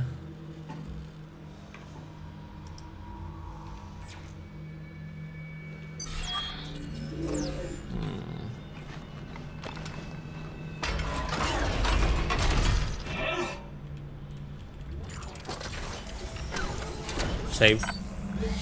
Better save then, sorry.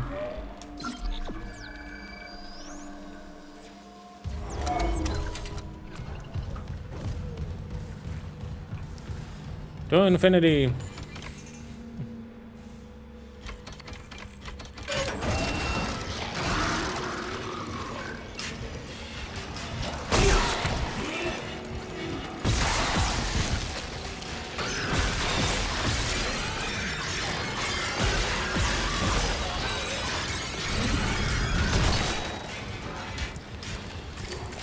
Man, did that work, huh?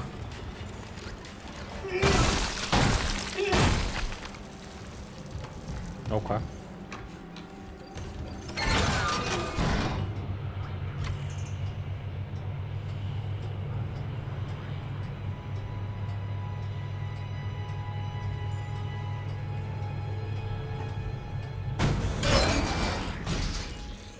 Everything is so loud and abrupt.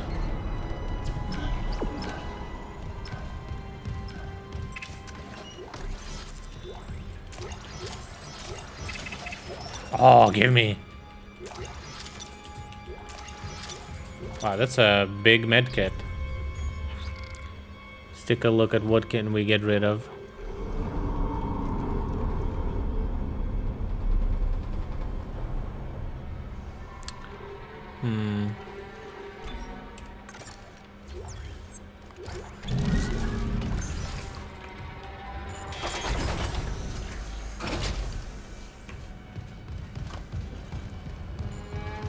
Oh.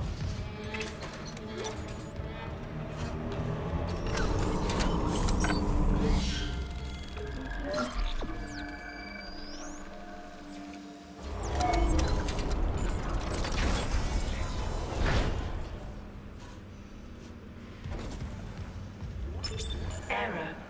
Blast doors obstructed. Please contact a repair technician. I am he. Still can't reach the Valor. What's happening with the antenna? It's blocked by... It's the Leviathan. It must have snagged on the comms array after we spaced it. They already have a name for it? Without a fight. Isaac, there's no time. There is if I use the ADS cannons. Manual targeting like before. I can shoot it right off the hull. I got this. You focus on the Valor. Will do.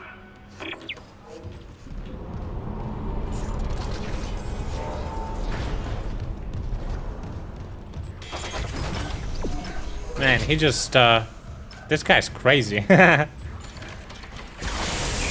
vacuum. Entering zero gravity.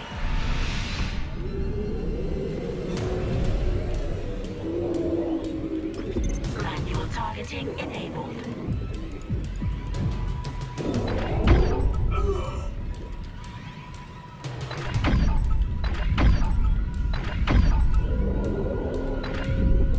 Wait, what am I supposed to shoot?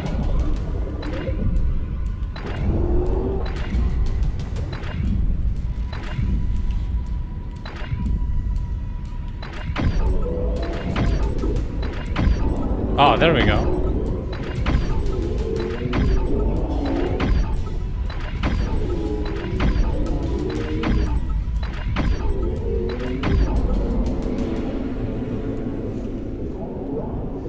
Warning.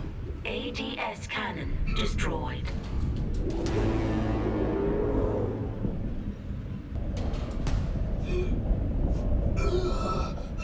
Are you serious?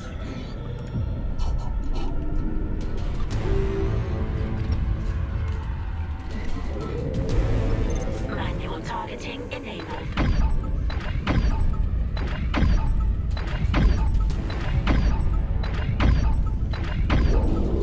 Strafing.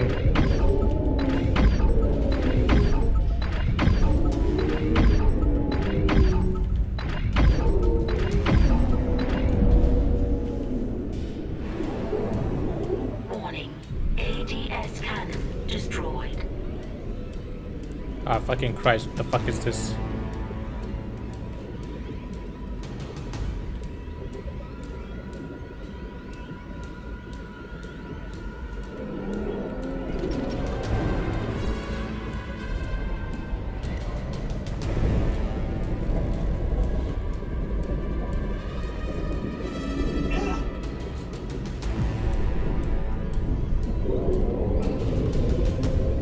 Manual targeting enabled.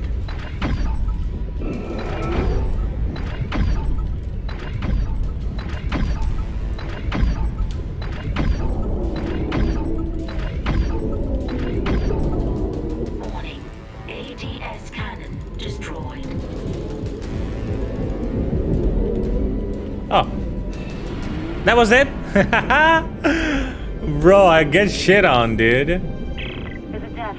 Dead and gone. I'll try the antenna's manual release again. Do it. I've got a transmission loaded and ready to go.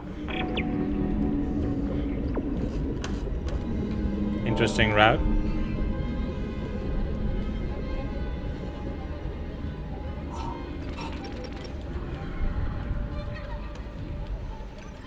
Exiting zero gravity. Exiting vacuum. Was that a boss fight? That was pretty easy.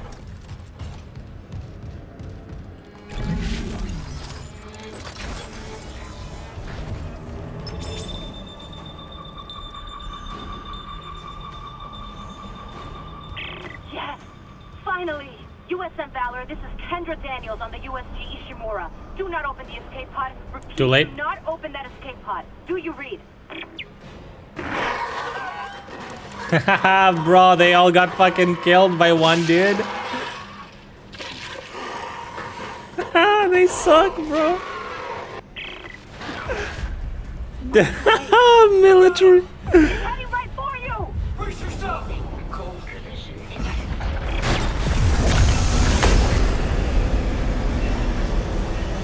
What are the fucking chances?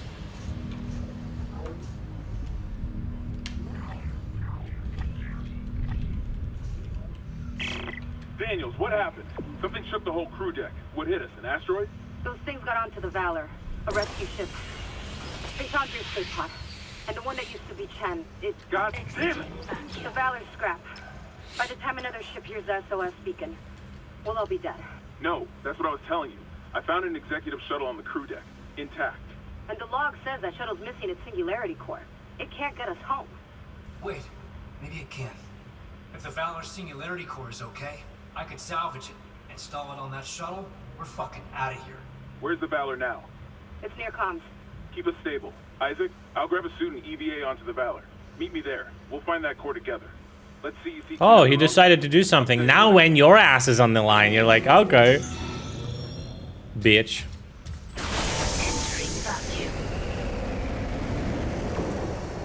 Wait, where do I go? Oh.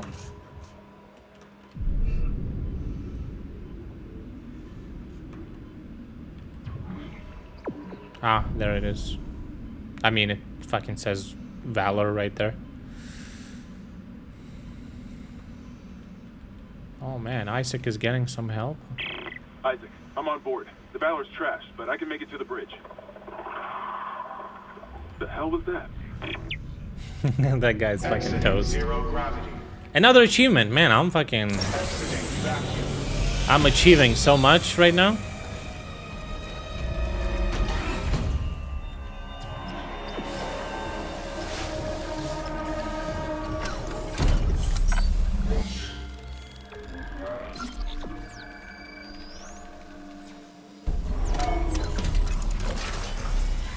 Man, that's a shiny suit. Isaac dripped out.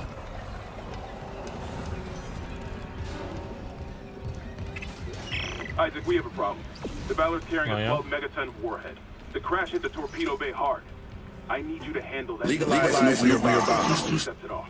Handle 12 megatons? You know I'm not a nuclear engineer, right?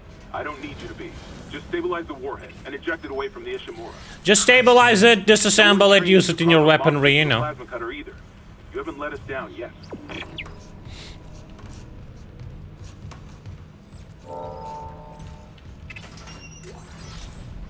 Nukes are now legal. Come on, Isaac, don't be a... Nuking is legal. I shoved a nuke up map. Uh-oh. Man, that cool helmet and shit. Too bad you're fucking useless.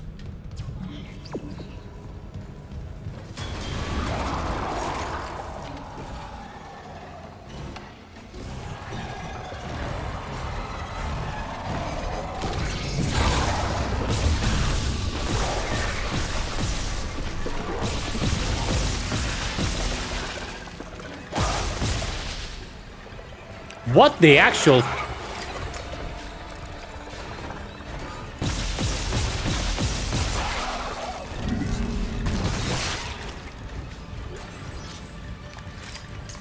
What the fuck is that? What do you mean? Is that some military tech? Must have had stasis units on their armor. When they were turned, those units merged right into their bodies. Changed them. They're fucking fast, Isaac. Stay sharp. Thanks for explaining. Thanks for answering exactly my question. Oppa. I used a lot of bullets on that fucking loser.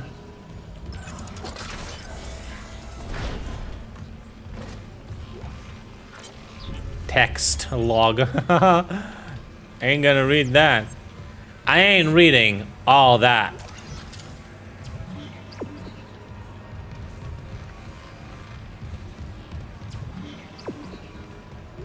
This is Commander Cadigan to all hands. We have been boarded by hostile forces. Hostiles are alien. Repeat, alien and extremely dangerous. All personnel to arms. Fire at will. How do they fuck up so bad? They actually just made my job harder.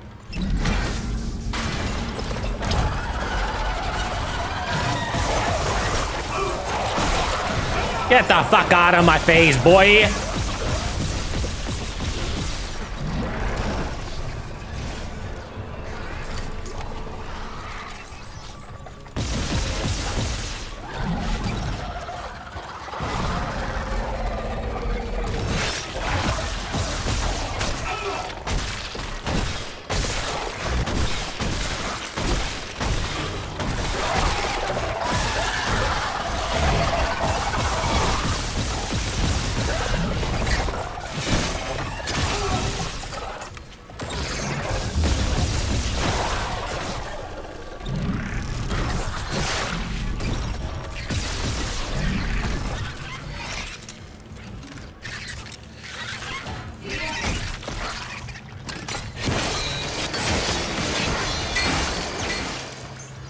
Okay, I fucking used all my plasma cutter ammo. Are you for serious? Are you for serious? Are you for real right now?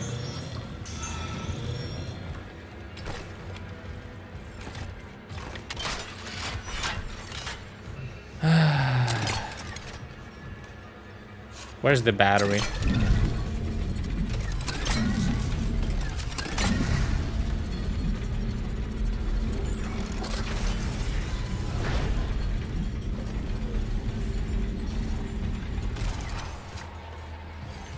Wait, there's a battery here already. Is there a secret here? Where I can use a battery in a different place? Why did I fucking pull it out then? Why can you pull it out?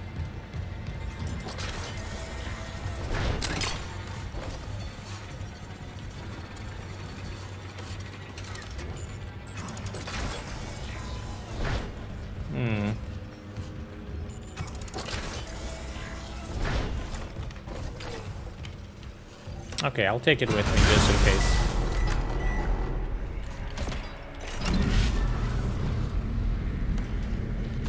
Makes sense. Okay. Mr. Clark? Hello? I must speak with you. Who is this? Dr. Terrence Kine, the Ishimura's chief science officer. I studied the marker for the church. I'm done talking to unitologists. But the planet won't rest until the marker is returned. You can't leave. Watch me. Caution. Radiation hazard. Watch me, dumbass.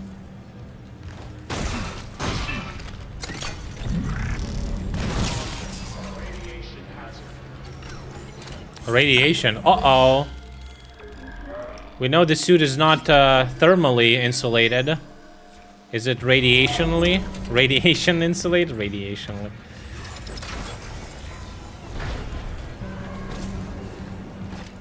Caution. Warhead unstable. Contain all explosive materials.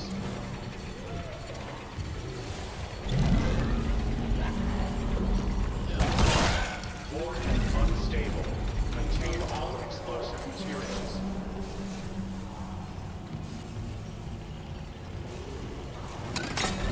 Caution. Warhead unstable. Contain all explosive materials.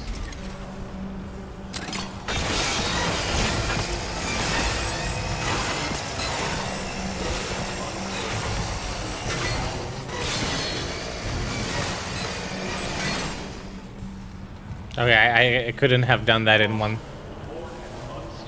go.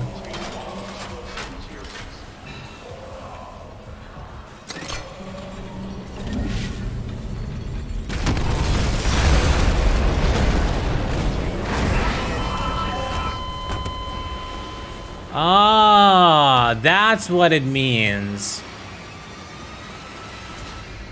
Contain all explosive materials. That's what it means.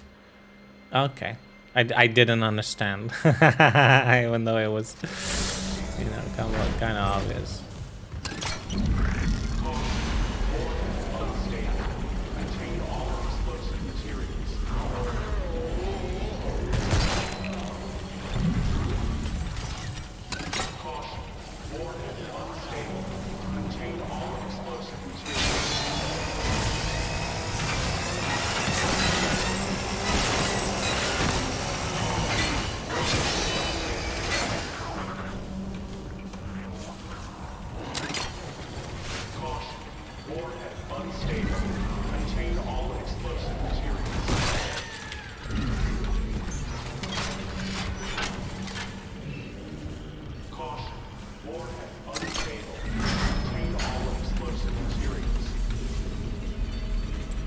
Okay, I'm not exploding anything.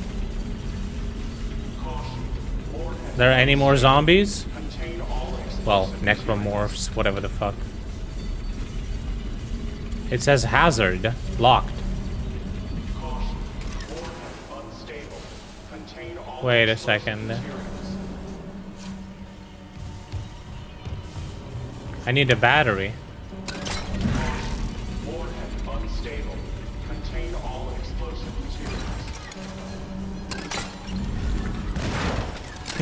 Why does that not work? Oh, come on, son. Where's the spear?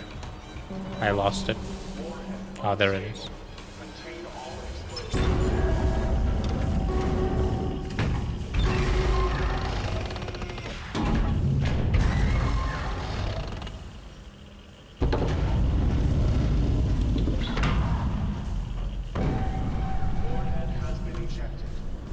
Ejected? Okay, the warhead's clear. Hammond, this doesn't add up. If the Valor was just on patrol, why bring a nuke? And if they had a target, what's out here except us? Yeah, I know. I'm downloading a munitions report right now. Oh shit, they wanted to nuke us. Grab that singularity core and let's get out of here.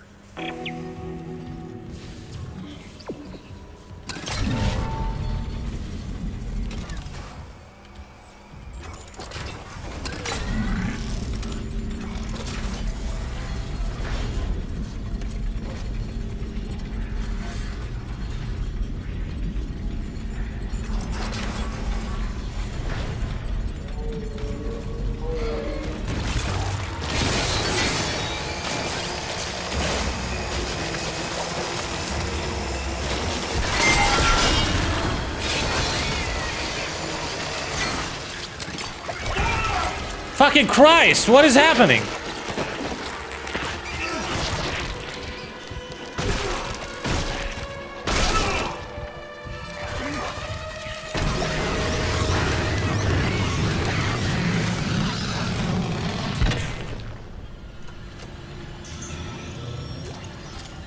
God damn.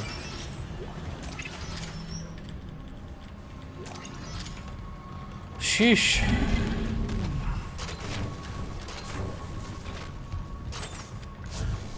Oh, I used the spear, I can't reuse it. Makes total sense, game. Thank you very much. Why don't I have a plasma cutter with me? Why do they give me pulse rifle ammo? Oh, because it's like military guys, they use pulse rifles. I guess that makes sense. I don't know. What am I looking at?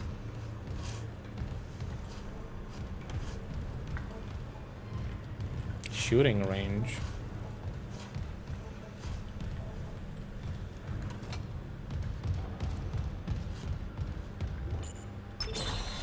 Shooting range online. Caution. Live fire exercise.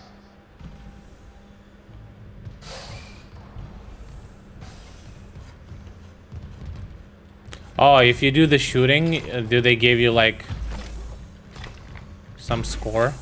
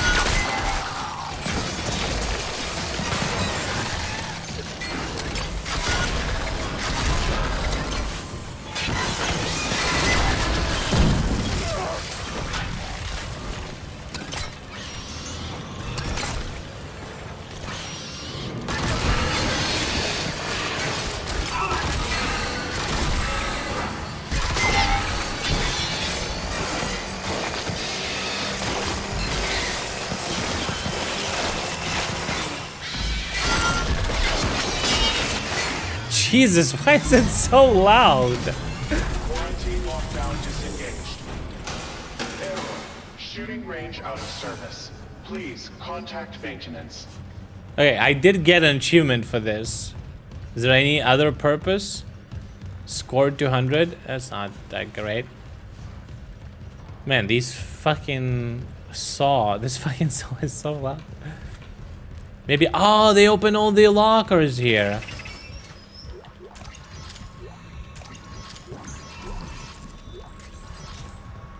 Based.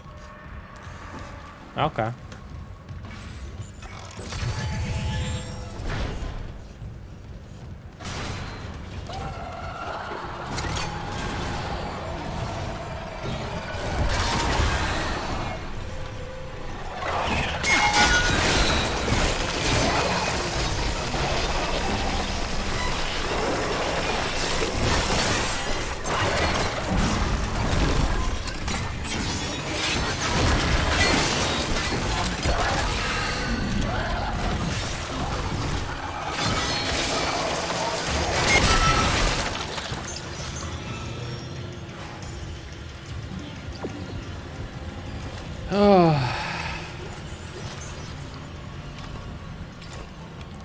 I'm getting low on stuff. I don't like that.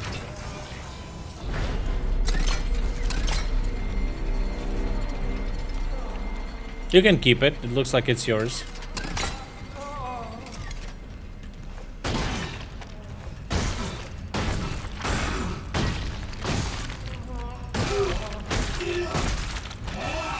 Okay.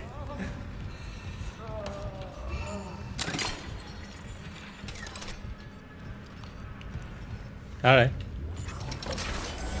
I'm about to. Oh.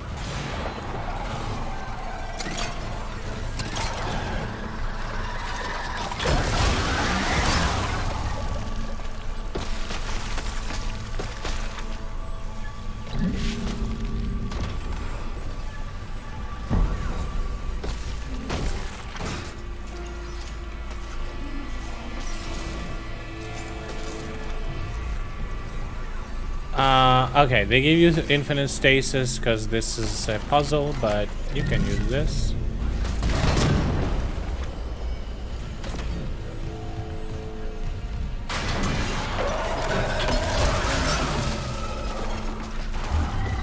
Oh, he just fucking killed himself.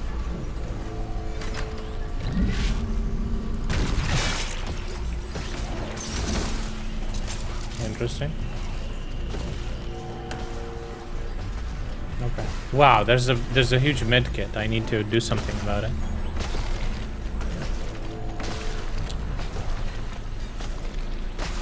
Oh, fucking Christ. I need this.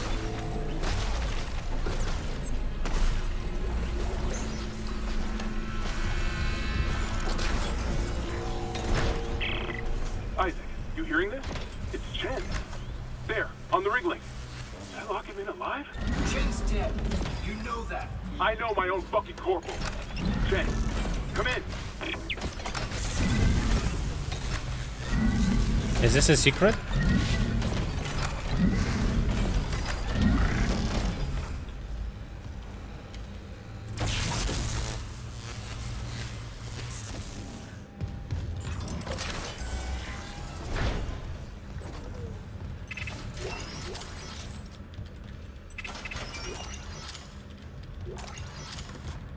Based.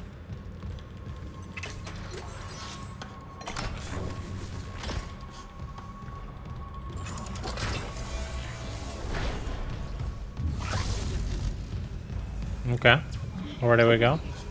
I came from there.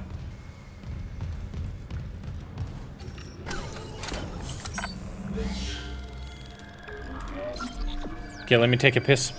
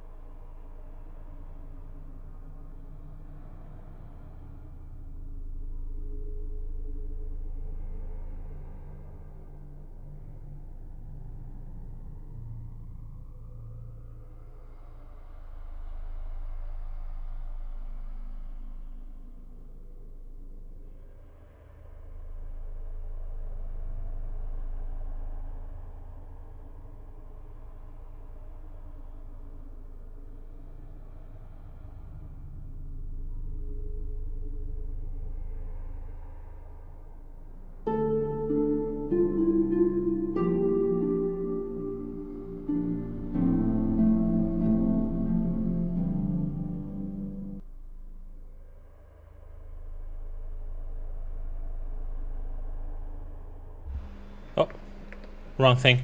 Man, Dead Space, more like Dead Stream, huh? Legalize nuclear bombs. Exactly. Nukes are now legal. Shadow Wizard Money Gang, we love casting spells. Oh shit, that doesn't look good. Pool 47? Okay, I never had poops like this, but you know, this is the future, so who knows. Okay, I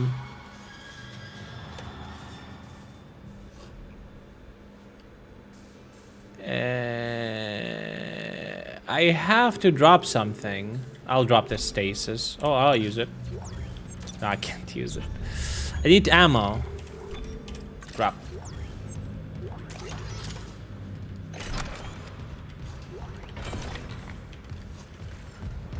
Let's go.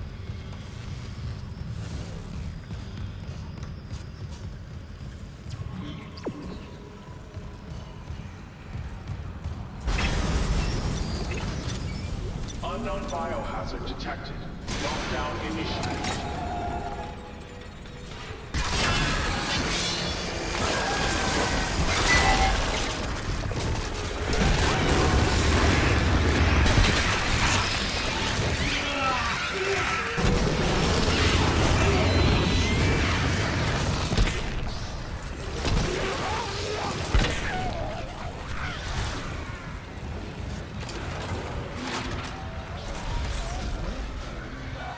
This stream is sponsored by the Shadow Government.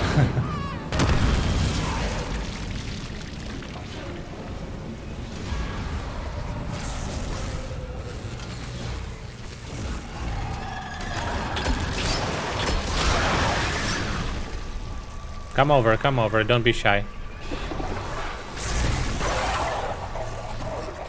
Hey!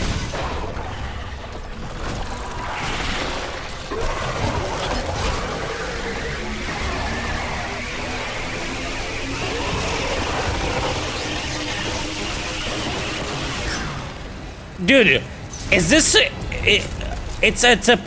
what is this fucking thing? Is this like actual thing that he uses?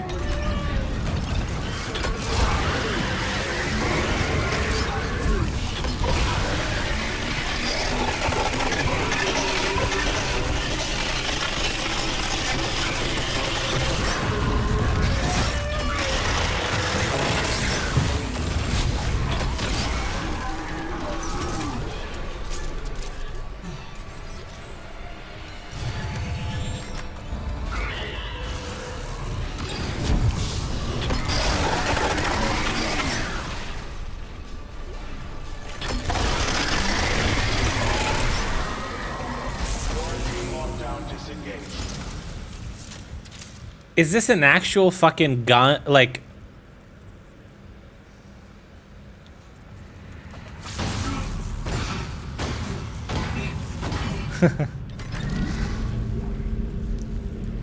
Yeah, what is that?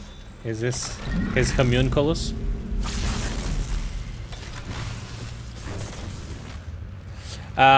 Is this an actual, like, tool that he uses day to day? Oh yeah, it's just a fucking laser beam. I use it to cut metal and stuff.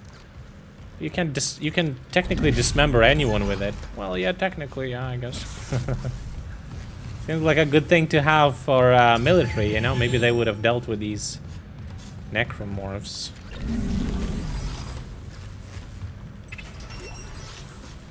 What the fuck do I know, right?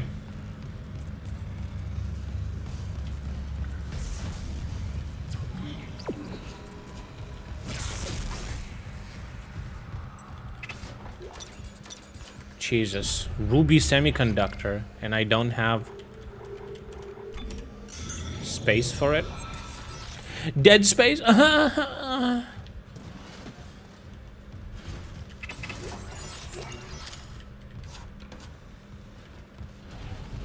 That's his UC. What is that? Ulcerative colitis? The Valor's munition logs. It wasn't just a nuke. They came loaded for war. Seek and destroy. This was no patrol. They knew about the Ishimura. Someone knew. We were all dead from the moment we arrived. It's all about Isaac. It's all about him. It's me. It's all about me. They wanted to get rid of him. An Avengers level threat that they could not contain. They came up with this plan to kill Isaac.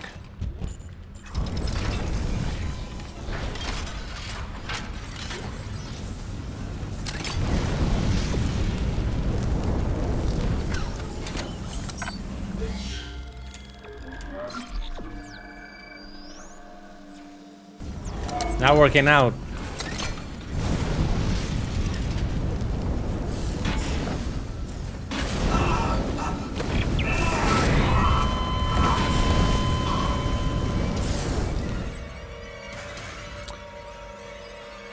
I guess their plan worked out. Never mind. Well, I guess biblically accurate. Oh, look at the symbols. They weren't there before.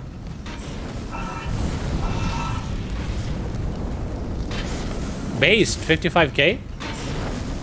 Nice.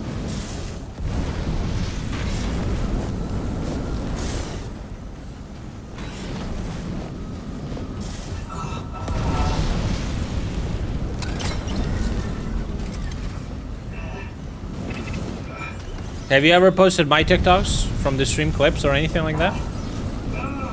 You should do that. A lot of Ruski comments. Is this anything at all?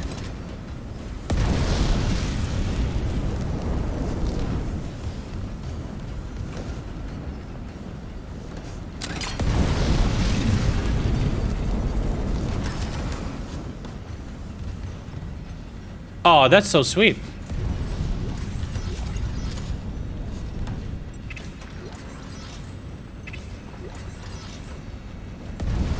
It's called collaboration. Okay, what is happening here?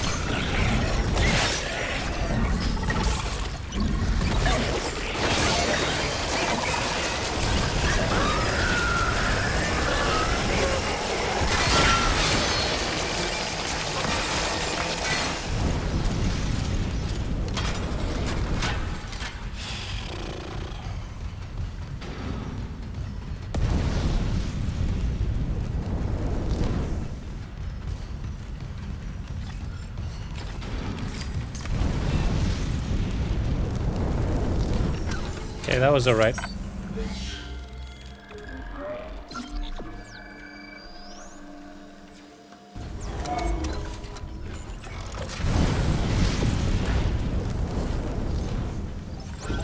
Almost went the wrong way. I bet they play tested this and people were getting lost so fucking easily, so they added this little scanner thing. Unknown biohazard detected. Lockdown initiated. Another malfunction. Half the Ishimura's in the red. Someone get the door open. Chen? Christ, what did that thing do to you? Shoot it! Such it. Shoot him! Chen? No. Helmet! You're okay. Oh god. Helmet! No! Quarantine lockdown disengaged. Well done, moron. Wow, it freaking splattered everywhere, huh? Oh. Rerouting power. We got the Singularity Core. What? Hammond vitals, they just flatlined. Hammond's gone. Hammond shit. Oh my god. Bro, how are you surprised that anyone is dying in this situation?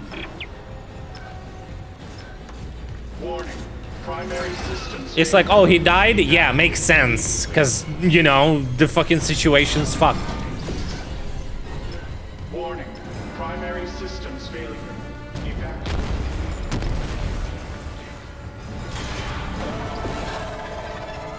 Warning. Primary systems failure.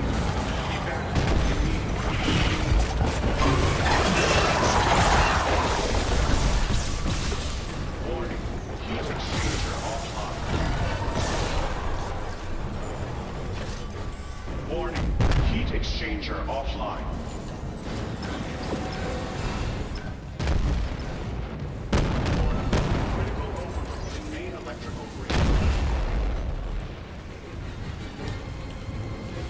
Warning.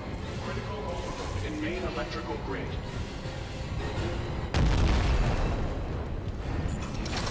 Warning. Critical overload in main electrical grid. Time to save.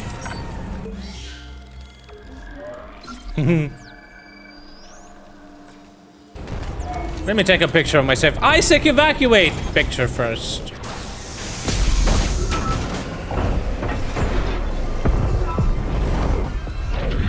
Oh man. Selfies come first, as you know.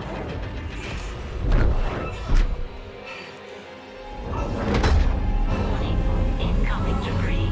Sealing blast door.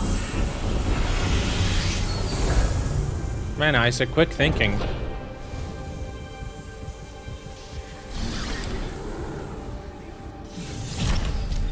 Isaac, come in. Here.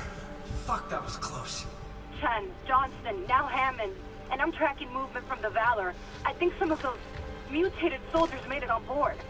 What about the Valor's Singularity Core? It's covered in blood, but I got it. God, I hope Hammond was right about that shuttle.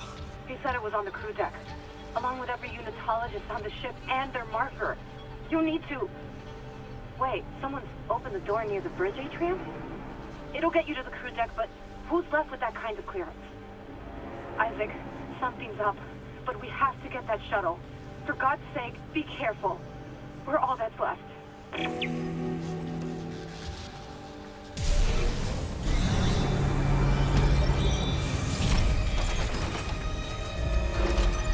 Exiting zero gravity.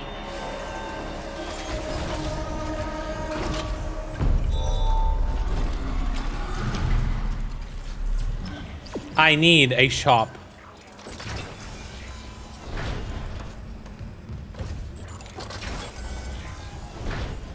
Wasn't it somewhere here?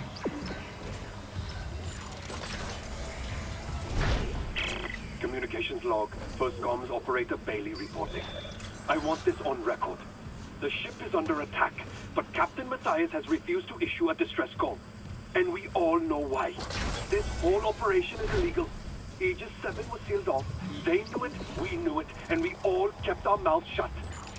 That ends now. Mayday, Mayday, Mayday. This is USG Ishimura calling C. Wait, what the hell?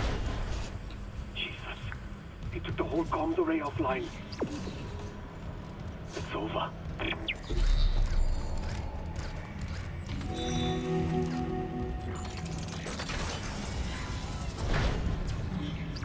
Always an objectional, right? Optional objective. I think I checked this out. Yep.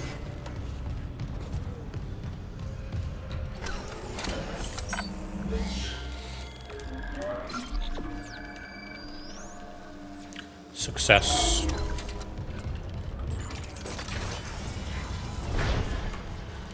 Wow, I can't see anything at all.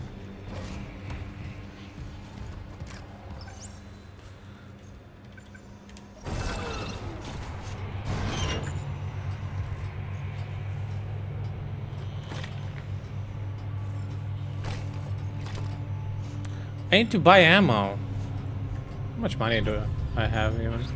How much money I got? Ooh, I have some things to sell. 22,000 credits. Wow. Okay. Definitely need a shop right now.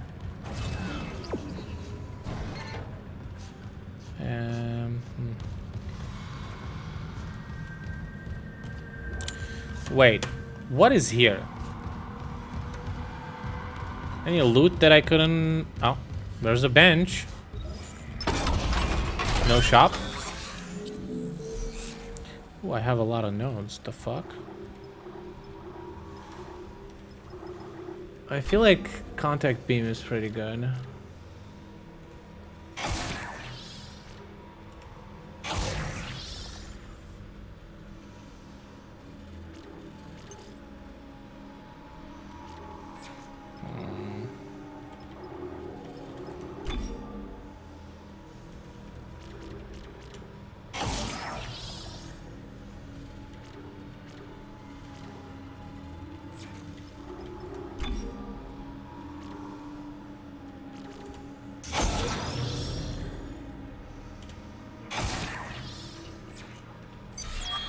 That's alright.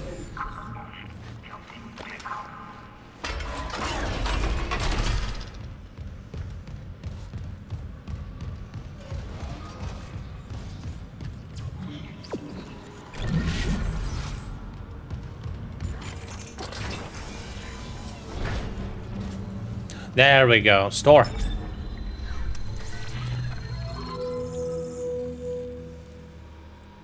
This actually reminds me of Resident Evil 2.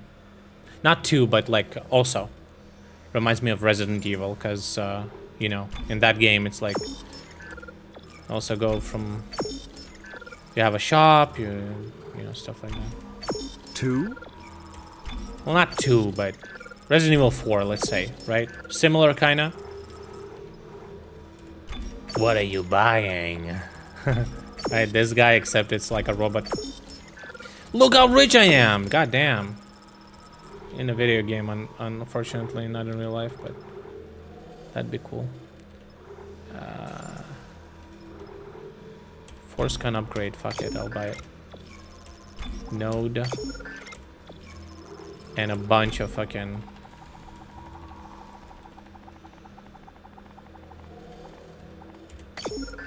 $180 plasma cutter bullets. Is that enough? Yeah, fuck it. I'll buy also a big med kit. Let me go back to my upgrade thing. I mean, it's not that mind-blowing. Games are similar. Who would have thought? Additional power node. Oh wow, almost all upgrades are unlocked. The square upgrade, wow, what does that mean even? This one doesn't have a square upgrade. Stop the cap.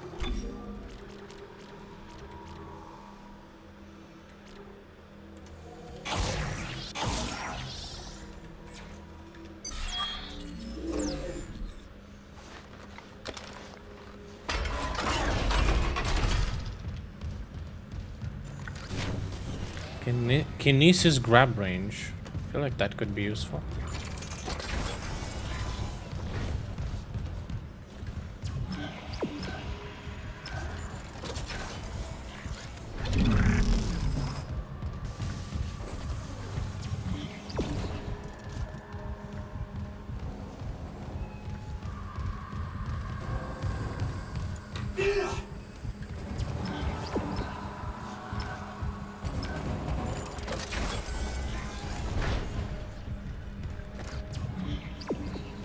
Do you hear somebody knocking on the...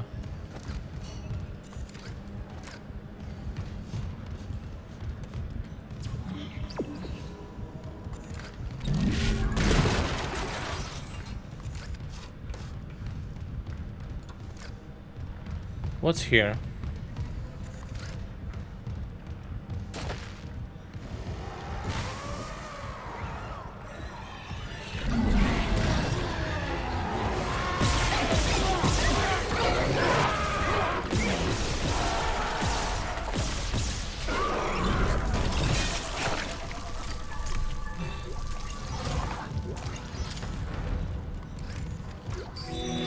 Oh.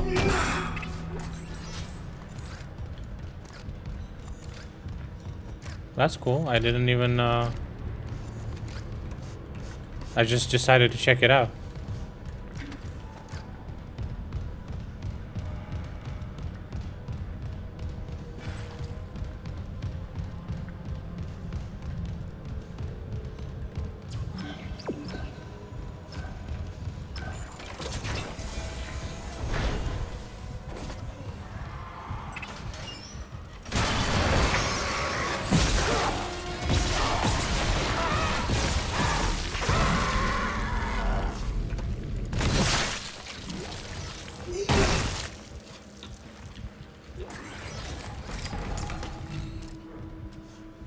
More?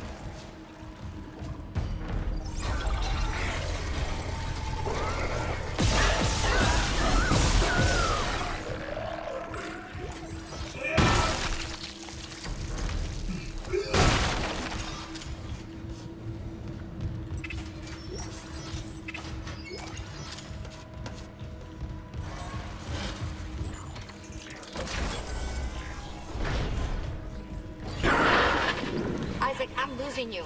Something on the crew deck must be interfering with the signal. Who decided to make a noise like that for picking up the phone? Shit. The crew deck is locked down, but the deck supervisor might have an override key. The last location I have for her is the gym. How long will it take to install the singularity core on that shuttle? Not long, if no one tries to stop you. Hurry. We can't leave the marker in their hands. Lifting station lockdown.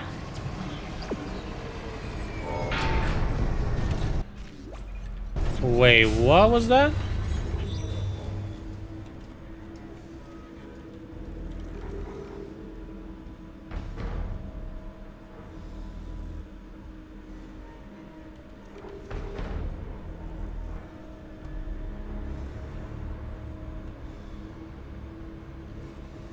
It's blocked or it's failed? Additional side missions. Hmm.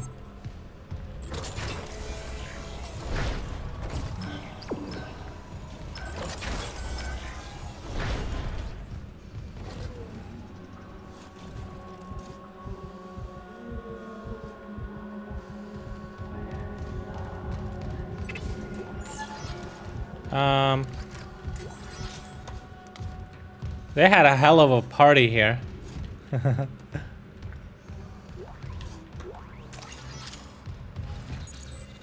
Crew deck key card. Man, this was fun, huh? Cool religion, guys.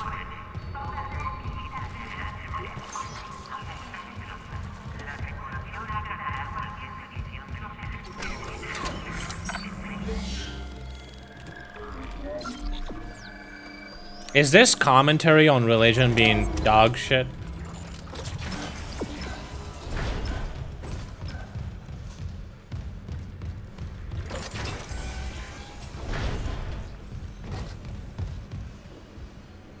Jesus Christ.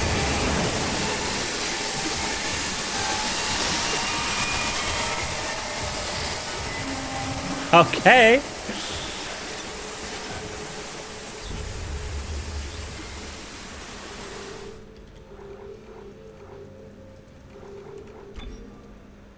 Well, I just in case.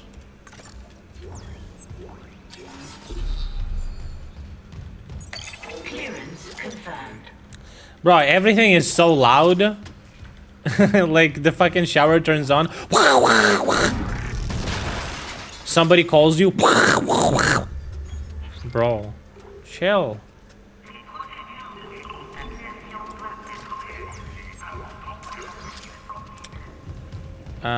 Was there a upgrade station back then? Back there? Or am I tripping? Probably tripping.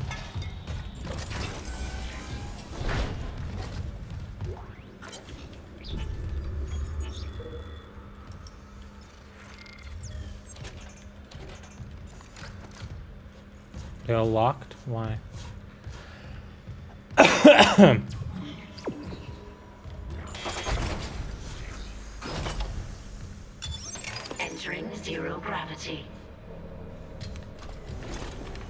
What?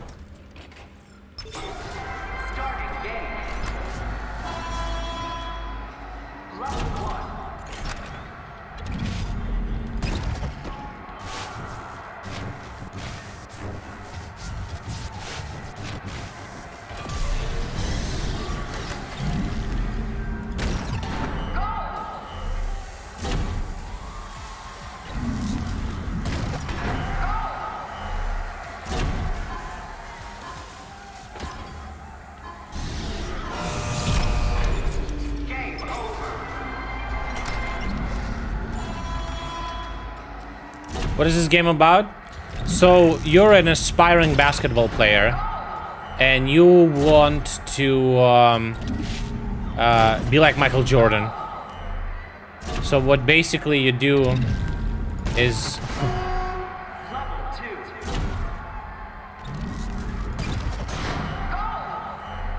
no, I'm just kidding. It's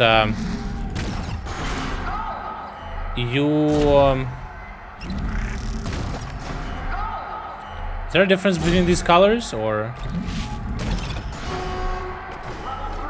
Oh, give me a second.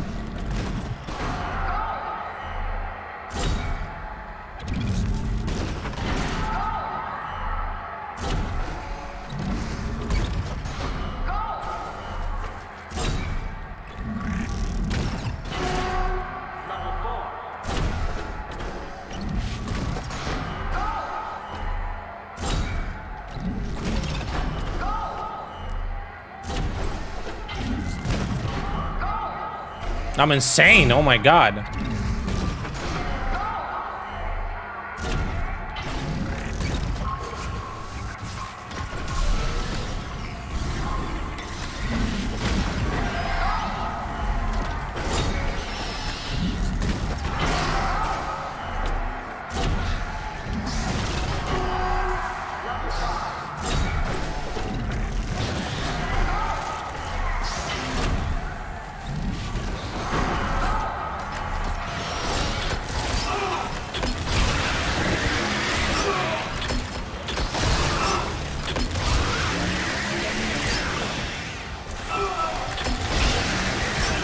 What the fuck is going on?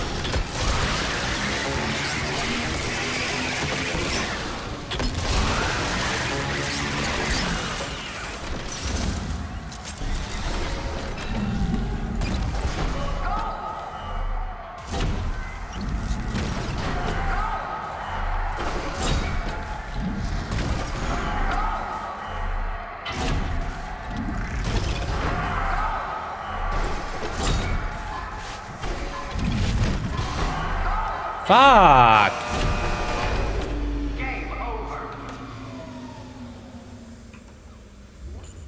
The fucking zombies fucked me up. Okay, what is this game about? Is I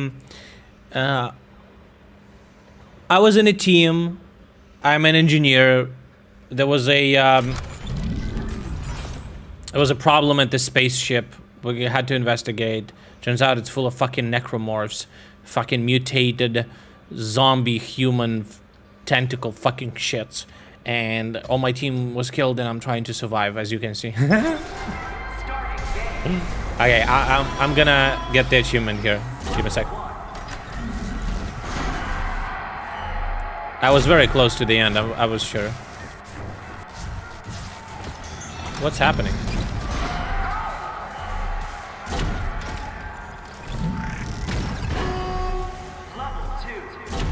I'm gonna get this.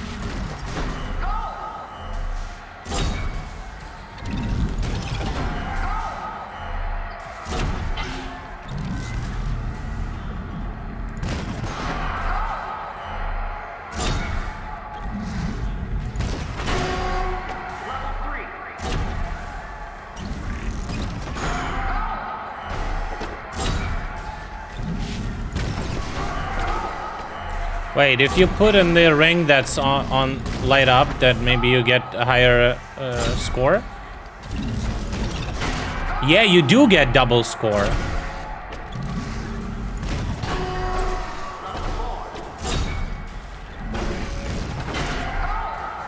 Okay. Who is cheering me on?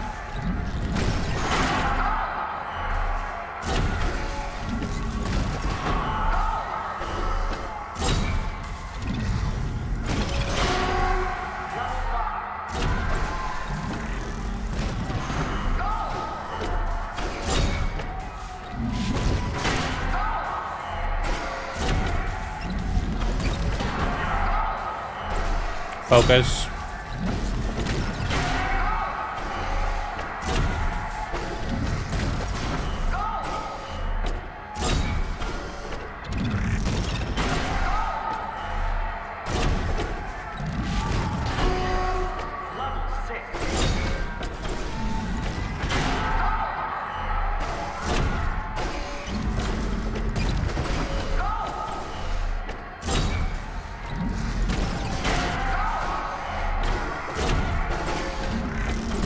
Reward's gonna be insane, I'm sure.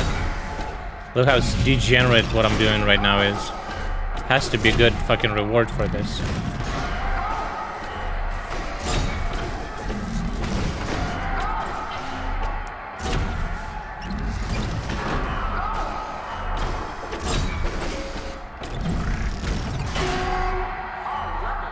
Achievement! All levels complete.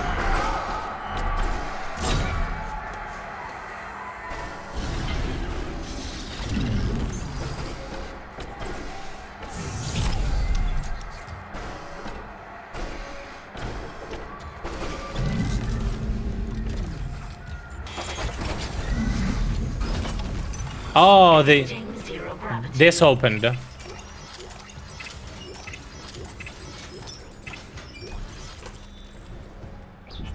Fucking based, okay? Fucking knew it. Alright, did I get fucking scammed or some shit? What is this? Force energy? Fuck this.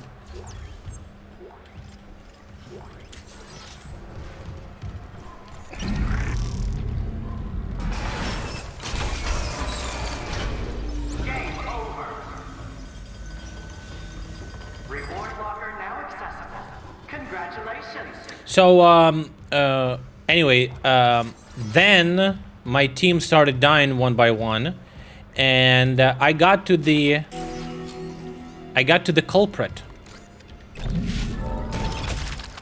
The culprit is an alien technology beacon that produces like these waves of think of it as radiation, just restructures human DNA. And there's this whole cult, of course, of people that believe it's based as fuck, being fucking monsters that kill each other.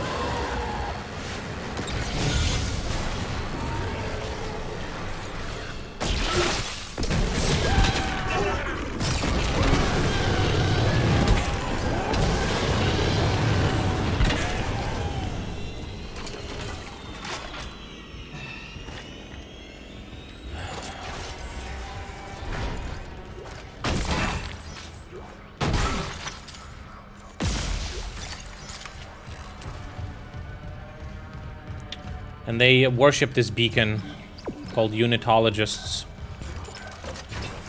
And here they are. Oh.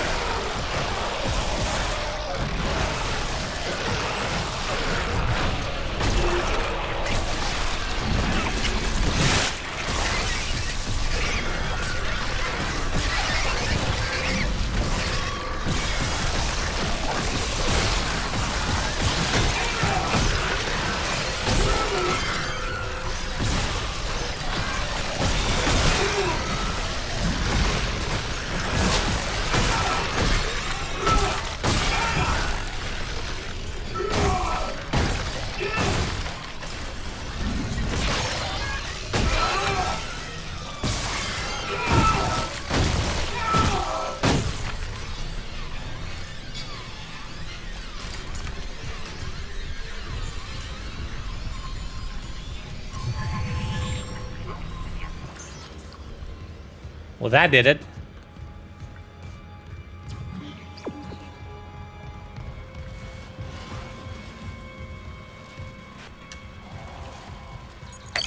Login security card.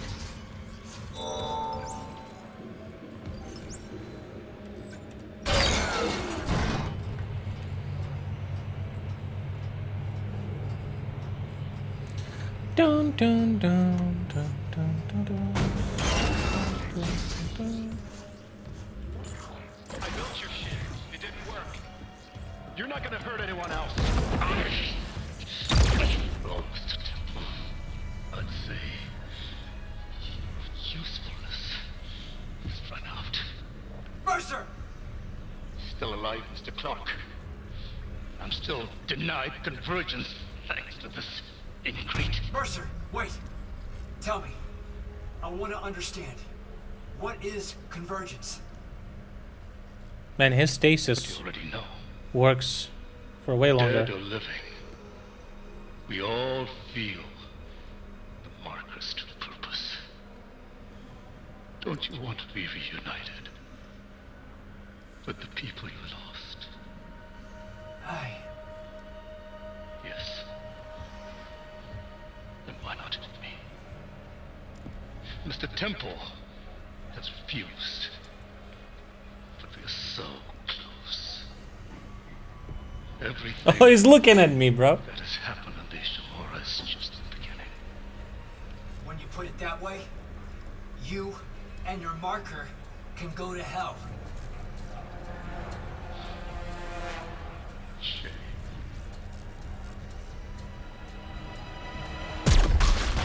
No!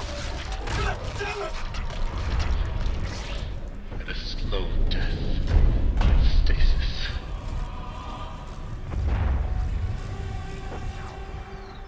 I think your death will come faster. Oh yeah? Try me, bitch. Oh my god.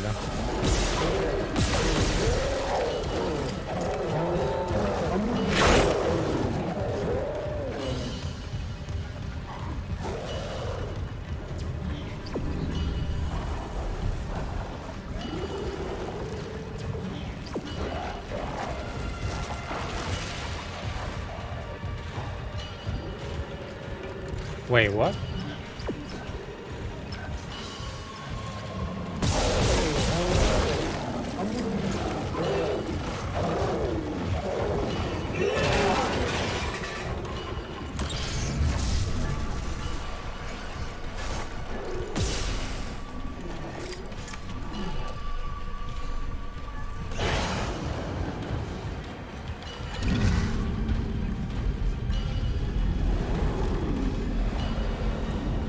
That guy regenerates, just like in Resident Evil, by the way.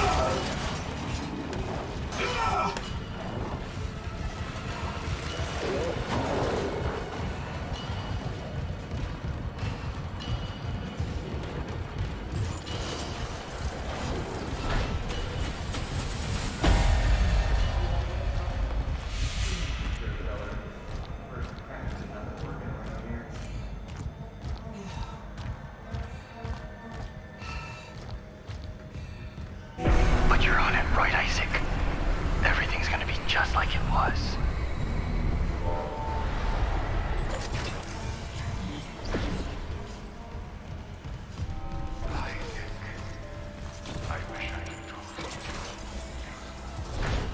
So the marker influences the consciousness,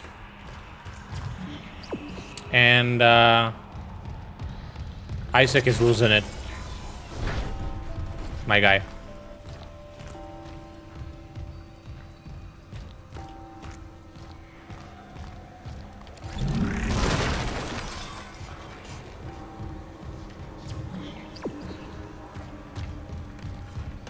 Wait, what is the way to go?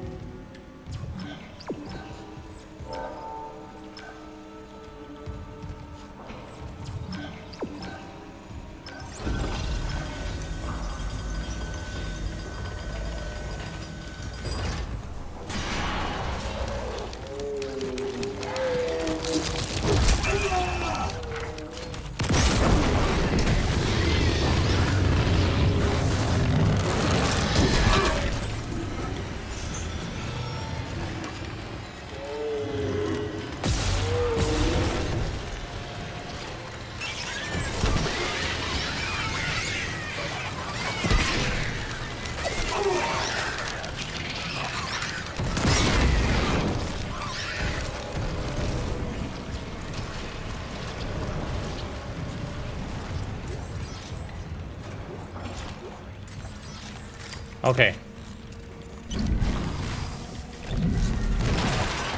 A bench and a shop. What do we have here?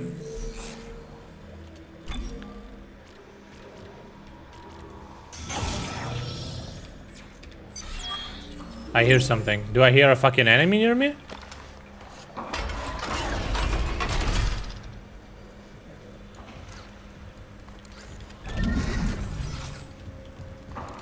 Okay, it's not near me.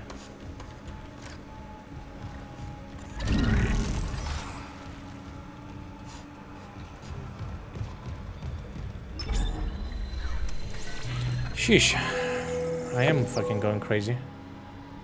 Suit level 5, 60,000, dude. What the actual fuck? I spent all my money to buy plasma. I thought that I had full suit upgrade already. Oh man.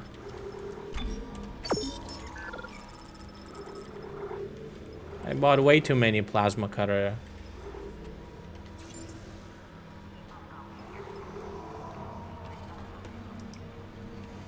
Okay. I thought I had a max suit.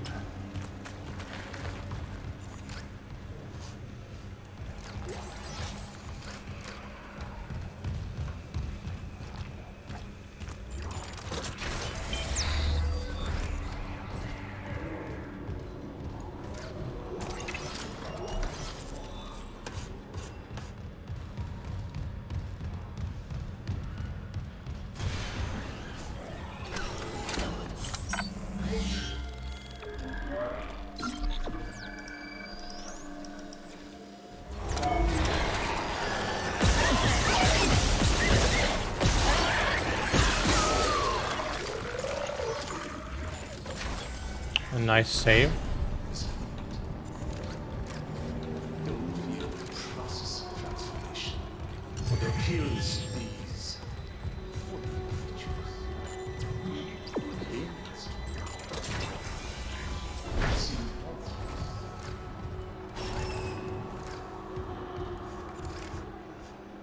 No power.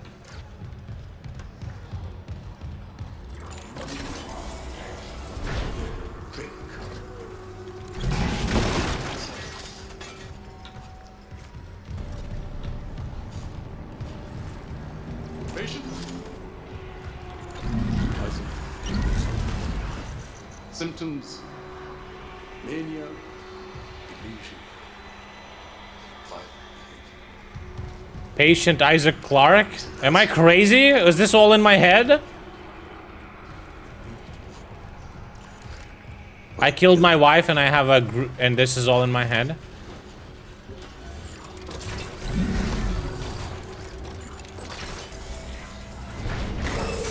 Toxic hazard detected.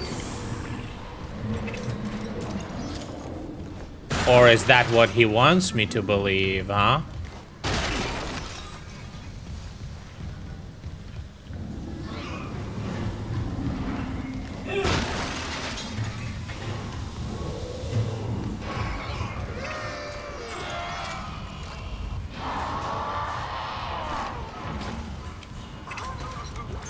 Yeah, I told you, right?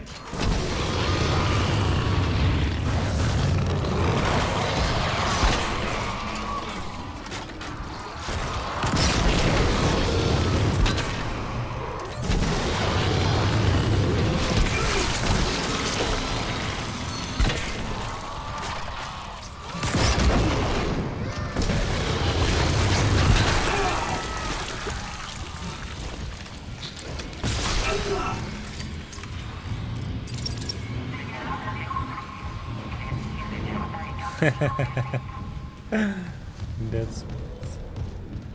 Yep, it is what it is, man.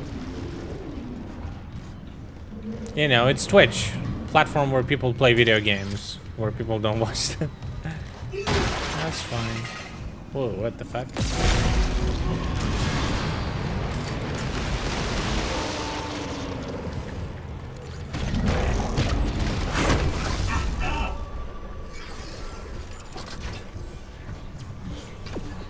Oh, bro.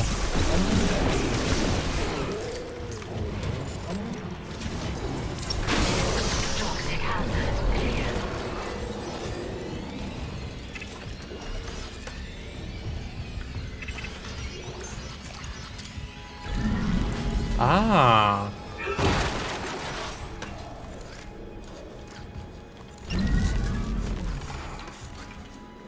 There's the battery. Put a Moranth pick in the corner. True. Toxic hazard detected. Toxic hazard cleared.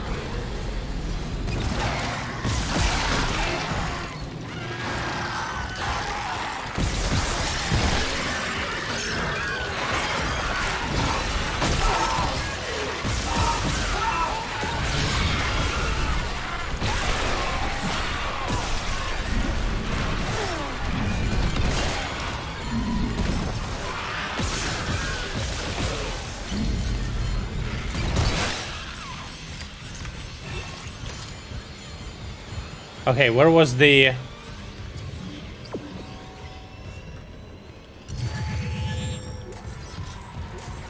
Okay, where did the battery go?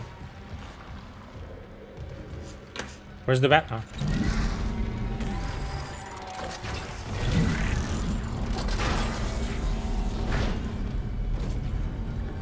I think there was something here. Yeah.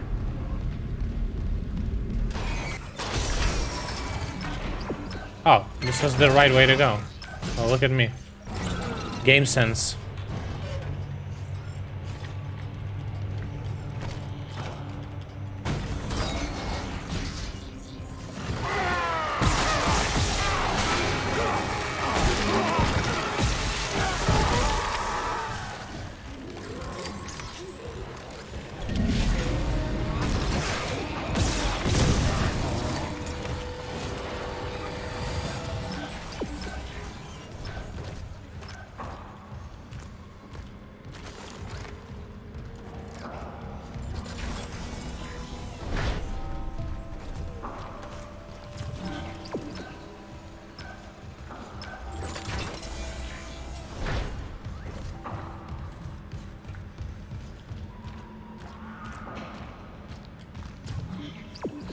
That's not where I go. What? Oh, never mind.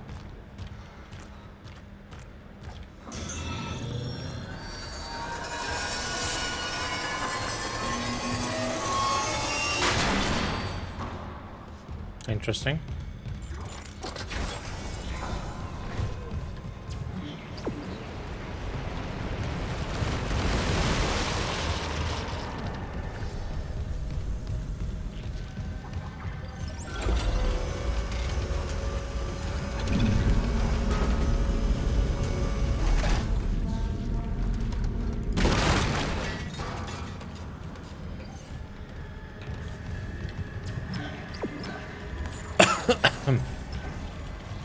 A save.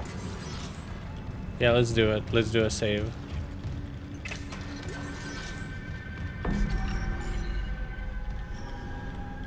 take a pic.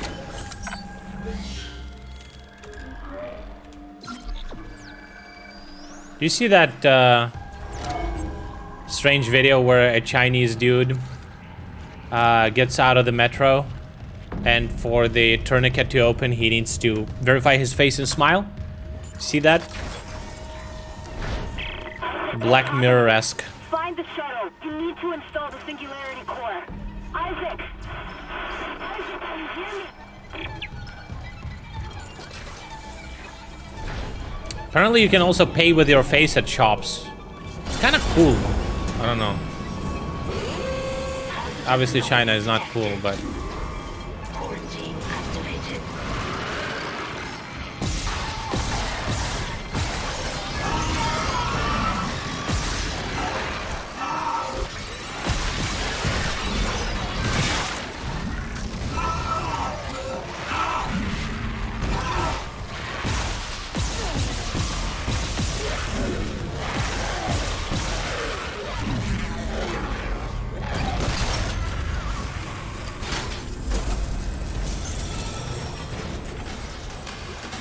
Quarantine lifted.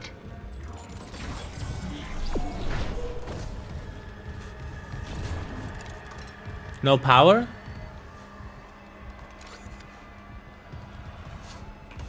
Huh.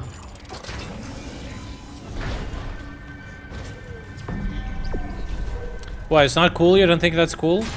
Not carrying any type of shit with you like that? Like, you don't need your phone or anything? Like, imagine, like, your phone dead, you don't have a card with you, and blah, blah, blah. Like, you could just pay with your face. You have your bank account. That's, like, cool. What if you're, like, I don't know, got lost or something? I don't fucking know.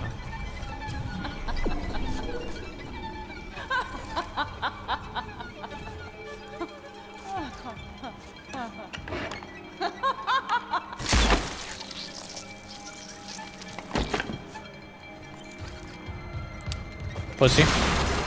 That's an easy way out.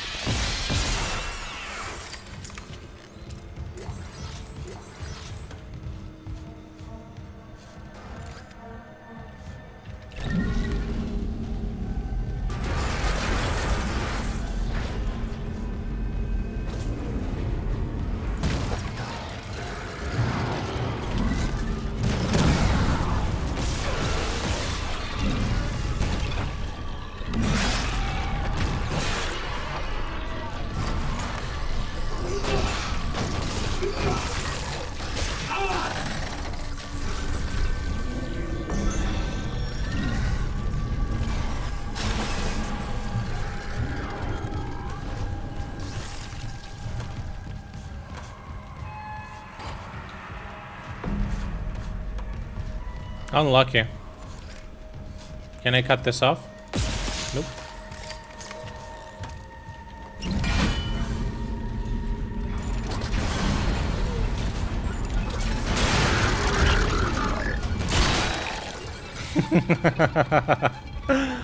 Dumbass fucker.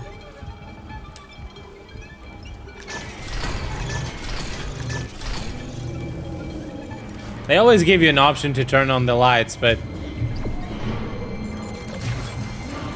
you can't. Otherwise, you need the doors.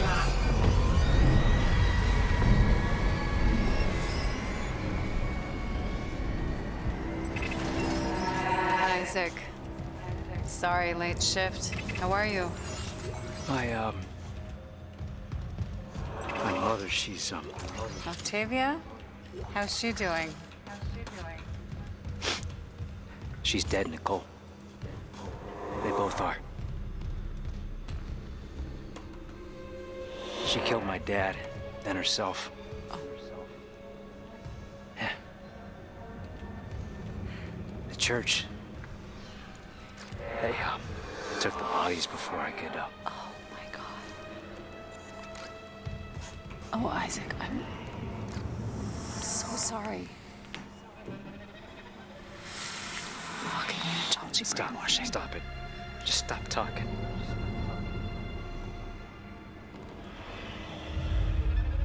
You said she was herself again. You said she would be better at home. I trusted you. God. You might as well have killed him yourself. She was better. You told me to leave for the Ishimura. You pushed me to... You know what? Go to hell, Isaac. Nicole. Nicole! Nicole! I didn't... Oh, God. No. Not her, too.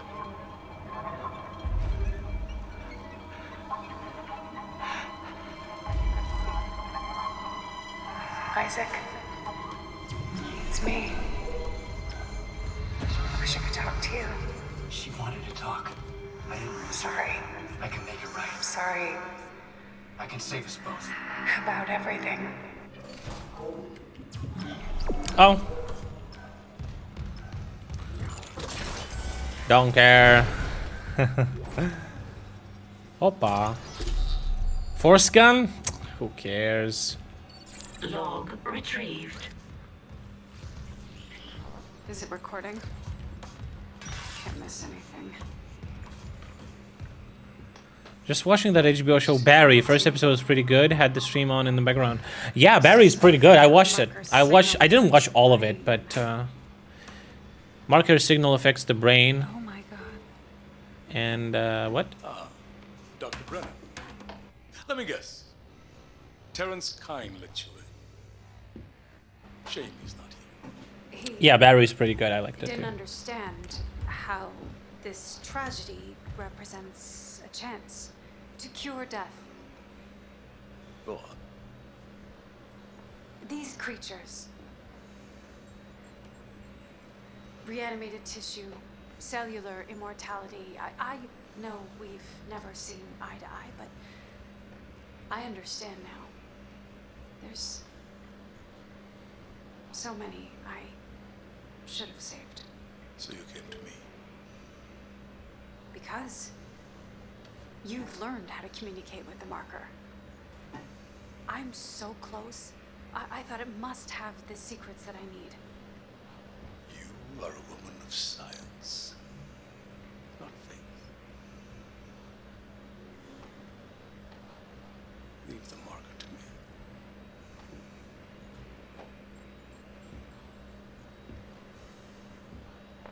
These are your autopsy notes. Very thorough. You'll need them peer-reviewed, of course. And poor Terrence isn't here to help you. Yes. There's only one man I trust now.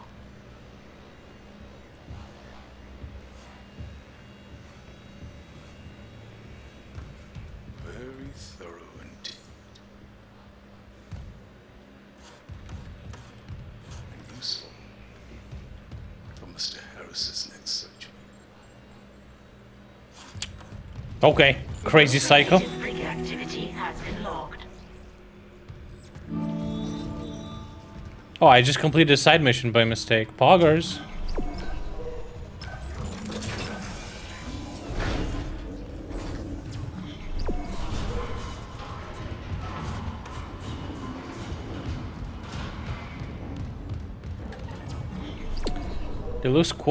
Deluxe quiet bunks. Was I here? Yeah, I was here.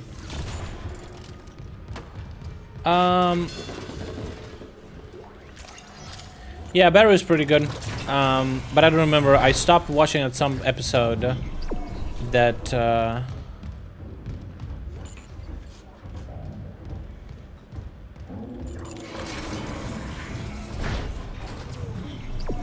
oh, there's a Is it here? There's a puzzle. What the fuck is this?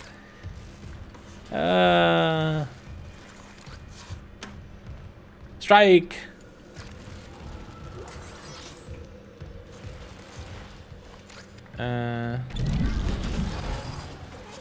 Yeah, I didn't play the original game actually.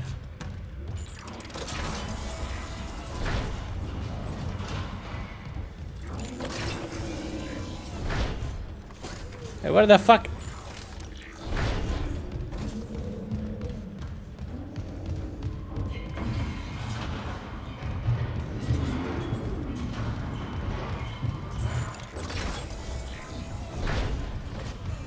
Where is it? There's supposed to be a tendril. Am I missing it? Oh. I was missing it.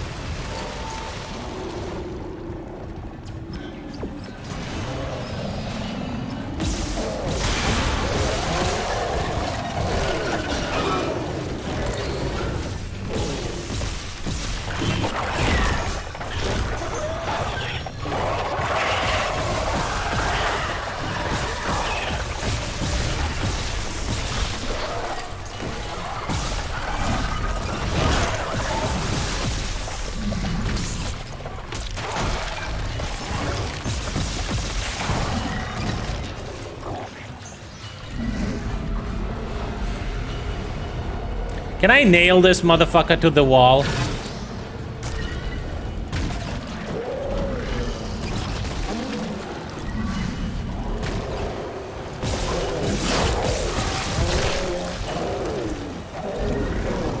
No, I can't really.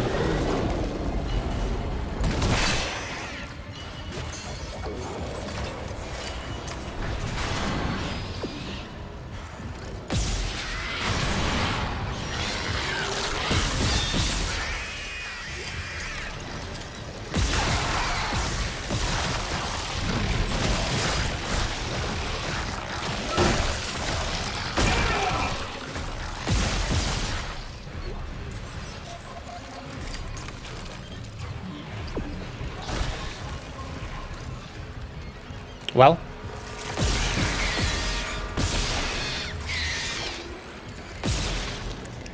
dude.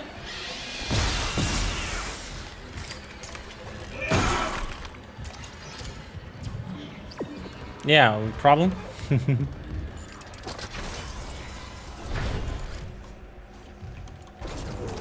I wasn't here. Nice. Pick up this shit quick. Because that fucking degenerate is fucking after me.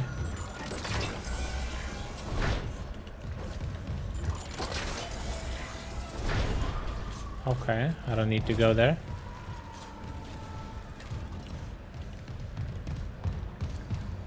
Everyone is recommending to watch Severance, but I just don't have time. I want to be less busy. It sucks. I hate it. I had this couple of times in my life. I really did not enjoy it.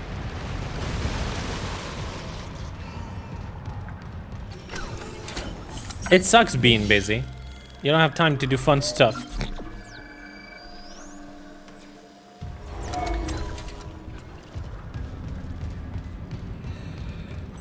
Some people give a fuck about like being productive or some shit. I don't really, so it doesn't even satisfy me that much. My friends, is this what you hoped for when you signed your lives away to the church? Does this carnage look like transcendence?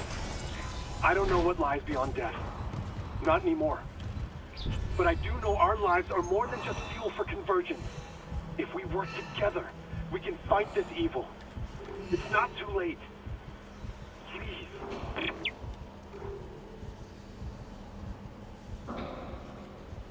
Okay.